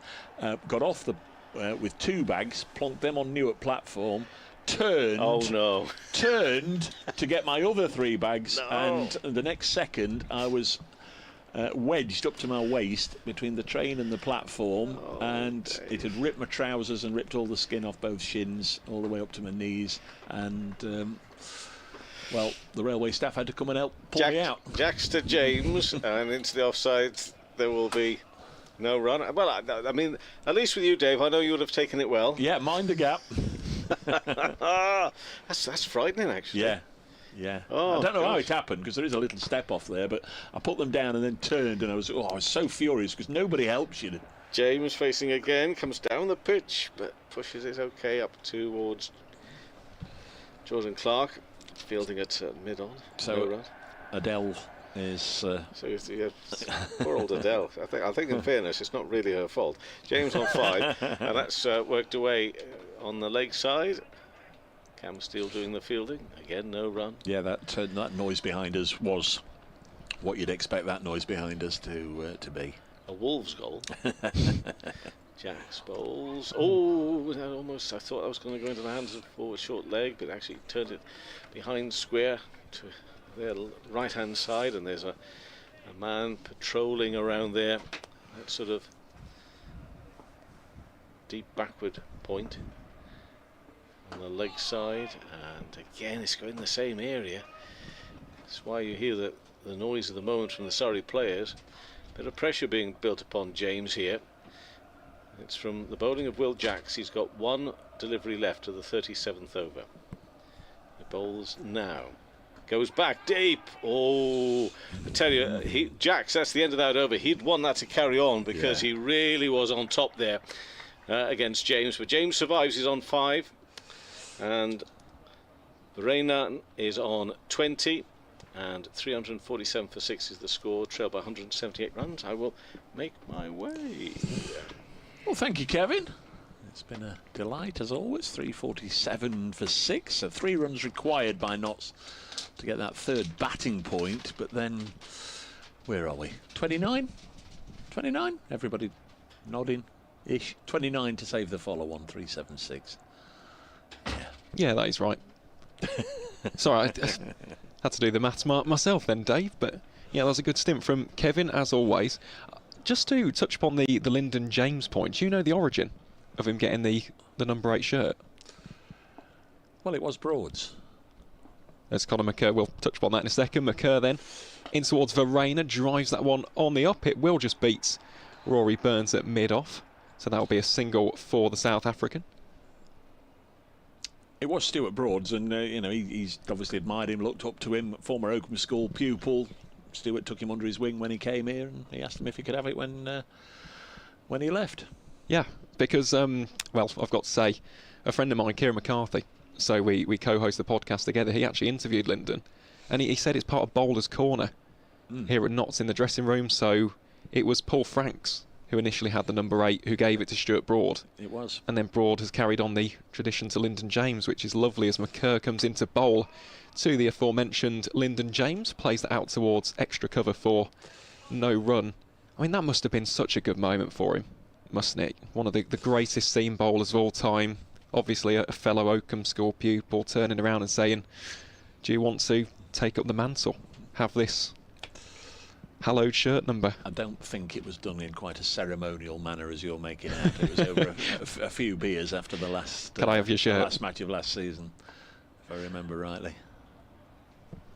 I do wonder how many clubs have that tradition though, if any other ones with a certain shirt number. Here's McCurr then in towards James, plays this assuredly down towards mid-on for no run. Well, for some people, shirt numbers mean rather more than for others, because Alex Hale's been here at Trent Bridge for 15 years or whatever, and has had the number 10, and Notts managed to get the services of Shaheen Shah Afridi for the Blast last year, and whatever his demands were, whatever his rider was, however much he wanted paying and wherever he wanted putting up, one of the other provisos was that he had the number 10 shirt, so we saw Hales in, I can't remember if it's number 2 or number 3 last year, but yeah, you know, there are some players that just have to have that particular shirt. Well, here's McCurr wearing the number 3 in towards Lyndon James, goes very full Yorker length delivery, dug out towards Cam Steele, who's in there at third man. That'll be no run. My favourite TV detective, Cam Steele. It's a good name, isn't it, Cam Steele? Born in California as well. Oh, it's gone a little quiet over the road, shall we say? There's been a response from the travellers, one apiece behind us. 348 for 6.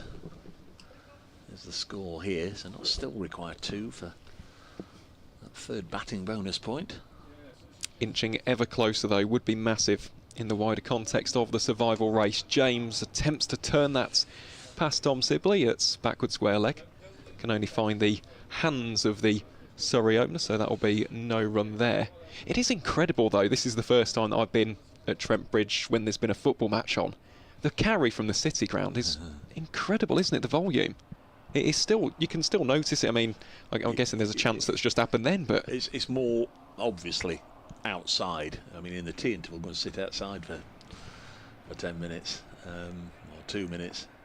You know, we're sort of protected, aren't we? Inside here, we're in a building, we're behind glass, and we've got the windows open, but we can still hear it quite loud, even more so outside. It is clearly a good atmosphere. Here's McCurr, bangs this one in short to Lyndon James, just ducks underneath that one, and that will bring an end to the Surrey Seamers' 13th over. So at the end of the 100th over for Notts, the home side 348 for 6. The deficit now 177 runs. Yeah, football man, Nas? Yeah, Leeds. Let's move on.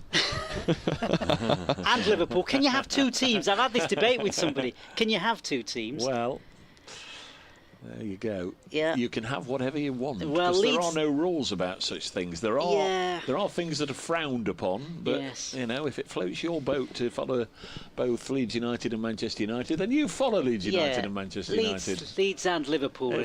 Leeds and Liverpool you support. Leeds and Liverpool, and it's going to be Jack's first delivery, reverse sweep by Verena, and that's fielded well. What, one big team and one little team? Exactly. Is that how you're looking at it? Exactly, and also because, I don't know.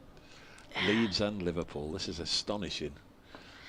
Jax is in again. Next ball is leg side and punched away by Verena.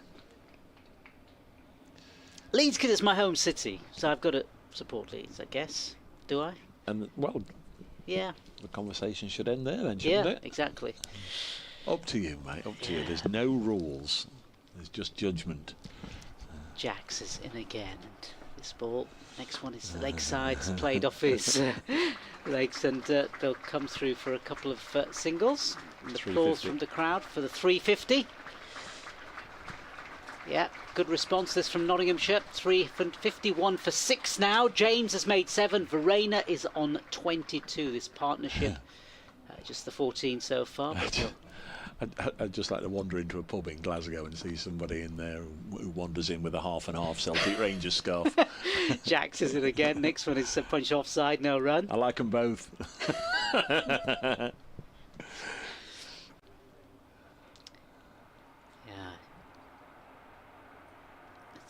Jax comes in again. Ball again left outside his off stump. Oohs and ahs from behind the stumps, but nothing of any importance. He's bowled well there, hasn't he? Yeah. Throughout this innings as Will Jacks, 5 for 105 at the moment. Not that far off, actually. His second career 6 for.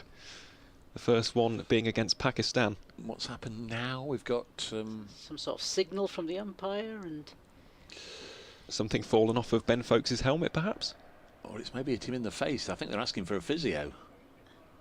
I don't know if... Just to have a look. The trials and tribulations of being a wicketkeeper and having to stand up against a spinner. Yeah, 2 people coming onto the field. Well, they're bringing the drinks on. You know, this is going to happen. We're... what time are we? We're just about 20 past 3, and there's only 2 overs and a ball need to be bowled before tea. I mean, Surrey are almost certainly going to get more in, but there's going to be a delay.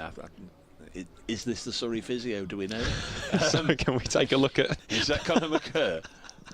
Or it's Dan Worrell. Dan Worrell. That is a great shot on the live stream. Dan Worrell laying on his back on the ground, but he's brought his floppy son out and put it just over his face so nobody can see him. There he is. That's what he thinks of spending 4 days at Trent Bridge at the moment. That's what he thinks of trying to bowl fast on this wicket with a Kookaburra ball. Good stuff, Dan. Like your work. 351 for 6. So Ben Folkes is okay. Was it the physio? The Surrey physio came in. No, Folkes is okay. Folkes is okay. They now seem to be leaving. Nottinghamshire won't mind this. So I don't know what the delay is for. Well, it looks as though Folkes was picking up something in his hand. I think potentially something might have come off the grill or just part of his helmet, or there might have just been a bit of debris towards the wicket. But yeah, it's a bizarre stoppage. Part way through and over. Yeah. Drinks being taken by the batsman. Test match England 251 all out. So Sri Lanka need 483 to win. They're taking tea at Lord's. Joe Root got his 2nd century of the game, so he'll be on the board again in that one. So Sri Lanka will need 483 in 4 sessions. Good luck. There's another test match going on actually. Pakistan 274 all out, Bangladesh 10 without loss. That's after 2 days. They lost much of yesterday to wet weather. Somerset 165 for 3 at Taunton. That's against the Durhamers. Somerset lead Durham by 321. Warwickshire have already defeated Kent by an innings at Edgbaston.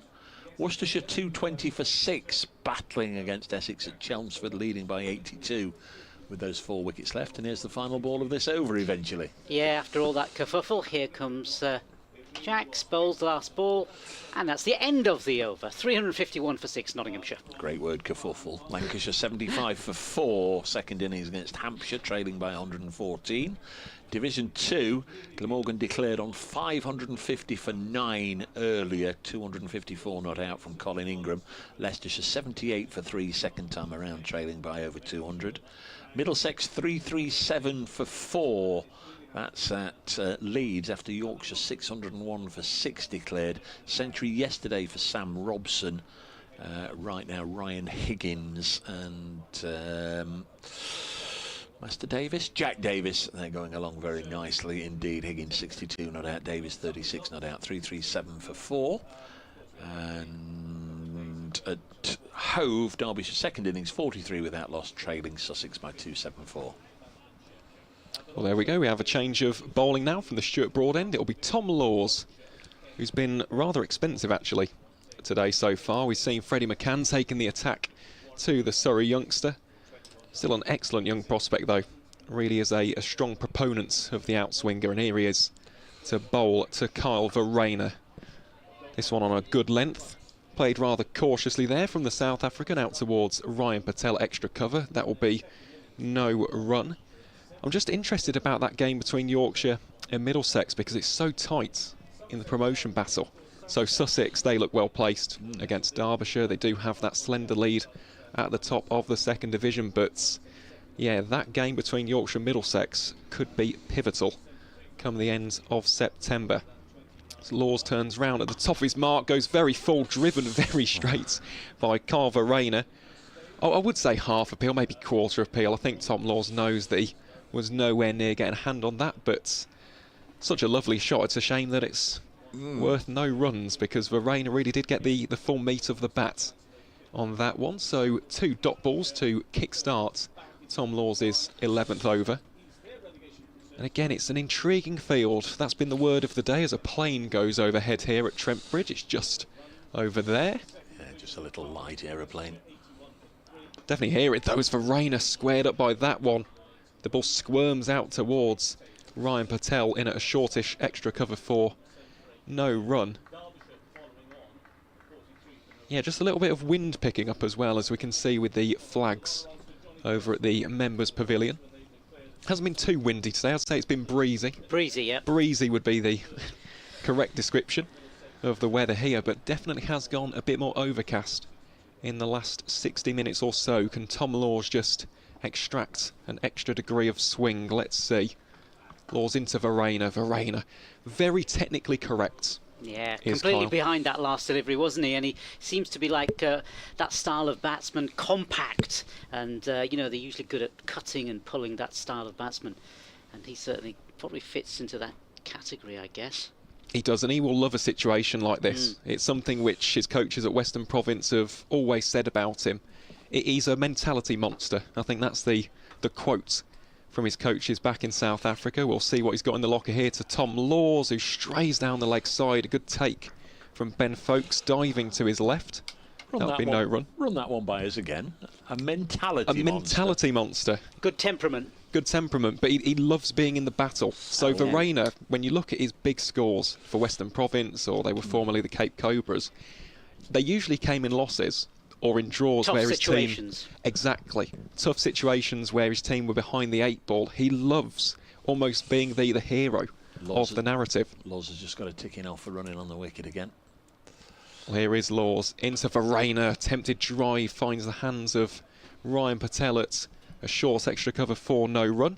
A much better over that from Tom Laws. It's a maiden to round out his 11th. And at the end of the 102nd, Nottinghamshire are 351 for 6. Yeah, that's also worth keeping an eye on, of course, isn't it? 102 overs, so we've only got 8 left.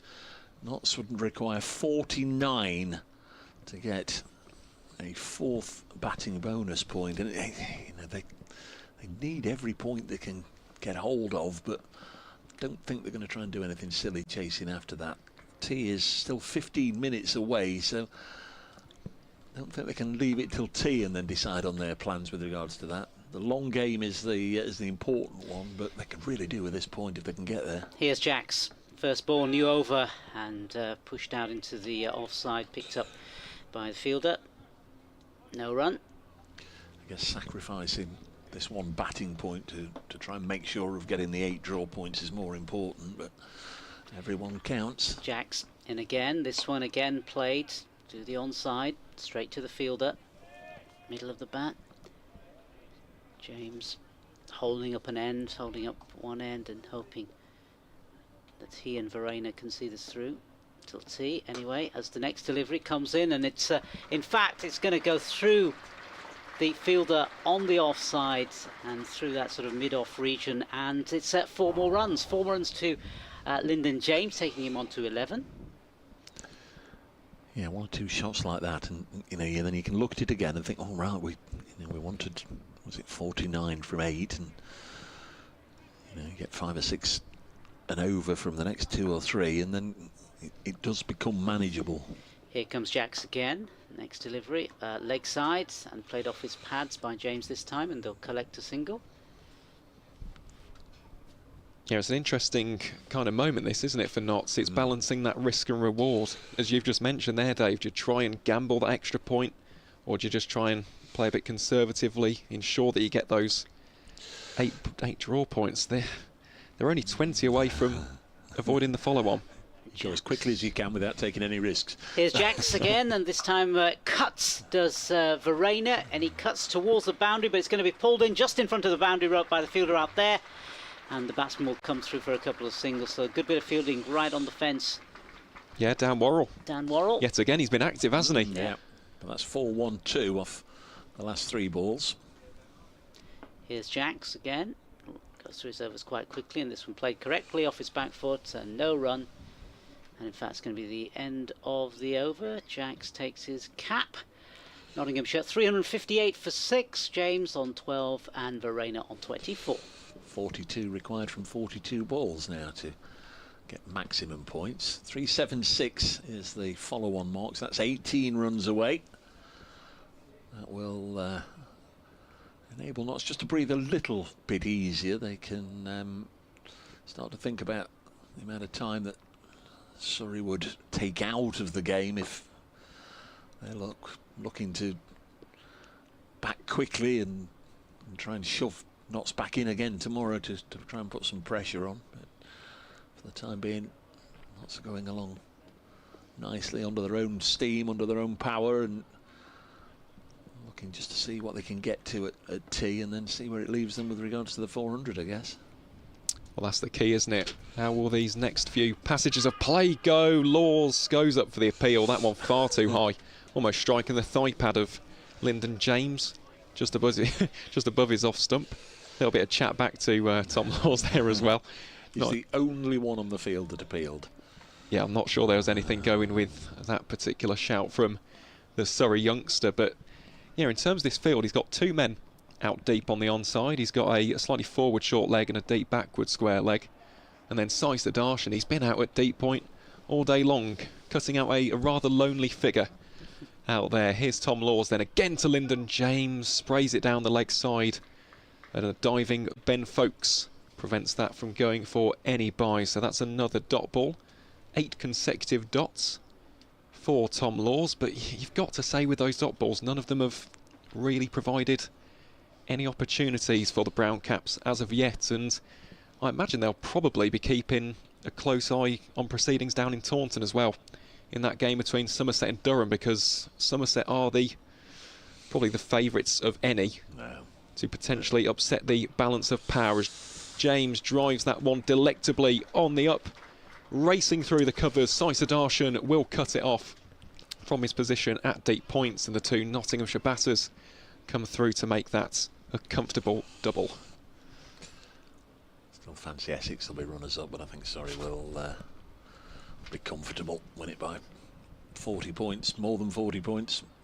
Well, they have been brilliant this season, haven't they? They have the London-based county, and I'll get into some of the stats with their bowling in just a second as Tom Laws readies himself to bowl here to Lyndon James. That's a much better line from Tom Laws, making the batter play, and he does indeed, plays it down towards Rory Burns at mid-off for no run. In terms of the comparisons between these 2 sides, and of course the Trent Bridge surface does come into consideration when discussing this, but Surrey have taken 175 wickets at 25.38 as a unit this season. Notts, by comparison, have taken 128 at 35.98. So a lot of people look at Surrey, they look at the strength of the batting. The bowling really has been top draw this season, as Tom Laws, well, that wasn't a top draw delivery from Tom Laws. It's wide, it's loose, it's punished through the covers by Lyndon James, and that is a very nice looking shot from the Nottinghamshire all-rounder. Yeah, before he released it though, again Paul Pollard was down there just having a look where he's running, and must be almost on a final warning, Tom Laws, and I just wonder if he deliberately tried to get a little wider and tried to veer off, and all his thoughts then were more on where his feet were landing rather than what was going on down at the business end, and it was a delivery that the tall Lyndon James could just lean into and cut away for 4. Yeah, it's not been Tom Laws' day so far. How can he respond though? Final ball of this is 12th over again. It's down the leg side. Hasn't found his radar as of yet, but that will bring us to a conclusion for the 104th over. Nottinghamshire 364 for 6. So we're already into the overs that would normally be bowled after tea. 31 remain. Still got time to get at least a couple more in here. 364 for 6. But Notts now need 36 from 6. So as before, a runner ball, 36 from 36. And they can get another point. They'll ensure they save the follow-on as well in the process. Worrell coming back. Brilliant effort from the young lads in this game, says the blighter of Blighty. Freddie with the bat, Farhan with the ball.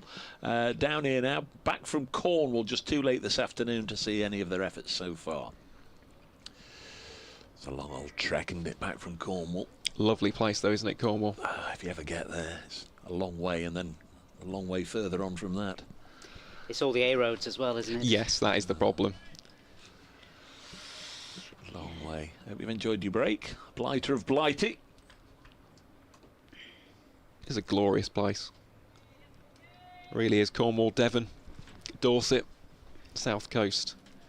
Really are some wonderful sights down there. And again, Surrey going for almost that triumvirate of short catchers. Yeah, just on the leg side, it's going to be Dan Worrell.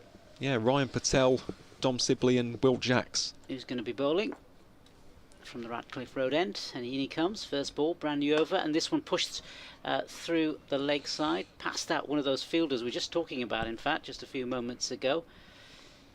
And there's going to be no further run. Well, Dom Sibley showing off the core strength there. Dived down for that one and then started doing push-ups. Showing he's got energy.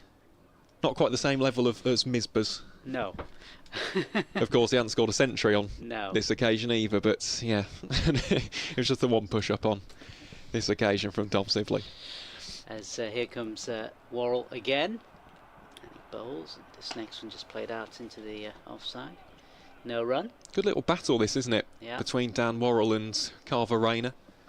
Two experienced customers. Worrell, the older of the two. I think Varana's having to sort of rein in on some of his more attacking shots as he faces up to Dan Worrell. Not long to go now before tea. Again, the importance, can't state this as much as I'd want to, but yeah, these two have got to go in at tea as Worrell comes in again. Next ball is played out in front of him. No run there from Varana. Yeah, Carr's mature enough, I think, to know that he won't go out there and start slashing and swiping at ones outside of his off stump. He'll just play the ball on its merits. But yeah, completely agree there. To be honest, Nasser, it's just a case of seeing out these final few minutes. It's not even overs at this rate, because the over rate is +6 currently. I think it's going to drop slightly.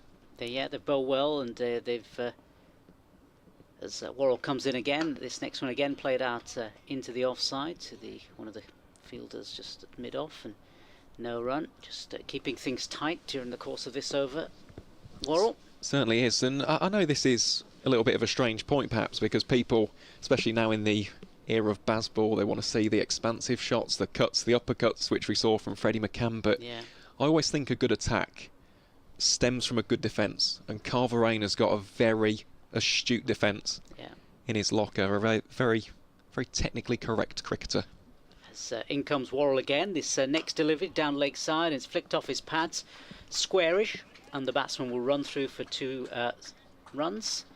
Yeah, collect 2 runs quite safely in the end, and defence key, isn't it? Because once you've got your defence right, then you can pace your game, and that's what's needed here, isn't it? Pacing the game correctly so that when the bad ball does come along, you're able to attack it and get those runs. 100%. I've always thought that with Ben Duckett as well. I feel like, obviously, the highlight reel, you see all of the wonderful drives and the pull shots, but it all originates from the fact that when he needs to defend, he can, and he does so very well.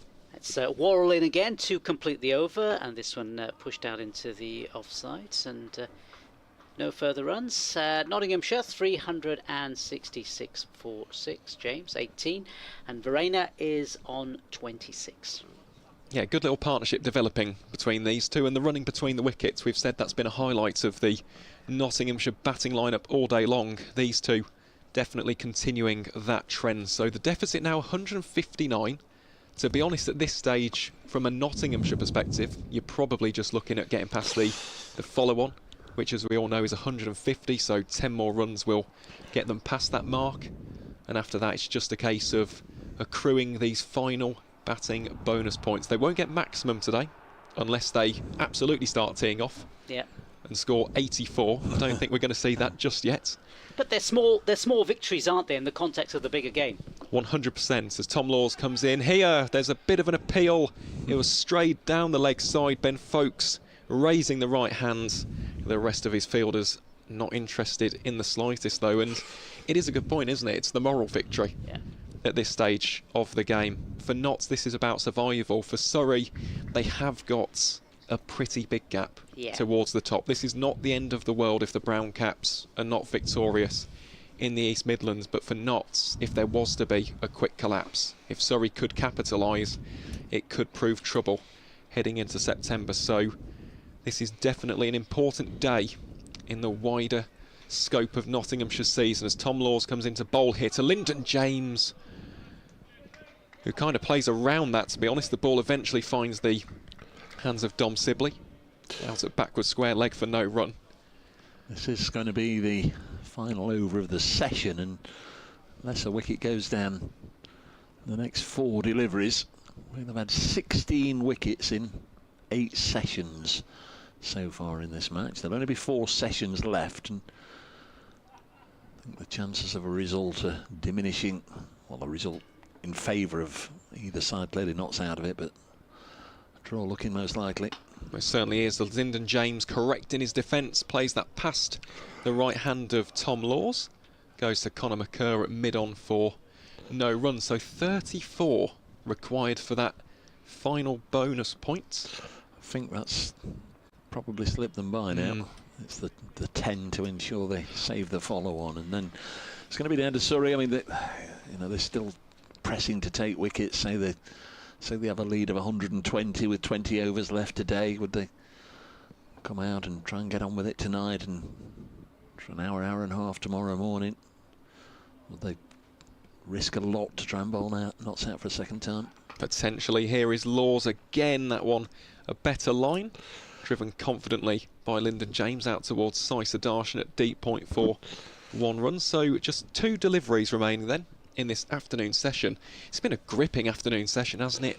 Of course, the highlight being Freddie McCann bringing up his 150. What an incredible knock that was. But I've also been very impressed by Carver Rayner and Lyndon James. The temperament and tempo of these two has been very impressive given the situation. But 33 runs would be required for that additional batting bonus points. Here is Laws in towards Carver Rayner, who swivels on that one.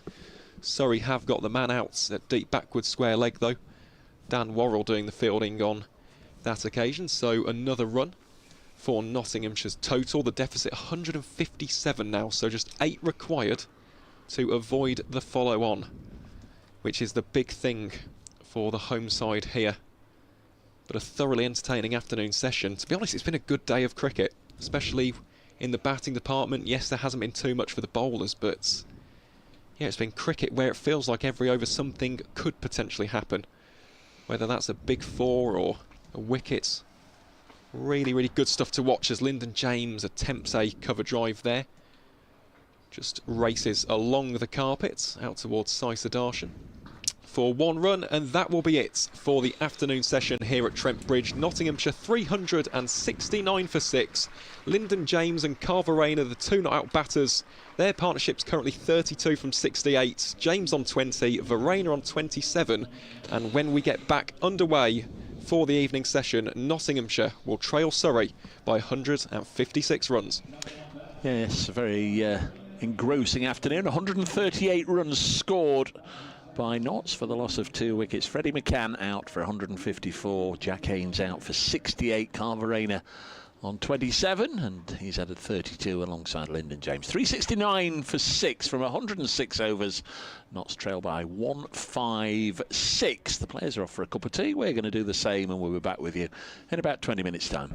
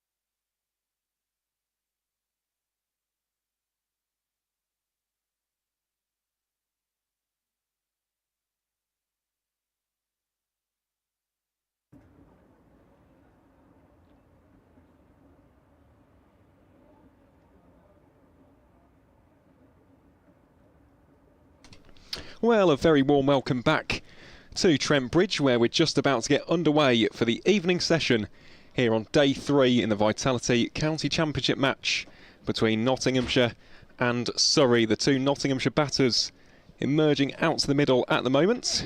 They are Clarke and Lyndon James. The voice that you're hearing right now is that of myself, Aaron Viles, here for BBC Radio London today. Alongside me is Nasser Hanif, and we'll shortly be joined by the voice of Nottinghamshire, Mr. Dave Bracegirdle. Yeah, he'll be here with us very, very shortly, just in case you think we've taken over. He is here. Yeah. We haven't kidnapped him or anything like that. He's definitely around, and he will be back very, very shortly. We can assure you of that. The two batsmen who are going to come into bat, Lyndon James and Kyle Verreynne. Yeah, and this is an intriguing session, isn't it, for Nottinghamshire? Of course, we were mentioning it before the break. The home side currently 369 for 6. The deficit is still pretty sizable, 156. But they are just 7 runs away from avoiding the follow-on, which is the first tick in the box, as far as Nottinghamshire are concerned. So Will Jacks, the man of the moment today, from a Brown Caps perspective, currently has 5 for 112 from his 39 overs. He's getting ready to kickstart us from here in the Radcliffe Road ends. Nash, do you want to? Yeah, shall I start off with Will Jacks, Bright Sunshine? Absolutely. Yeah, I've been on this end for most of the commentary this afternoon. He's going to come in. First ball, brand new over, in he comes, and this one just outside the off stump and punched back to one of the close-in fielders on the offside. No run. Yeah, Will Jacks trying to keep things tight. 5 wickets to his name already in this game. He comes in again. Next delivery is left outside the off stump through to the keeper, Ben Folkes there. Yeah, so Will Jacks hoping to add to his 5 wickets. And Verreynne, who's in there. In fact, he's not facing at the moment. It's Lyndon James. Lyndon James again pushes the next delivery, trickles out in front of him, appeals from Jacks. And some of the fielders close in, but nothing really. No, just looking at the replay on that, Nas, there didn't seem to be too much on that occasion. Here's Jacks again, and the next one played to lug side and fielded well, in fact. Yeah, Cam Steele doing the fielding there. Cam Steele picking up that ball at mid-on. No run there. Yeah, keeping things tight here, Jacks. Straight after the tea break, in he comes.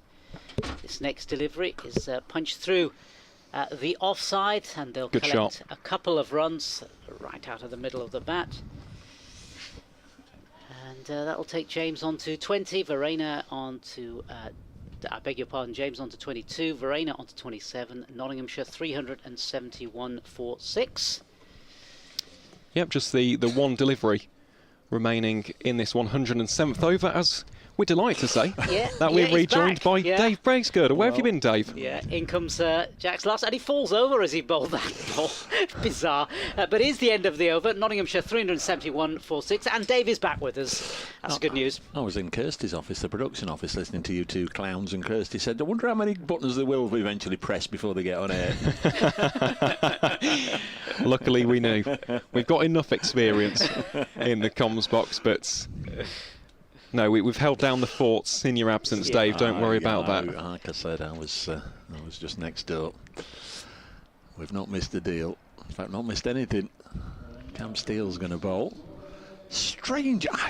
Like trees, which I talked about yesterday. I don't know anything about trees. I don't know anything about clouds, really. But told it'll stay dry. But it's a strange sort of skyline, isn't it? It's murky. Well, I don't think we've got a murky yet, have we? I don't know. Over there, beyond the pavilion, maybe not above us just yet. Yeah, we're not over there. Well, that's true. That's a good observation. Well, either way, we'll be nice and dry here in the Trent Bridge comms box, and it is Cam Steele to get us back underway from the Stuart Broad end. He'll be bowling here to Clarke, who cuts that one out towards deep point. Saisa Darshan in his sun hat and sunglasses. Not sure the sun hat's needed at the moment, although there is a little bit of blue sky over to our left-hand side, but yeah, predominantly cloud cover It's normally gone. It generally comes from the other direction. Steele needs one for his 100. Well, it won't be on that occasion, as that one is dug out by Lyndon James, a Yorker length delivery from the Surrey leg spinner. Yeah, it's been a difficult day for Cam Steele and Tom Laws, two of the more reliable operators in this Brown Caps bowling attack, but haven't found their rhythm as of yet. Well, that's much better from Cam Steele. Big appeal. The umpire doesn't make it any easier for him, does he? No, he doesn't. I didn't remember Ben Folkes being as animated for obviously not out LBW shouts as he has been today. They're almost on the point of desperation at times. What's going on now? Well, just a little bit of gardening there in his run-up for Cam Steele. He is getting ready to bowl now. See what variation he goes with here. He's bowling to Lyndon James. Well, that's a full toss. That one is pulled rather powerfully out towards the square leg region, but that will be safely cut off by Dan Worrell for just one run. And that's his 100. In the bowling column, yep. That has to be said, not in. Cam Steele, 20.4 overs, one maiden, none for 100. Now, the issue with Cam today, he's just not found his mojo, has he? A lot of full tosses. He didn't yesterday, his first 3 overs, he went around the park. It's been a very tough game for the Surrey leg spin bowler. Still plenty of time to change that, though. Here is Steele again, swept firmly by Carver-Rainer. What a piece of fielding that is at deep square leg from Dan Worrell, corralling the ball back into the park with an outstretched right hand, and saves, well, a couple of runs there. That's a really good bit of fielding. Yeah, very impressive. Always difficult to do that sometimes, because you end up with maybe your legs touching the rope or something like that, but he managed to keep his legs well inside the rope. Yeah, he timed that to perfection. Did Dan Worrell. Here is Steele then to close out this over. Goes short. Well, Verreina may be in two minds about playing that, but follow on. Yeah, that is the follow-on avoided. As you can hear, the rich round of applause there from the Nottinghamshire members. So they will not be asked to bat again this evening. And that's the first job done for Nottinghamshire. Of course, still plenty of work in terms of chipping away at this deficit further, but yeah, that's the first objective for Peter Moore's side, firmly ticked off. Absolutely, that's what you were saying earlier, weren't you, Aaron, that they've got to tick these succession of targets, and the first target would be avoiding the follow-on. The second, maybe trying to get that batting point, maybe, when we get to 400. That's not going to happen.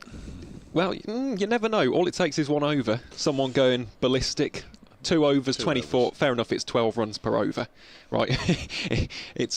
It's not probable, but it's also not impossible just yet. We'll have to wait and see how Carver-Rainer and Lyndon James will take to the bowling of Will Jacks, who has by far and away been Surrey's best bowler. 514 from his 40 overs so far. I wonder if he'll end up bowling more overs than Farhan Ahmed. He's bowled 40.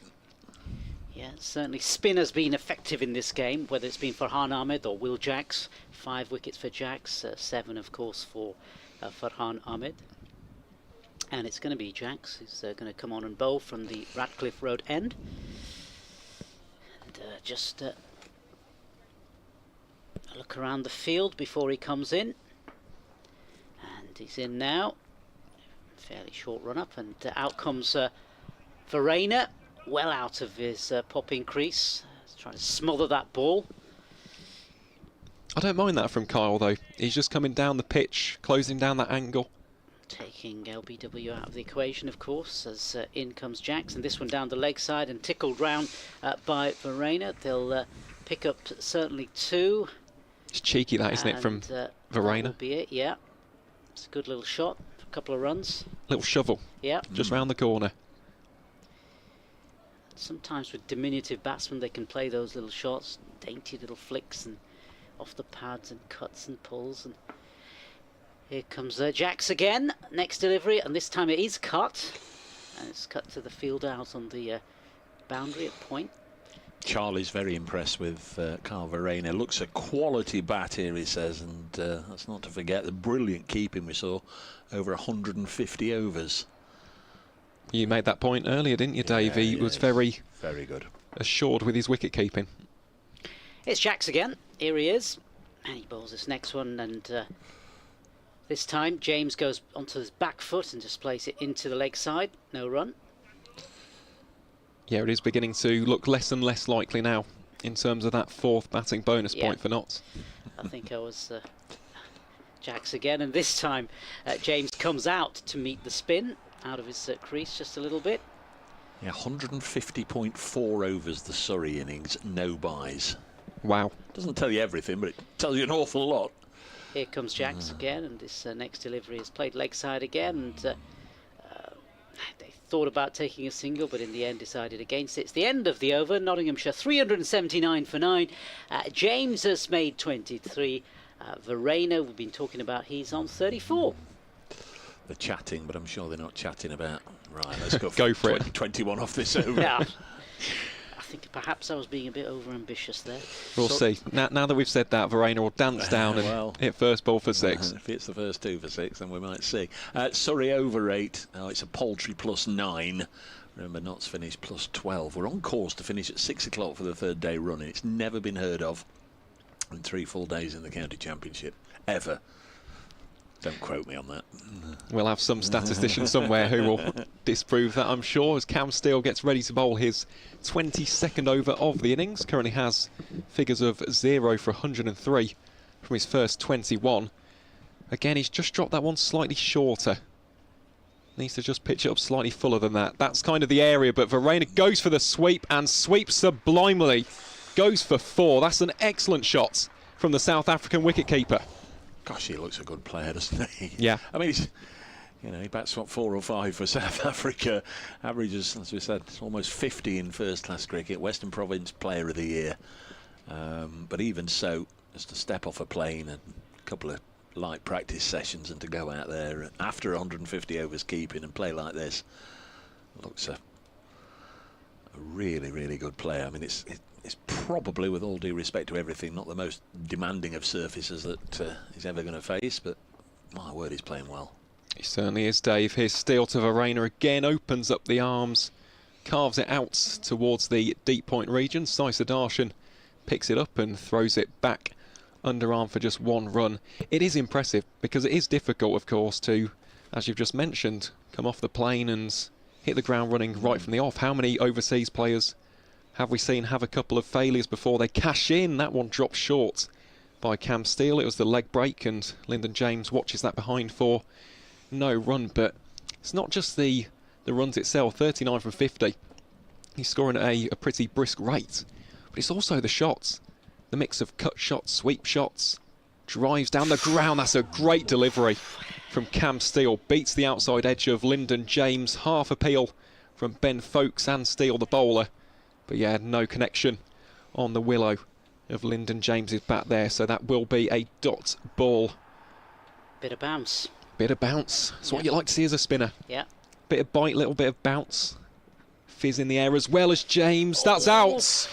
Well, that is a very tame way for Lyndon James's stint at the crease to come to an end. It's been a difficult day for Cam Steele, but he rounds out his 22nd over with the big wickets of Lyndon James, who departs for 23 from 55 deliveries. Nottinghamshire 384 for 7, still trailing by 141. Oh, yeah, it's a final ball of the 110th over as well, but it doesn't mean anything for either side. It's the 7th wicket for Surrey. They get 2 bowling points to go with their, was it 3 for their batting efforts? Notts getting 3 batting points as well. Lyndon James out, made 23, batted for an hour or thereabouts, faced 55 balls and hit 2 fours, 384 for 7. Of course, Brett Hutton came in last night as night watchman, so everybody has been plunged a little deeper. We'll have Liam Patterson-White, the left-hander, coming in now at 9, and then to follow Rob Lord on debut and Farhan Ahmed on debut. So if and when we get down to them, that'll be interesting as well. See how they both go with the bat, won't it? Certainly will. I watched Farhan Ahmed on his FC debut, so his first-class debut against the Lions at New Road against Sri Lanka. He scored 13 in that game. Played some nice, deft little shots, and my goodness, did he bowl well. He had 3 difficult overs against Madushka. After that, he got the big wicket of Madushka and just got into a rhythm, and you could see that yesterday as well. That's 7 for he's a great young prospect, and it's wonderful for fans of spin bowling in this country to see young spin bowlers doing well, because for other young spinners at clubs up and down the country, it's motivation, it's inspiration. So yeah, full credit to Farhan for his bowling yesterday, and yeah, you can but hope, if he's required to bat today, that he will get a few more runs to add to his blossoming first-class career. Of course, this is Nottinghamshire first-class debut on home soil at Trent Bridge, but it's not Farhan at the crease, it's Liam Patterson-White. Indeed, and also with Verena as well, how this will affect his game, having to play with some of these essentially, well, two people coming out on debut as well. How is this going to impact on them, or him rather, and his batting? Will he go more attacking perhaps? Well, no need yet. Liam Patterson-White, perfectly capable, got a first-class 100 to his name, so it's not like they're down to the rats and mice, as they used to say. Yeah, it's going to be Jacks to continue bowling from the Radcliffe Road end, and this next one is a lowish delivery. Did that get the knee? Well, hit the knee roll and sort of bounced out, and appeals from all around to close in fielders. But let's just see if we can have another look at that shortly. But in the meantime, Jacks goes back to his mark again, and he'll try again. That ball seemed to hit the pad and just bobble out, and reverse sweep this time attempted, and the ball in fact going through to the wicket keeper. No connection from Verena on that occasion. I do like his reverse sweep though, and again I reckon that comes from hockey, because it's basically a backhand shot. Yeah, indeed. So Jacks comes in again. This time it's more orthodox. In fact, it's through the covers, but it's saved well by the fielder out there, and the batsman will cross over for a single. Yeah, Conor McCurr doing the fielding on that occasion, saving 3 runs.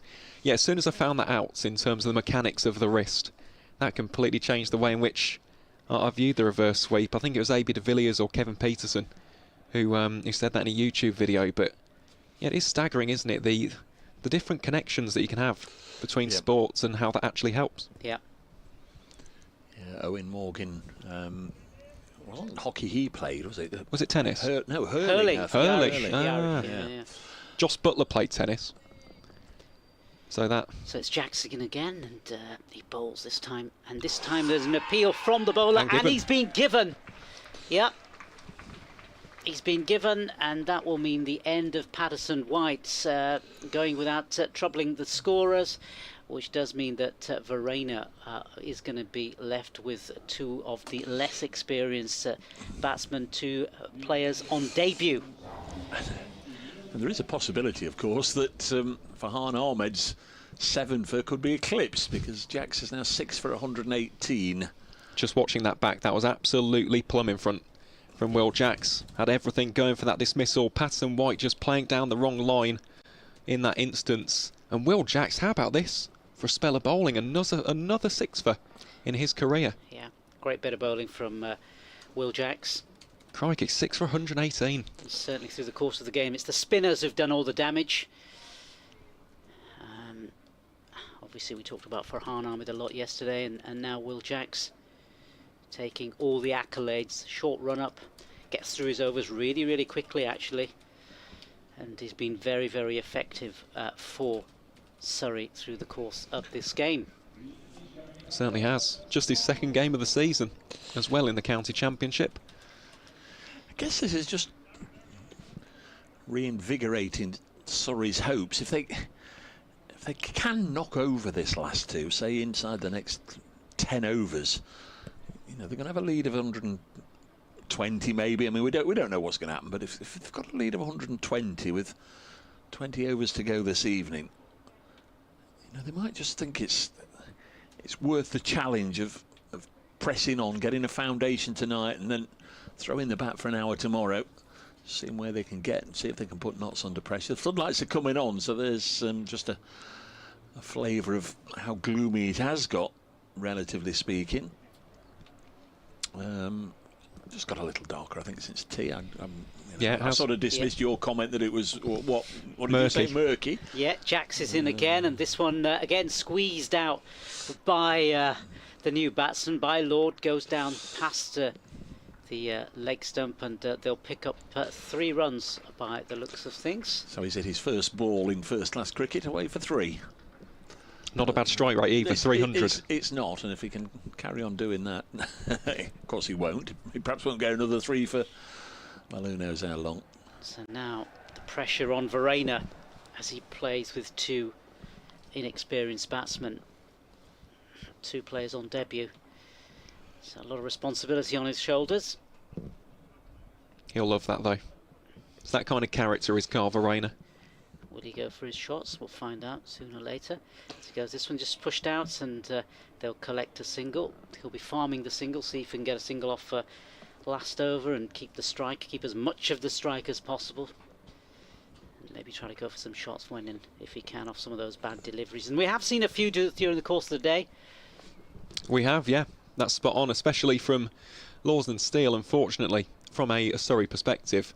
I mentioned earlier on in the morning session how Surrey had been so disciplined and tight with their lines and lengths in the early exchanges here on day 3, but since then, a few erratic ones, a few sprays down the leg side as well. It hasn't been the most clinical of bowling displays, this from the brown caps, but yeah, this late burst from Will Jacks has certainly given them some impetus, and yeah, potentially, as Dave touched upon, if Surrey can get these wickets rather quickly and put on some quick-fire runs, you never know. The game of cricket is very funny, and that's why you have to be on the ball for every single moment across these 4 days. As Cam Steele here to Verena, hangs it outside the off-stump of the right-hander. Flirts with it, thinks about playing the shots off the back foot. No connection with the blade of the South African, though. And that will just be a dot ball for the time being. Steele, again, lots of energy in the run-up. Verena absolutely clobbers him. Goodness gracious me. Out towards cow corner, goes all the way for 6. That is a stunning strike from Kyle Verena. Straight off the middle of the bat. First 6 of the innings. What a 6 it was as well. And there'll be a little bit of a search party here. Conor McCurr is joining the fans over there as we try and find that Kookaburra ball. He has found it though. Some good detective work there from Conor McCurr. Just looking, there were 10 in the Surrey first innings. 4 from Rory Burns, 3 from Will Jacks, 2 from Jordan Clarke and 1 from Sai Sudarshan. But not to have gone this long without hitting one. Now Verena's put that right and he moves on to 47, so he's almost got his first class average, but he's unbeaten at the moment. So yeah, trailing by 130 now. Well, Steele getting ready to respond. How can he? Drops this short. Wow, that's a venomous shot there from Carl Verena. Crashes into Will Jacks' right hand in at short extra cover. That'll sting. Yeah. That was ferociously hit as well. That'll learn you. Goodness me. Would not fancy being on the end of that one. Just an update from the test as well. England have just taken a wicket in that game. Gus Atkinson getting the wicket of Nishan Madushka. So Sri Lanka currently 32 for 1 at Lords. I'll update you with some of the other scores, especially the one at Old Trafford, because that can have ramifications on Nottinghamshire's survival bid. Here is Cam Steele again, gives this plenty of flight outside the eye line of Rob Lord, who drives it out towards Sudarshan at point 4. No run. Lancashire currently 115 for 6 at Old Trafford, trailing Hampshire by 74 runs. So they were asked to follow on. If they lose those 4 wickets quickly, it could spell trouble for the Red Rose. Here's Steele into Lord. Again, a lovely delivery that from Cam Steele. These last couple of overs seems to have found that rhythm. He has, hasn't he? Yeah. Pretty indifferent early on in this on this 3rd day, but certainly in the last couple of overs has found his range. He most certainly has, and I think that's probably come from the wicket, to be honest. It always puts the extra pep in your step, doesn't it? As a bowler, especially after you've been tonked. Lord watches that outside of his off stump, leaves the leg break well alone, and that will bring us to an end to the 112th over. Nottinghamshire 396 for 8. The deficit 129.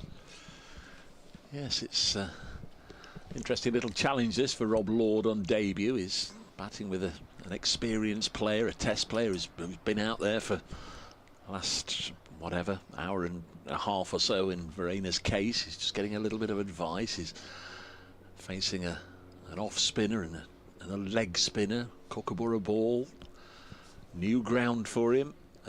It's all very, very different from his feelings earlier in the season. He'd been let go by Lancashire. There'll have been a lot of heartbreak there, trying to make his game his way with Cheshire in the National Counties game.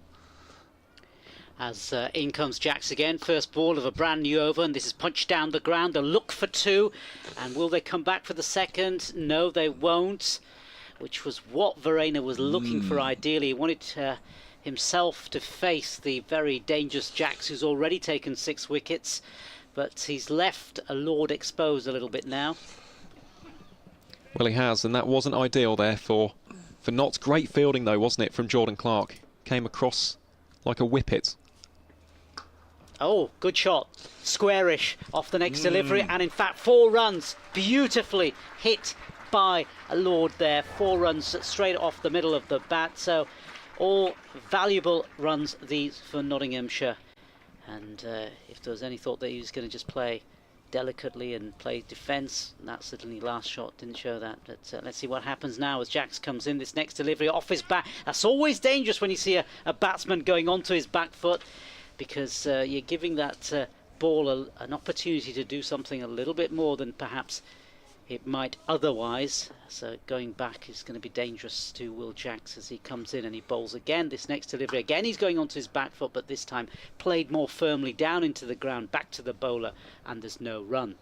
Yeah, he played that one nicely.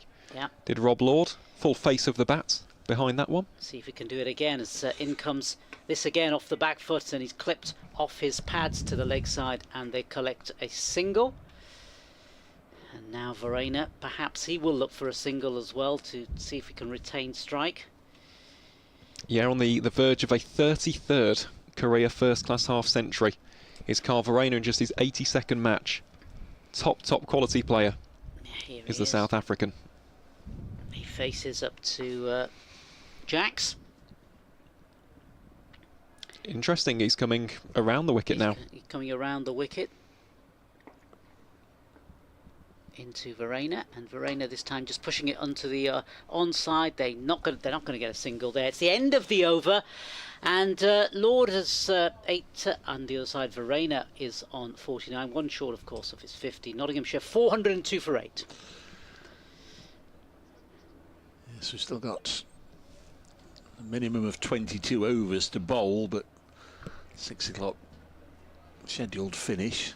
Could have plenty more overs than that. Of course, if these 2 wickets go down, there'll be a 10-minute change of innings as well, so a couple of overs will be lopped off. But once again, great to see lots of spinners in action. The overs whittling away. Been engrossing from that aspect. Very different to a lot of games we see here in Nottingham. Most definitely, as Cam Steele starts that one with a wide-ish delivery. Was going to say a 5th stump line, potentially a 6th stump there from Cam Steele. Hasn't quite found the radar with that delivery to Rob Lord. He's looked quite well set from his 8 as of yet. This next one from Steele, again carefully watched by Lord outside of his off stump. Safely pouched by Ben Folkes. Presumably with these lights on pace bowlers, the umpires might come into question the use of pace bowlers. I don't know. Is no? Going to be too much danger out there? No. Oh, well, there was danger in that shot from Rob Lord. It's flashed outside of his off stump. And Ryan Patel will get rounds at deep third man. So just the 2 runs there. Flirting with that one was Rob Lord. Big flash of the blade. Just evading the grasp of Rory Burns there. In at first slip. Yeah, that's the first shot he's probably played in anger today. As Rob Lord didn't quite get the timing or the direction on that one. As again, that's very full, and that will be out. Cam Steele has his 2nd of the day. Rob Lord has to depart for 10 from 12 deliveries. Nottinghamshire 404 for 9. The deficit's still 121, so potentially a final twist in the tail of this match here at Trent Bridge. But that is a very good delivery from Cam Steele. Just yorked him with that one. Yeah.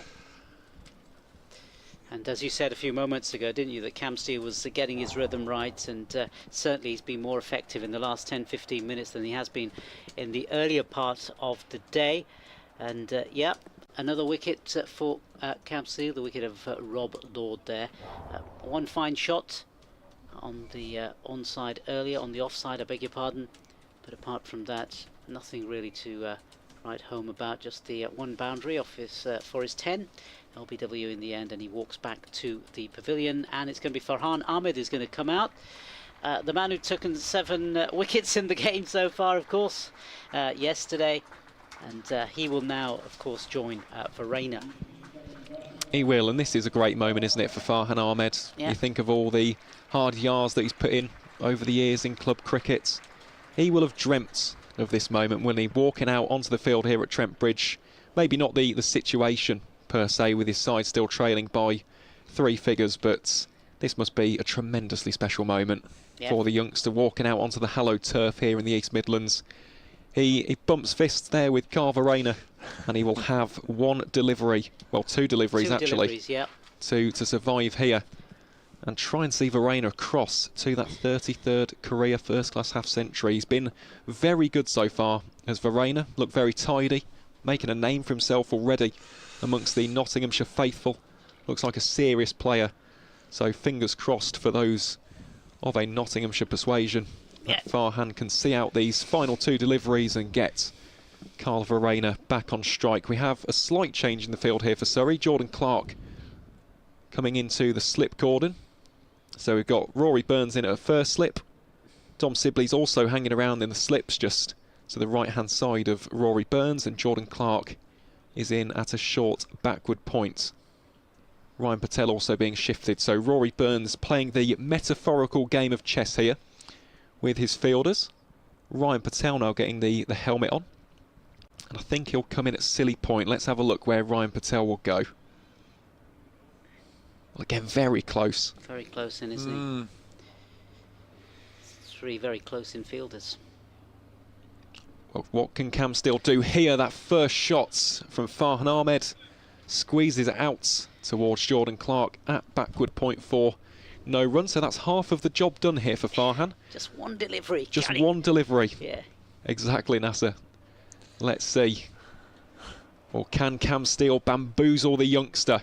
He won't on that occasion. Played confidently off the back foot. Farhan does survive.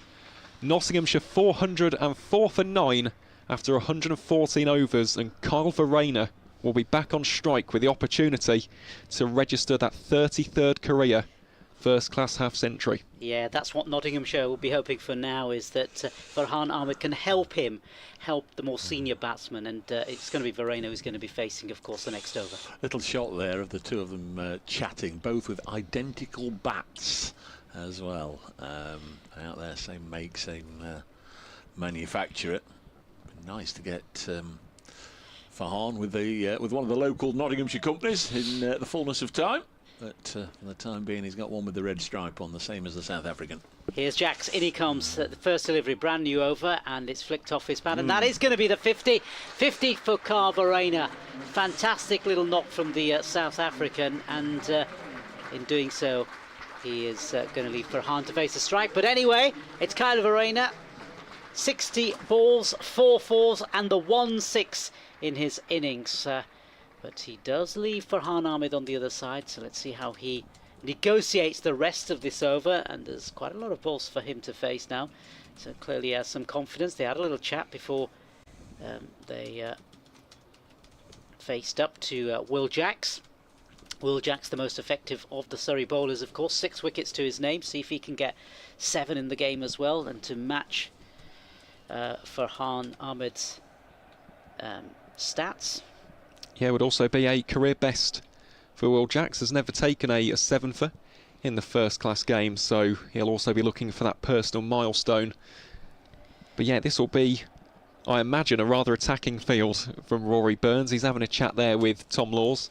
Yeah, so Verena's certainly showing a lot of confidence in young Farhan Ahmed. They're exposing him, you could say, to 5 deliveries. So the bulk of the over still to come from Will Jacks. There will be close infielders. There'll be what looks like a first slip there, a silly point, leg. Yeah, short leg, which is Ryan Patel. Yeah. Under the helmets. Connor McCur's now got helmets. Ben Folkes will be under the helmet as well. There might be a leg slip in there as well. possibly. Let's see where Conor McCurr will go. Potentially, I think leg slip is actually a very good shout. He is. Yep. He's in a leg slip. So yeah, so there's a few really good close infielders here, putting the pressure on the teenager, because we have to say that, 16 years old, Farhan Ahmed, and he's going to face up to the more experienced Will Jacks. In comes Jacks, bowls, first ball, second ball, and that one off his pads, and appeals from Ben Folkes behind, but nothing from the umpire, and that's important. As he settles himself as Farhan Ahmed, about to face another delivery, and here comes Jacks again. This next one played out correctly, middle of the bats, got a long stride in and played it out. Now he just waits as Jacks comes in, and this next ball again played off his back foot this time, but played back to the bowler. He's just got 2 more deliveries now to face in this over. Can he see them out? That is the big question. So far, though, he's looked quite tidy in his defence as young Farhan. He's got to do that as Jacks comes in. The next one, it goes for an ambitious shot, and he's been given out. He went for a pull. Yeah, maybe the defence, the few earlier defensive shots got him a bit excited, and he went for a pull, a cross-bat shot, and in the end given LBW, and that means that Jacks has taken his 7th wicket, 7 for 129, and Nottinghamshire are 405 all out, which means that they trail by 120 runs. Yeah, congratulations to Will Jacks first and foremost, a career best in the first class formats, eclipsing the 6 for 161 that he took against Pakistan in his debut Test series. So well played, Will Jacks, a first 7 for Surrey County Cricket Club. And yes, there's still work to be done. Of course, it's going to be difficult for the Brown Caps to win from this position, but they've also done their first objective. They've bowled Nottinghamshire out. There's still time tonight to rack up some quick fire runs. We are far from done here in the East Midlands.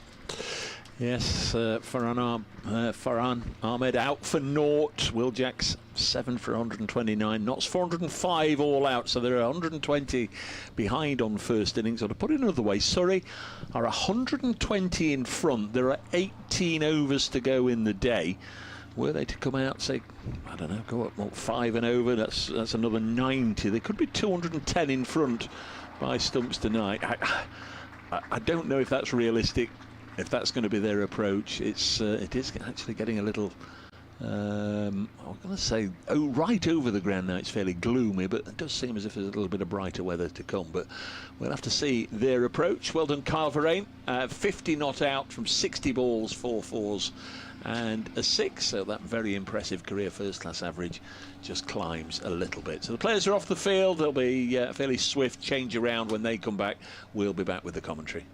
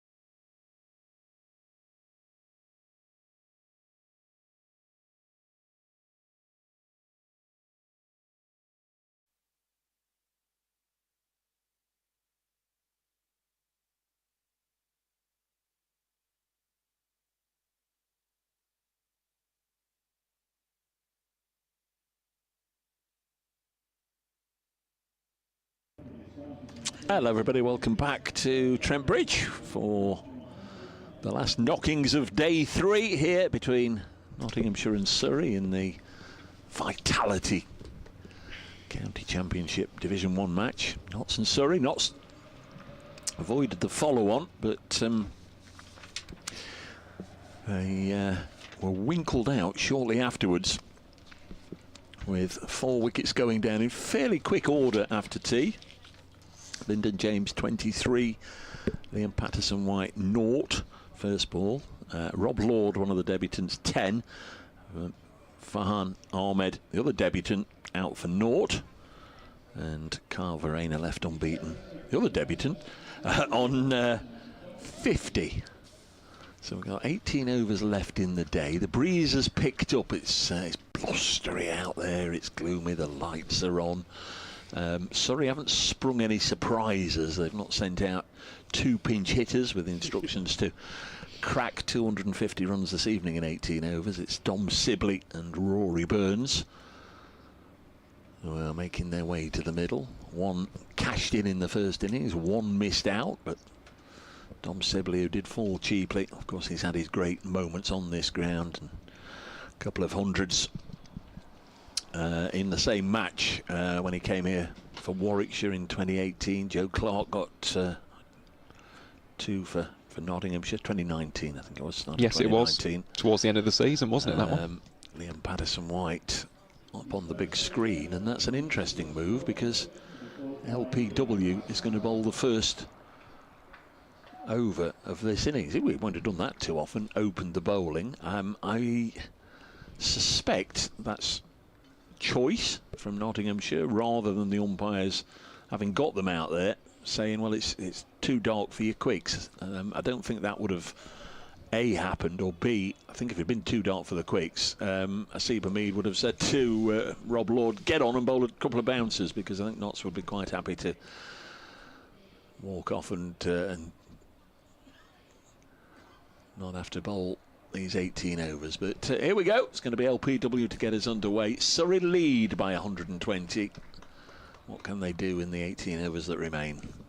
Well, let's see, Dave. It will be Liam Patterson-White to Rory Burns to kick-start this Surrey second innings, and the first delivery is played cautiously by Rory Burns, just in front of his eye line. That'll be no run, and that immediately brings about a bit of a change in the field. Jack Haynes in at short leg now, as Nottinghamshire try to make early inroads here. Burns goes for the sweep. Doesn't quite get the good connection that he was looking for, trying to scoop it over the top of Freddie McCann there in at a fine leg position. But yeah, didn't get any bat on that whatsoever, so no damage done for the time being. Patterson-White then again from this Stuart Broad end, starting with 3 consecutive dot balls. A metronomic start this from Liam Patterson-White. A rather watchful one from Rory Burns on that occasion, but that second delivery maybe just offering an insight into the psyche of the Surrey batters and the approach that they're going to take in this second innings. Plays this one defensively out towards Brett Hutton in a shortish extra cover, so no runs to add for the Brown Caps as of yet. This has been a decent start here from Liam Patterson-White, the slow left arm spin bowler, who just drifts that one slightly down the onside of Rory Burns, tucks it off the pads, and is fielded by the aforementioned Freddie McCann at fine leg for no runs. So just one more delivery in this first over of the innings. It will be Patterson-White to Burns. Burns drives it, but can only find Brett Hutton in at short extra cover for no runs. So a good start that from LPW. Finishes his first stint with the ball with a maiden over. So Surrey none for none after 1. Yeah, no sign that they're going to come out the dressing room gate and wallop it to all parts this evening. You suspect that this could be a fairly turgid final day here. Individual honours might only be the only prize on offer if Surrey don't look to score quickly and stick Notts in again. Farhan Ahmed, no sooner has he been dismissed and he's out there having another bowl. I was asked about the last I was asked about debuts, etc. with regards to impressive performances. Of course, Matt Carter at Taunton in 2015, 7 for 56, I think it was, in the first innings. I only got 3 in the second innings, and he got a 10 for in the match. I guess Farhan could have that in his sights. Here he is, Farhan Ahmed, said it himself. A little skip, in he comes, first ball, brand new over, and the batsman punches it back to Farhan Ahmed, the batsman, of course, being Dom Sibley. It's going to be interesting as well, batting under these lights as well. Just another little thing to throw into the equation as Farhan Ahmed comes in again, second ball of the over. This flicked off his pads this time by Sibley. He'll pick up a single, and that'll get Surrey's score up and running. Yeah, good shot to get the scoreboard ticking as well from Dom Sibley, just utilising the wrists, whips it out towards that square leg region for the first run of the innings. So now it's the left-hander. Yep, Rory Burns to face off against Farhan Ahmed. He's got 2 men in short in the slip cordon. Of course, Carver Rayner, we mentioned how impressive his wicket-keeping was in that first innings. He's got the helmet behind the stumps. He'll be looking to add to that dismissals tally, which he had in that first innings. Farhan getting ready then to restart. Yeah, just looking at that patch just outside his off stump as in he comes again. Just the wrong line, perhaps just a little bit touch to the leg side rather than just outside his off stump. But he's been, certainly in the first innings, he landed the ball on a really good length as he comes in again, Farhan Ahmed. And this next ball is played back to the bowler by Rory Burns. Applause from some of the crowd. Fairly dark and gloomy here. Floodlights are on as Farhan Ahmed in again, and this next delivery again punched back to the bowler, and just pulls up his shirt sleeve a little bit and comes in again, and he bowls this delivery, and this one again played firmly back, and the end of an over, maiden over, is it? No, just the 1 run, sorry, beg your pardon, just the 1 run off that over, and good start from Farhan Ahmed, keeping things very tight. Very good. Impressive win today for the Blaze, the Trent Bridge-based women's team in the Rachel Hale Flint Trophy at Derby today. Sunrisers 245 all out, and Catherine Bryce with 87 not out has helped get the Blaze home. They've won by 6 wickets with 6.5 overs to spare. Tammy Beaumont made 59 in that as well, so a really good win for the Blaze just down the road at Derby. Yeah, that's a pretty convincing win, that, isn't it? Yep. In the end, and Catherine Bryce been in excellent form all season long, so yeah, I'll echo that sentiment, Dave. Congratulations to the Blazers. Liam Patterson-White gets ready to bowl here to Sibley. Huge appeal from everybody. Hit the bat as well, did it? I think that's hit the bat of Dom Sibley. I'm not sure there was tons in that. We'll try and get a replay up on the stream very shortly. But goodness me, Jack Haynes and Joe Clarke were absolutely up in arms about that one. Screaming for that as though it hit him plumb in front. But here is Patterson-White then. Sibley dances down the track. Goodness me, that is a wonderful shot from Dom Sibley. Finds the gap out at deep mid-wickets, and that will be the first boundary of the second innings for Surrey. It's come off the bats of Dom Sibley. A nice confident stroke there from the Brown Caps opener. Dare I say, almost un-Dom Sibley-like, because he's a sort of quite a reserved batsman, isn't he, when he comes out to bat? Certainly is. Thank you again to our production team for showing the replay on that. I do think Sibley got bat on that, and that's a carbon copy from Dom Sibley. The ball racing away. It's Ben Slater trying to cut that off. On this occasion, the Nottinghamshire opener does exactly that, so cuts it down to just 2. This is something which Dom has worked very hard on in the past couple of winters, though. So against spin, I know it was notable in the media against seam. He was limited in his scoring options, but that's one of the shots that he's worked incredibly hard on during his time at Surrey. Also showed glimpses of it at Warwickshire. I know they had a few conversations with Tony Frost during his time at Edgbaston, so yeah, he's displaying an extra feather in his cap and done it very nicely in those past 2 shots, and it's forced Hasib Hamid to plug the gap. Jack Haynes has now gone on to fill the void in at short mid-wicket. And that's just good intent from Dom Sibley. Yep. He's not had to go aerial, he's not had to play any silly shots. It's just good old-fashioned cricket, that, from the Surrey opener. And again, he opens his arms up here, drives the ball firmly out towards Lyndon James at mid-off. The two Surrey openers scamper through for a single. And I'm very happy for Dom as well, because he's in quite a dark patch, especially after the end of his England career. He had a lot of criticism about his style of batting, and he's worked incredibly hard. I know that he's had some time away from the game as well, gone and played a bit of club cricket just before the season, so to see him back scoring runs confidently, freely, bit of rhythm in his game, really does make me happy to see him back to his best. Here is Liam Patterson-White to Rory. Burns hangs this outside the off stump of the Surrey captain, who plays it out towards backward points, Farhan Ahmed, and that will be no run. So an eventful over from Liam Patterson-White. Goes for 7 in the end, and Surrey move on to a score of 8 for none after 3. Wicket in the test match for Ollie Stone, with Sri Lanka now 50 for 2. Been set to score 483 to win that one. So third wicket in the match for Ollie Stone. Elsewhere in Division 1, they're off for bad light at Taunton, where Somerset 263 for 5 in their second innings, leading Durham by over 400. Worcestershire 303 for 8 at Chelmsford. They're off for bad light there.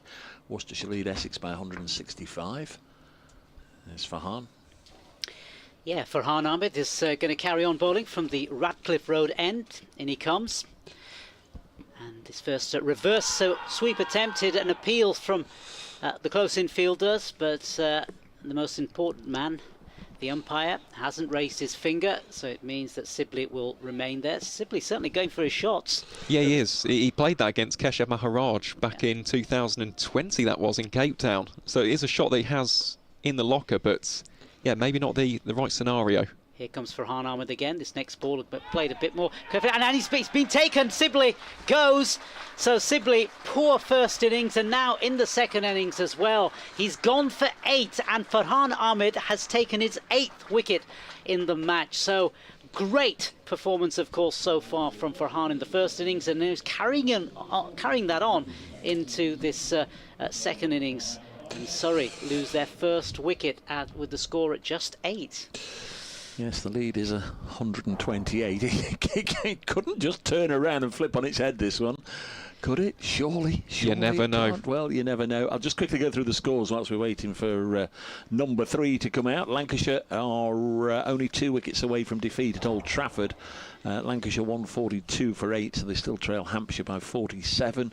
Division 2, Leicestershire in their second innings 133 for 3, trailing Glamorgan by 166. Middlesex 397 for 5, trailing Yorkshire by 204 in that high-scoring game at Headingley. Ryan Higgins 89 not out there early, well, yesterday in fact, a century from Sam Robson. Division 2, Sussex over 600, Derbyshire 290 all out and 61 for 1. The Blaze beat the Sunrisers, and the other game in the Rachel A. Flint today, Western Storm 282 for 8, good finish on the cards. South East Stars 266 for 5, so they need 17 from 4 overs there, and getting the runs is Kira Chaffley, the wicketkeeper, who's 80 not out. So it's going to be Farhan Ahmed again to continued his good form from the first innings, now into the second. All wickets in, little jump before he comes into bowl this delivery. It's Ryan Patel is going to be facing. Couple of close infielders on the offside as he comes in, and this next one played out correctly by Patel. Back to the bowler. There was a time here where I didn't think Notts were ever going to get Dominic Sibley out, but they've got him twice in this match for 17, 8 for 1. Be an update for BBC Radio Nottingham in a couple of minutes. As in comes Ahmed again. This next one again played out by Ryan Patel, and oohs and ahs from some of the close infielders.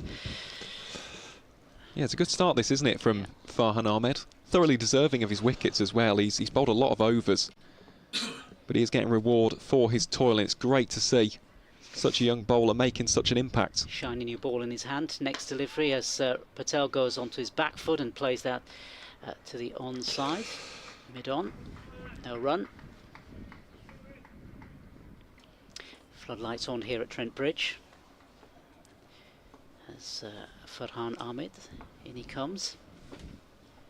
This next ball, let's see what happens, and played back to Farhan by Ryan Patel. And it's in fact the end of the over, and applause from some of the crowds who are here, still watching this intriguing last session of this game. It's Surrey 8 for 1. Dom Sibley, of course, losing his wicket, and the two batsmen currently yet to score, Rory Burns and Ryan Patel. 14 overs to go, or a minimum of 14 overs. We've got an hour. It's 5 o'clock. Just hope the light doesn't get any worse, otherwise we might not get them all in. 8 for 1. Lots of got two players on the scoreboard there without a run to their name as yet, which is ideal from their perspective. Burns has faced 11 deliveries, yet to get off the mark. He's on strike now, the left-hander. Liam Patterson-White from the Stuart Broad end will bowl to him now. Comes in, and this is pushed back to him. Of course, the umpires have changed ends, with us now moving into the respective second innings of each side, and James Middlebrook is at the far end where Liam Patterson-White's bowling from. It was Paul Pollard who gave the not out. This is turned past Ahmed on the leg side. They'll get a couple of runs. Lyndon James Field gave a not out with Farhan Ahmed thinking he'd got Sibley, and then he did get him with a fairly tame chip to mid-wicket. A couple of runs, 10 for 1, so Burns is off the mark. Surrey lead by 130. They actually finished on plus 10 on their over 8. Not plus 12 going into this innings. We will have that update for BBC Radio Nottingham in the mere twink of an eye, as the Surrey captain, wearing number 17, lunges forward. There was a time when Rory Burns and Asib Ahmed and maybe Finn Hudson-Prentice played for Derbyshire then, now down at Sussex. They were sort of vying to have the longest hair in county championship cricket. I think they've all had a bit of a trim since then. A single taken, 11 for 1. Not sure who would hold the title now, if there were one. Yeah, spoke to David about an hour and a quarter ago at tea when Notts were 369 for 6. Well, this game's really moved on since then. Notts did get those 7 runs to avoid the follow-on, but then lost 4 wickets rather cheaply to be bowled out for 405. Like the look of the new South African Kyle Verreynne, 50 not out. Very, very impressive knock from him from just 60 balls, but he was left high and dry after Lyndon James 23, Liam Patterson-White a first ball duck, Rob Lord for 10, and young Farhan Ahmed all fell. Will Jacks for Surrey finishing with figures of 7 for 129. So Surrey had a first innings lead of 120. 18 overs left in the day today. You wondered their approach. Would they come out, try and go crash, bang, wallop and put pressure on Notts today? Well, those plans thrown out of the window straight away, because Notts have opened with spin at both ends, and Farhan Ahmed has just taken his 8th wicket of the match. Dom Sibley out cheaply in both innings. Surrey are 11 for 1, an 8th wicket, as I say, for Farhan Ahmed. Surrey lead overall by 131. It's pretty gloomy, the lights are on, but we should have 13 overs left in the day.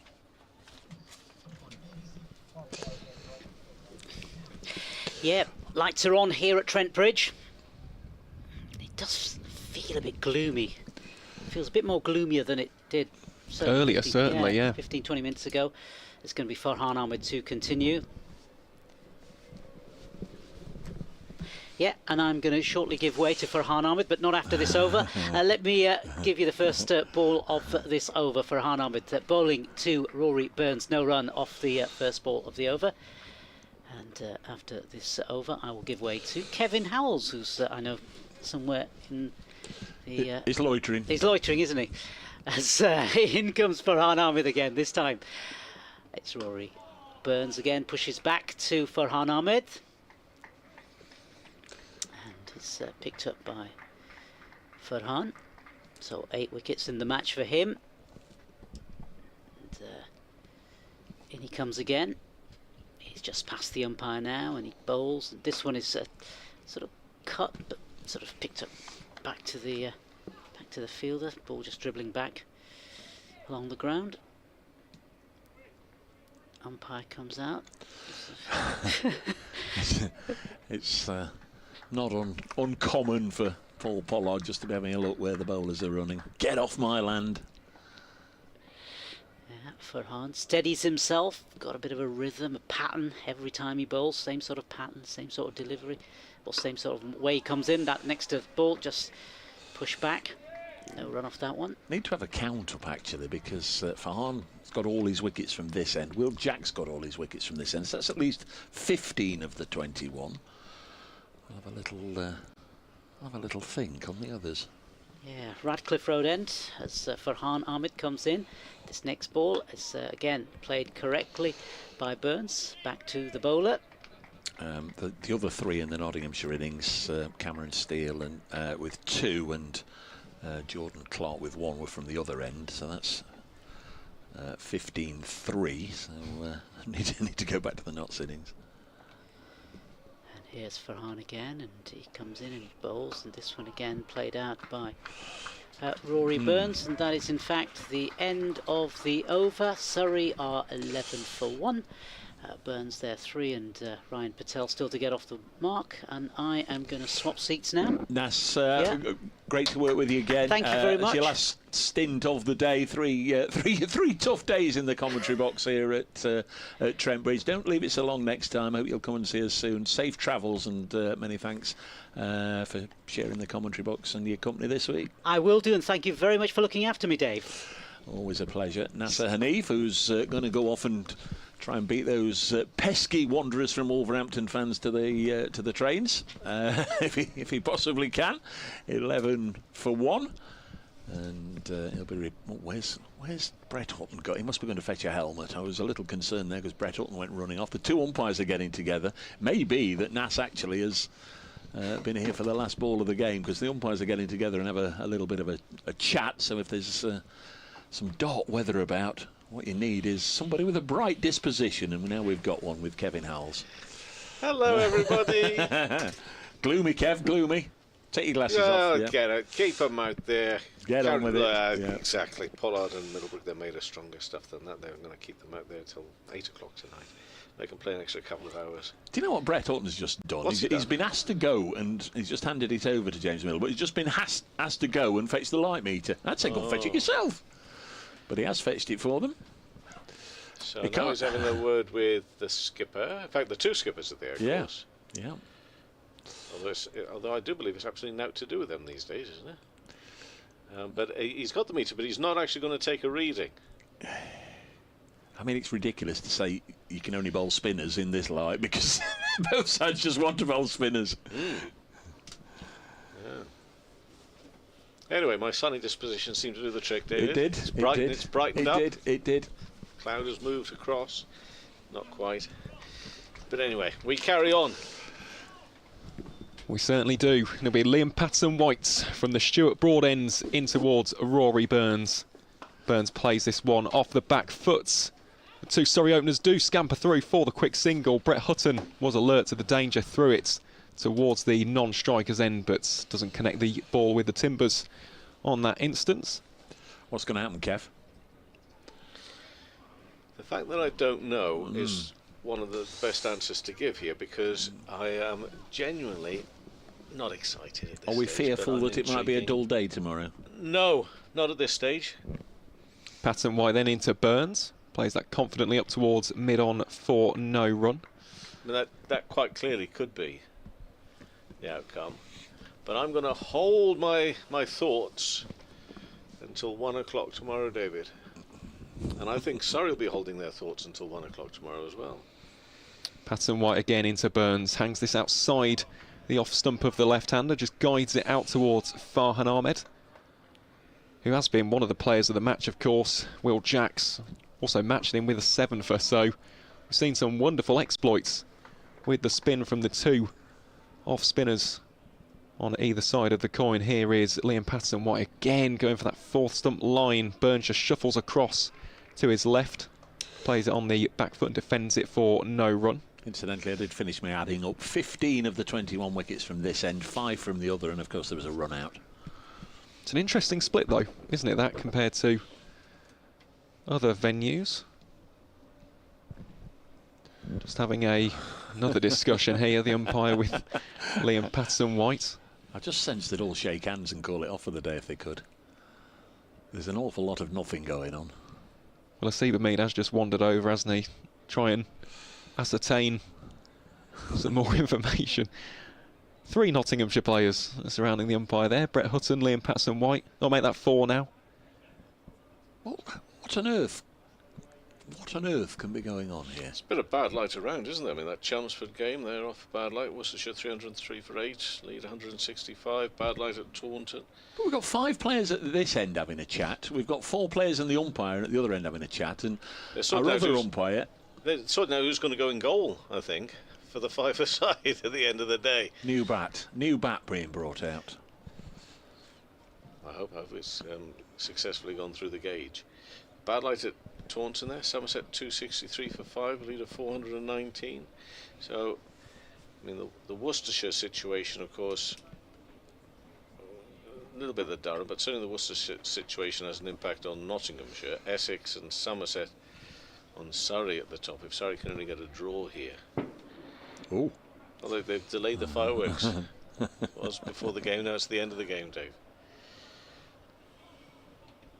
Yeah, so many ramifications, aren't there, with a number of results in the First Division. Patterson-White fires this one in with a bit more venom. Played off the back foot back to the bowler by Rory Burns. It's so tense and tight towards the bottom. Of course, Warwickshire giving themselves some breathing space with that innings victory over Kent today. But Worcestershire, Lancashire, Nottinghamshire, yeah, those 3 very close together towards the bottom as Patterson-White floats that one out very wide outside the off stump of Rory Burns, who just slaps that through the covers for a single. So that will bring us to an end to the 7th over.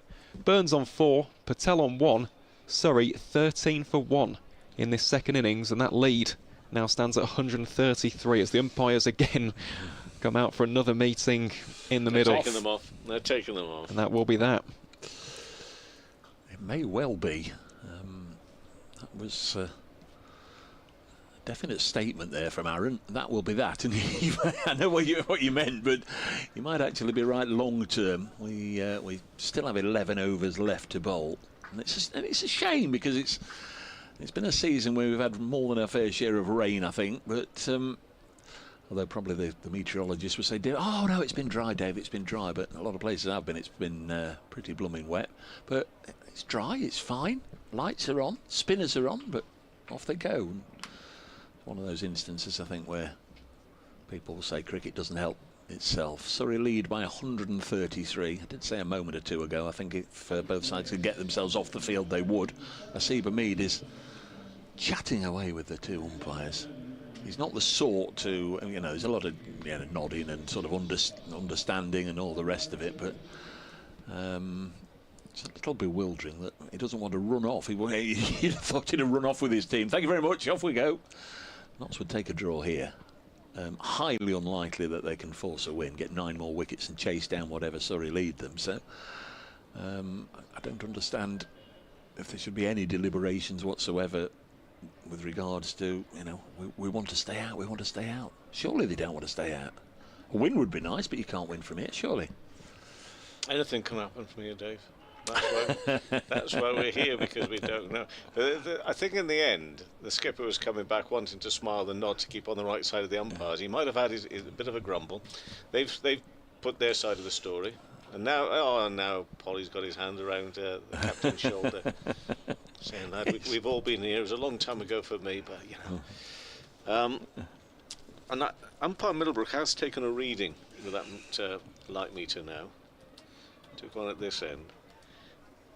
And so it's a bit of a disease spread across the country as this bad light, and the forecast or the news story for tomorrow is a distinct possibility of some really heavy thunder, rain and the like.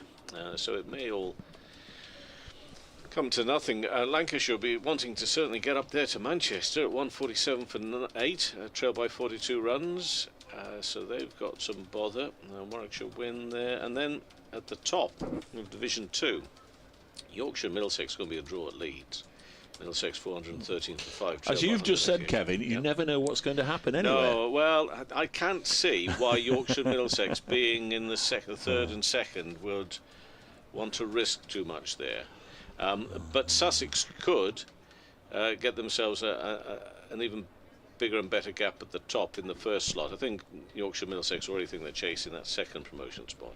Derbyshire 80 for 1, second innings trailed by 237 runs. So, and Hove, according to the news story stroke weather forecast, is far enough across to the east of the country. That's right. If I'm looking, I'm thinking of because all this is coming up from France. So if they're coming up, that's to the. That's right. Yeah, to the east. I mean, they may miss that bad weather tomorrow, so they could polish off that victory. We'll wait and see how it all plays out tomorrow. The umpires are staying out there, though, Dave. Yeah, I'd like to see this actually when it is bad light. They're hanging around there. They've taken a meter reading. They're out there with the ground staff. One perhaps that either of you two can maybe shed some light on, because I'm not that up on cricketers' hair. I just popped in a throwaway comment about Rory Burns and Asiba Mead and Finn Hudson-Prentice. Charlie says, reference your long hair debate. Mickey Edwards at Yorkshire. I'm not entirely sure I've seen, but I may have done. Or Ollie Carter, who's got a mullet down at Sussex. They may be contenders. Thank you, Charlie. Ben Green. Let's do mullet. I think he's cut it. Well, that's a... Yeah, which is a bit of a shame with Ben Green, because he had the mullet and moustache combo. Yeah, he did, yeah. Which was quite the sight down in the West Country. Mickey Edwards is a good shout. Australian seam bowler playing for Yorkshire. Stroke surfer. Hasn't played too much this season, though, unfortunately down to injury. Just trying to think if there's any other real long-haired players. Depends, if he allows it to grow a bit, maybe Zen Malik at Warwickshire next season as well. Zen has a good head of hair on him. Certainly around about the time he came here, 2020, 2021, those dark and desperate times, Asiba Mead's really let his go long. So too did Rory Burns, and also Finn Hudson-Prentice. Hammond at Gloucestershire, his wasn't particularly he did at one long, point, but yeah. it was all over the place, wasn't Miles it? Hammond, yeah. All over the place, Dave. Well, as somebody like yourself, Kevin, who's never really had a problem about which way we're going to put a part in on the morning. There was a very short period of my adult life when that was a bit of a concern. You sort of have to admire young Master Hammond for all his hair all over the place. What do we think here? People are sort of making their own mind up. There's very few spectators left in the ground, and those that are in the ground. left anyway, because we can't really 11. 11. Yeah. So that may well be. Well, the trouble with that, though, I say it's a trouble. It isn't a trouble, but if it's 11 overs, they are able to play through until 6:30, aren't they? So I reckon at the moment we're probably not losing anything in the day anyway, are we? So there's still time to get your 11 overs in. I'm sure you can go through till 6:30 before you lose anything.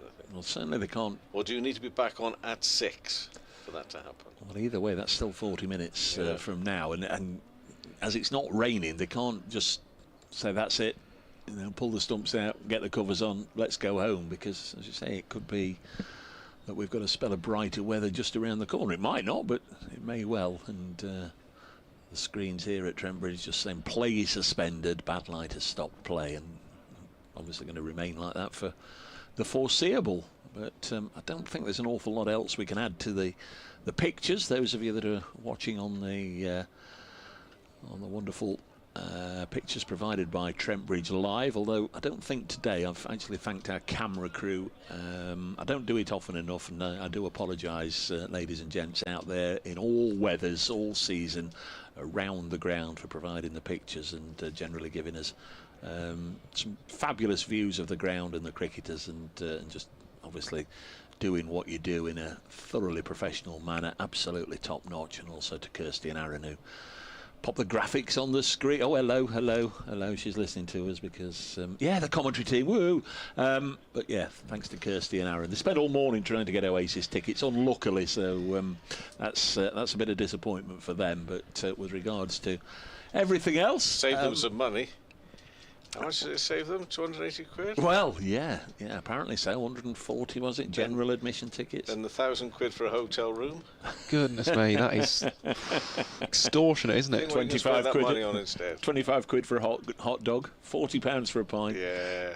Etc. Etc. Who needs Oasis? It'll be live on the telly anyway.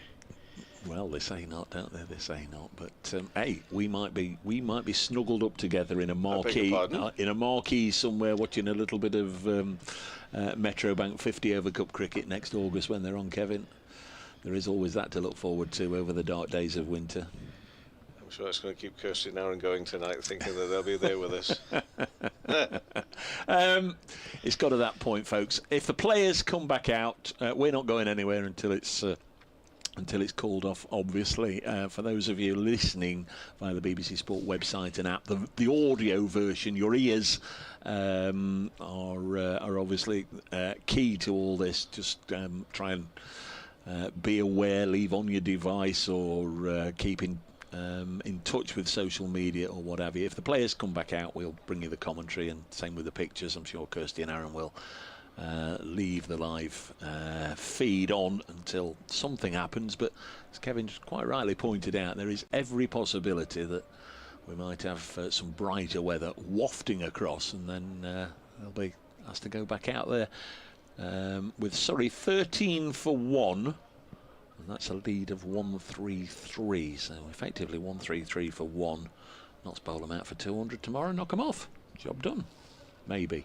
We'll see. If they come back, we'll come back. If not, enjoy your Saturday night, whatever you're doing. From the team, Nasser Hanif, Aaron Viles, Kevin Howells, and myself, Dave Grayskirdle, and the production crew, we'll bid you good night. Just as I say that, Paul Pollard's whipped the bails off at this end, but I don't know if it's anything other than a token gesture, maybe to put the light meter on. But yeah, when they come back, we'll come back. If not, we'll speak to you in the morning.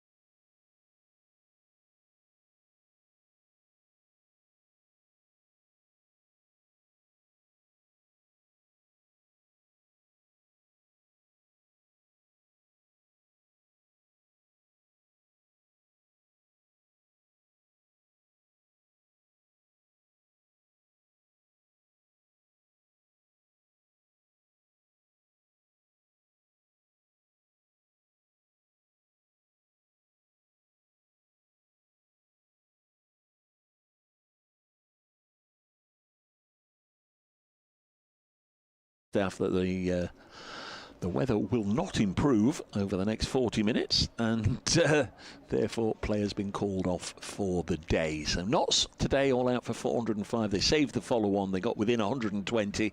Will Jacks 7 for 129 for Surrey.